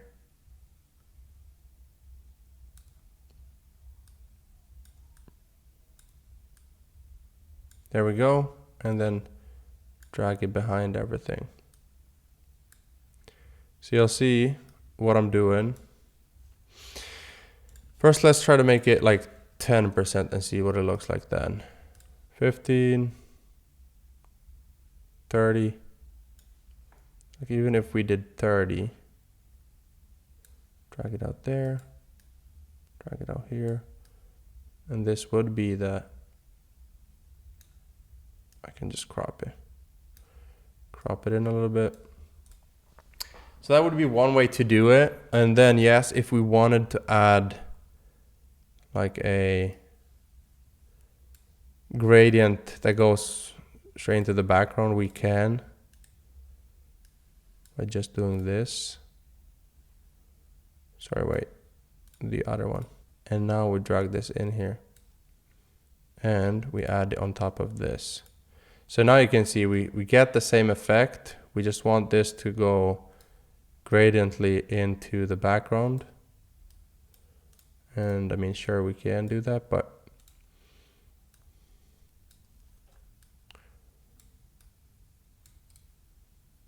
vertical.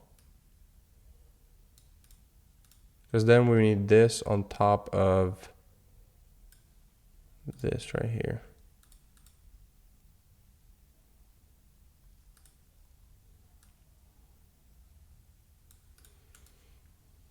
Maybe. So we have this in the background right here. We have these blurry ones, and then we got this right here. And as you saw here with the plugin, we could use pretty much anything. Let's pick something that's clean. We could use this instead. Well, yeah, it's okay. I think I'm not gonna do much more. I'm just gonna add a social media element to this. So let's copy all this and keep shift down here. I know we should also add like the paid offers, but it's the same thing as like adding this right here. I would just add full-time funnel designer, 37 funnel templates, and the funnel design course. Let's connect on socials. Let's connect. Let's stay social. Isn't that something kids say? Probably not. Probably the older people like me. Let's stay social. And then we can add in our... Actually, let's make these... Let's first drag in the social media icons and then we see what fits. How about that?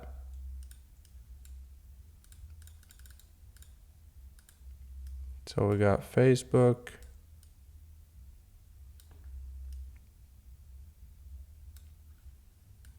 Instagram,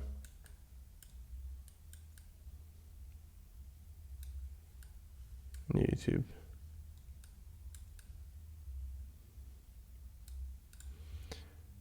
Yeah, let's just do solid white.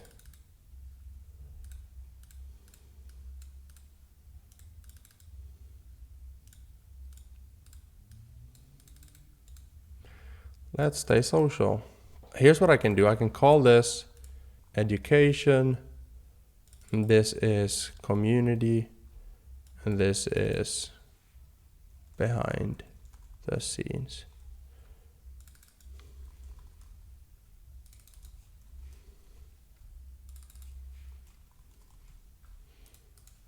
Boom. And then I'm also gonna grab this, drag it down, make that a part of the footer. So now we're still missing the testimonials and the paid products. So maybe let's add the videos for testimonials still. That's an important part of a funnel hub, to have social proof. So I'm gonna duplicate this and then move all of this down. So this is gonna say, oh, by the way, you could also add a community section here. So you can have a section where you talk about your community and everything. I'm just gonna do a quick testimonial section for you so you can see. And by the way, we're also doing more videos building these things out, these pages, designing in Figma, building them out in different page builders. So make sure you watch all the trainings on the channel, in the course, Full-Time Funnel Designer, everything. So, stroke.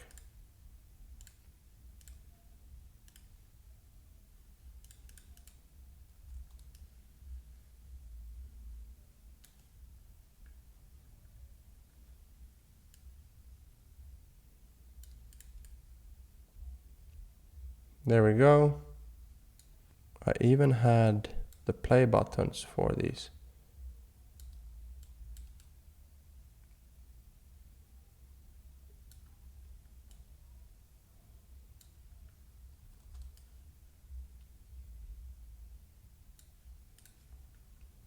effect, drop shadow.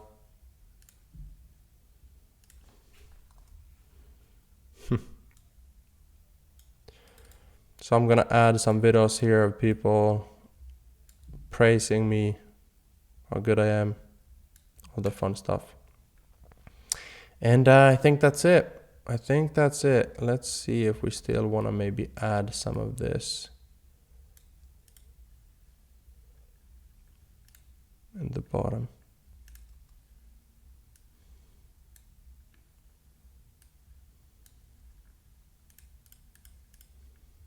There we go. Maybe not, but doesn't look bad. I'm pretty happy with this so far. And now we have a somewhat of a start to a homepage. And again, I did this in 1 hour. I usually build a funnel in like an entire day. So that's why the attention to detail is something that you want to definitely play around with. For an example, let's do one more important part. Let's say we don't want to use illustrations, okay? Let's say we want to do something completely different. We want to use this right here for an example. And we want to make it a little bit more personal and not use, like I said, the illustrations. Let's maybe cut this like that.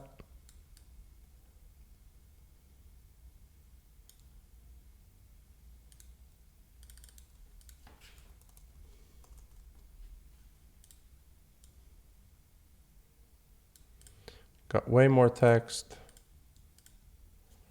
Delete this for now.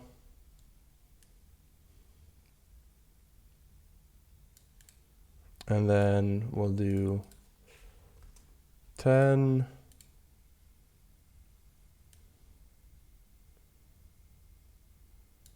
Move it in a little bit.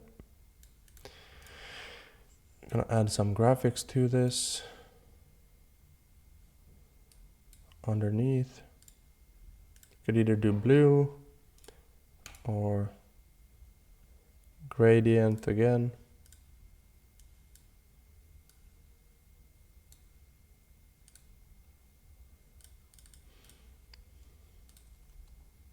Can also do something different. We do stroke.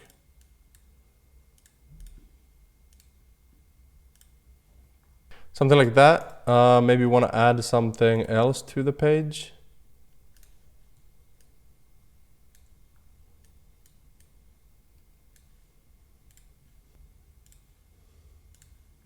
Something else that isn't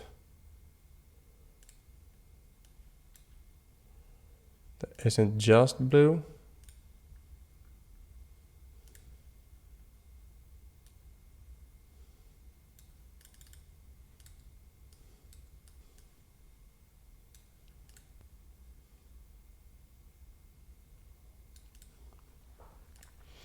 So yeah, that's what I know. I don't talk much when I'm designing. So that's what I would call adding personality to a page, right? Like you could also, let's say you want to make this.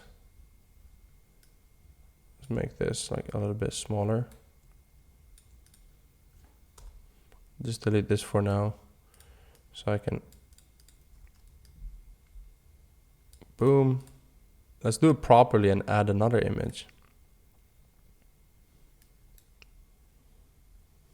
This right here.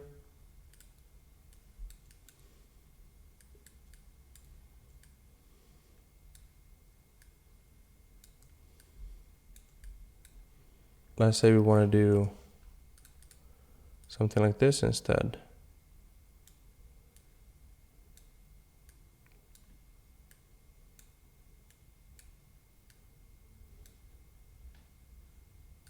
Drag it behind. Blue. Turn this up a little bit so you'll see it there. I don't know, maybe you want to do something like this to add that personal touch to it. So yeah, there's a lot of things we can add to it. I'm starting to feel pretty happy about this in general. Maybe one thing too, I know I keep going, it's like adding some of these like final touches. If you want to I spice it up a little bit. You can drag in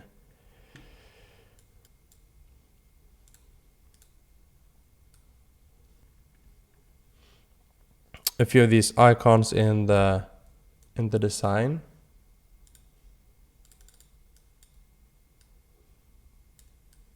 So this is what you would find in your research when you're finding these right here. So that is it. That is pretty much the design right there.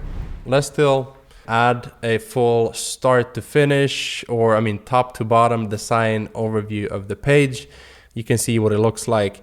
And obviously you'll know by the time you're watching this video how long it took me, but that's it for this video. Hope you liked it. I'll see you in the next one. All right, so I recently built 24 funnel templates in 24 hours. And the question that I got from a lot of people was, how did you get so much done in such a short period of time? So in this video, I'm gonna show you inside of High Level, I'm gonna show you inside of Figma, the editor, everything, so you can see start to finish how to build funnels or websites for your business. So let's dive in. Now I'm inside of High Level and I created this little, actually, let me just create a new one to show you. I'm just gonna call this template funnel. Create funnel. And then I'm gonna add the step and we're just gonna call that home. And then inside of this, we can use this page that I built, which has all these pre-made sections. Now I spent 12 hours building these. And so this is the first hack, if you will, that when you're building a funnel, first you do the planning, and once you do the planning really well, the building actually becomes way faster. So for me, this is usually collecting the color palette, the branding, the images, the assets, the testimonials, and then the copy, so that when I start building, I kind of at least have a rough draft of what I want to build and a good understanding of how I want it to look. So you can look at other sites like Pinterest or Dribbble or Awards, Landing Folio, these types of pages to get inspiration. And then when you go inside of High Level or any other platform that you might be using, you can actually build the pages way faster than if you're starting from blank. So I'm actually going to start from blank just to give you an idea of how to build a funnel, start to finish, how the editor works and everything. But if I were to use this, I would just go into here, type in ultimate, plug and play template, and then homepage. This is the one that you can import. After you watch this video, you'll find a link to import this. And then you can use it for all your funnels, because you can just import, boom, and then you delete the section you don't want to use anymore. So that is pretty sweet. But we're gonna start from blank to show you the editor and how it works and how I built this. And also inside of Figma, how to import your designs into here. So I'm just gonna click full width. We're gonna do a 2-column row. And then I'm gonna add my logo, obviously. So if I need a logo, I can go to logo Ipsum, for example, for a template. Obviously, if you have a business, you have a logo. It's not that important, but for an example here in the templates that we built, I just took logo Ipsum, changed the text to perfect logo. You group them together. So Command G, or just right click and group. Now it says ungroup because they're already grouped. Export 1x, 2x, depending on the size and the pixels of the image. Export and then upload it into High Level. So I'm gonna go to the image, see if we have any logos in here. And there we go. So I probably want it more like 200 pixels, and then I want it left aligned. Now for the element here, usually what I do is I just do a support. So I'll just do support gustenson.com. I might want to add an email icon. So the way I do that is just icon, search, email, and then let's say I want to use this one. Icon color. By the way, I learned High Level in what, 2-3 days. And then when I built 24 templates in 24 hours, trust me, I learned High Level in 24 hours, like mastered it. So desktop font size, this probably let's do 18, actually 16 because the support email, and then we'll do 14. If I don't want to have it visible on mobile, because that kind of looks bad, look at that. I can just go here and untoggle or uncheck the mobile, so it's only visible on desktop. Once you understand High Level, it's actually better than Clickfunnels. Yes, they're working on a new update to the editor, but already I'm like getting used to the editor in just a few days. So anyways, 2 columns. Let's do headline here, and then the main image here. I also don't like the font, so I'm gonna change that. But first, you can see how this aligns in the center, which sometimes it's helpful. Sometimes you're like, I actually prefer it to be up here. But what it does is if I add subheadline and then I make this a lorem ipsum text, the more I add in here, so if I add the button, you can see that it sort of starts filling out. I can actually grab a lorem ipsum if I have here inside of Figma, just to fill that up. Now you can see we don't have any padding between these sections or elements, sorry. So what I'll do, I'll start with the headline and I'll just go down here into padding. So I'll do left and right. We don't need padding on the individual elements. We can actually do that inside of the column. So I can go here and I can add padding 15, 15, right? So we give some spacing there or padding. But then here I can do margin top 20 and bottom 20 if I want as well. I can also just do top and then do top on this one. So now I don't need 20 pixels enough. This is way too big. So you can see as I'm building it out, I'm just using the settings that I would normally do. So you can see my exact process. So these two should actually be like desktop first, mobile. I told the dev team this, so we're working on changing that. But I will do mobile for this 16 and then I'll do 18 on desktop. And then I will also do, let me just add the padding here instead, the margin. So 20, let's do 30. Now, if I want a radius to this, I believe I can add a border. So there's no radius, corner radius, just like that. Again, I told the dev team. What I can do, just let me set this to 1 pixel. And then instead of having a color, I just remove the color.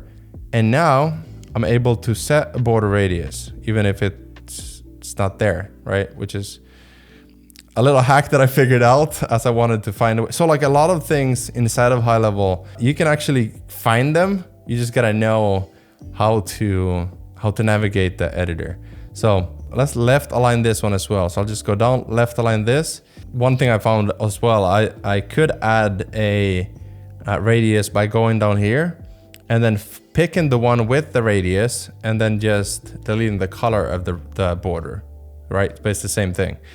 So anyways, what I'll do for the color is I'll just use this one right here. But one of the things when you have your branding, you can just add them once. So add the custom one. You can add your custom color. Let's say I have something like this. I can just add the color and then I have it here. So now if I want to change the headline, for example, and I go color, I'll just find it here, right? Bold, I'll find it here. And so anything I press that I'm like, okay, I want to change the background color for this entire section. Boom, I can just find it here. So it's very easy. Once you find it, you just got to set those colors up in the beginning. So I'm going to keep it like this for now. Obviously, I don't want to have this one. I don't want to change this one, right? So I want to add a new one. So I'll do something like this. And then I'll do the same for bold. So the font, what I like about the editor is that we have so many font options. And instead of changing these individually, I'll just go up to settings, typography, and I'll go and choose from this never-ending list of fonts. So I could do Barlow. Barlow is, probably would look better all capital. I already like the plus Jakarta, so we'll do that one. And then content, same thing. So now you can already find it there. Text color, I'm not gonna change because I might have darker and lighter sections. So I think that's it for now. One thing I could do is if I want to, actually let's separate these so we can see the difference. I'll make this dark so we can see what we built so far, right? So we have this section and you can see here the spacing is less than above here. So I wanna add more spacing. What I'll do is I'll go down to padding again and I'll probably do, if I do 50 here, sometimes I might do, in another section, and obviously not above the fold here. I don't want to have too much spacing because on mobile, if we do 30, you can see on mobile, we're wasting all this space up here. We want to have as much as possible above the fold because that way we can increase conversions. So on desktop, this might look good, but it's too much. So I might do 10, or sometimes in another section, I kind of have these like 10, 30, 50, 70 Or I'll do, if I need more spacing, let's say I need 80. So I want to have more spacing, then I'll do 20 here. It's just kind of like this. It gives the same structure throughout the page when every single section have, 40-60 or 20-40 or 40-40, and it's just congruency. So let's start filling these out. So desktop will do 52 maybe, and then mobile will do 28 and see what that looks like. Because now once we've set these up once, actually you can see the line height here. We probably want to do more like 1.7 or 1.5, at least 1.5. Once you've set them up here, actually let's set the mobile here to 16. Once you've done these once, you can just duplicate the settings, the section, and you'll have these settings in there. This is also something I didn't understand at first, but you have something called inside of the column, you have column layout. So I have vertical right now, and now it's set to horizontal. Obviously you don't want to have horizontal set because that wouldn't look great, right? But there's actually a use case for this. So let's say the image is, if we have a huge image, I can upload one in a second and show you. There are times where, let's say we delete this and we want this to be to the top, right? I can click the column and I can go down here and I can, I believe it was vertical, and we do left. Boom, there we go. And if I do right, it'll be the opposite. So center for now, so we get that aligned. I don't know if they've already always had that in there. I did mention it, and a few days later I saw it in there. So I'm the annoying person who's like, hey, can we change this? Inside of Figma, when you're designing something, like let's say you're designing this, or you have something like this, let's say we want to upload this. Again, if you have graphics behind this, for an example, let's move this. Just gonna hold that down, grab it in here, make it 600 at least. Click R so we get this rectangle.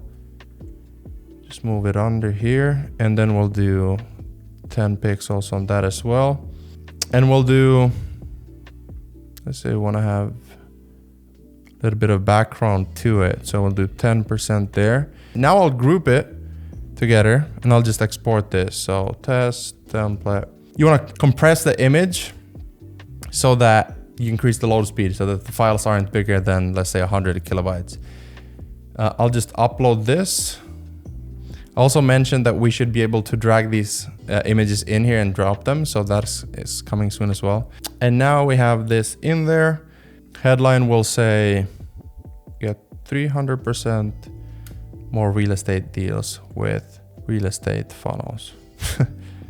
Everything's about funnels. So now I have one section, right? I might want to add maybe a testimonial down here. I can do that by adding, let's say, an image feature.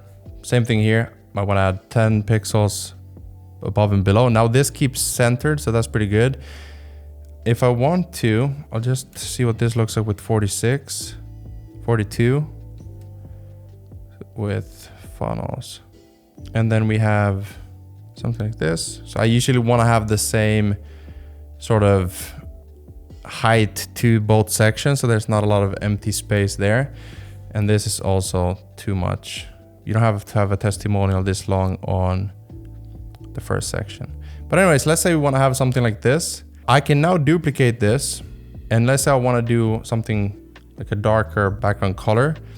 I can just go in and change these all. And so once I open this color, boom, bold color, now they'll stay open, I believe. So I can just go like this. Boom.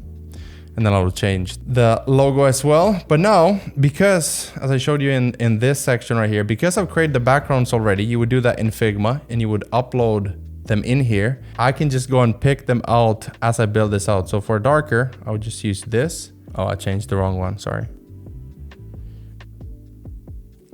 Here, let's delete this. And then you want to make sure that you have this set to full center. So you can center and also make it full width. And then for a lighter background, maybe I want to use something like this one I created here for the templates, and also make this full center. Because once you've done this now, like I said, if I want to do something else, like I want to talk about our features, our benefits, or any of that sort of thing. I have the right font, so now it's already mobile optimized. You might still have to optimize some images. Let's say you have logos about who you work with or featured in. Let's say you have images like these, 4 images.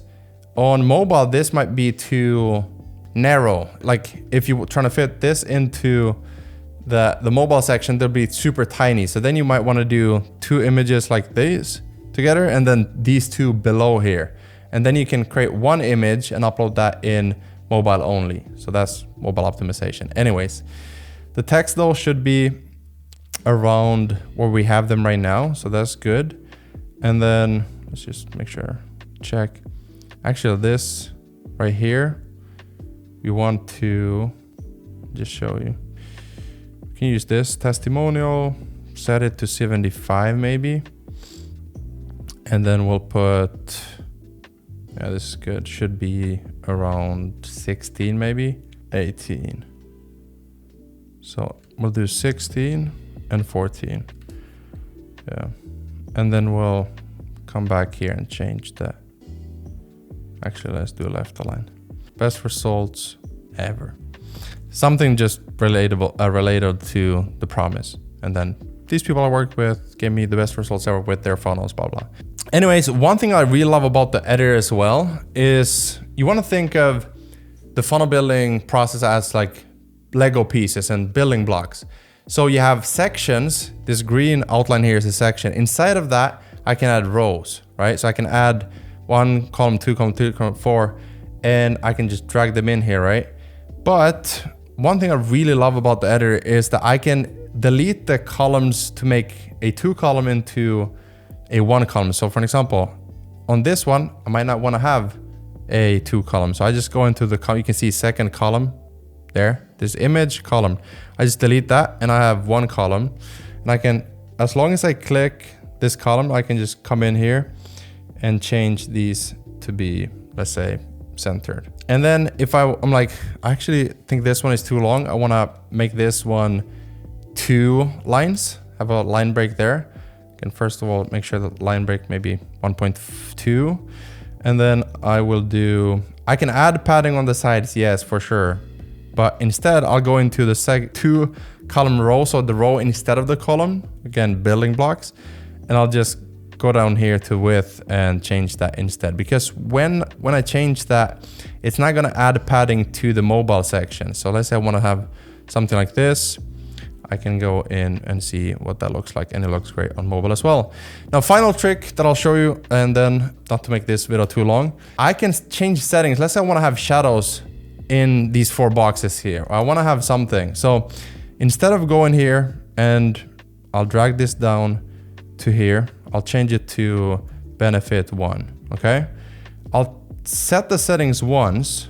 So desktop, I'll do maybe 26. Mobile, I'll do 20. And then, yes, let's keep it in the middle. We also want to have some lorem ipsum there to explain the benefits, maybe have an image or icon or that sort of thing. Now, once you've created that, oh yeah, let's say we want to have some, just put a 5% drop on that. And let's say I want to have this on all 4. In Figma, you can change the settings. Let's say you have this image or color layer here. I can copy it once I've marked the actual color. I can Command C, copy it over to another image and then paste it. Mask group, let's go into the image. Boom, I can copy it over to an image. In here, in high level, you can actually just copy the column. So look, I copied that over, I delete this one. I copy it over and I delete. And by the way, I can also do this inside of this right here.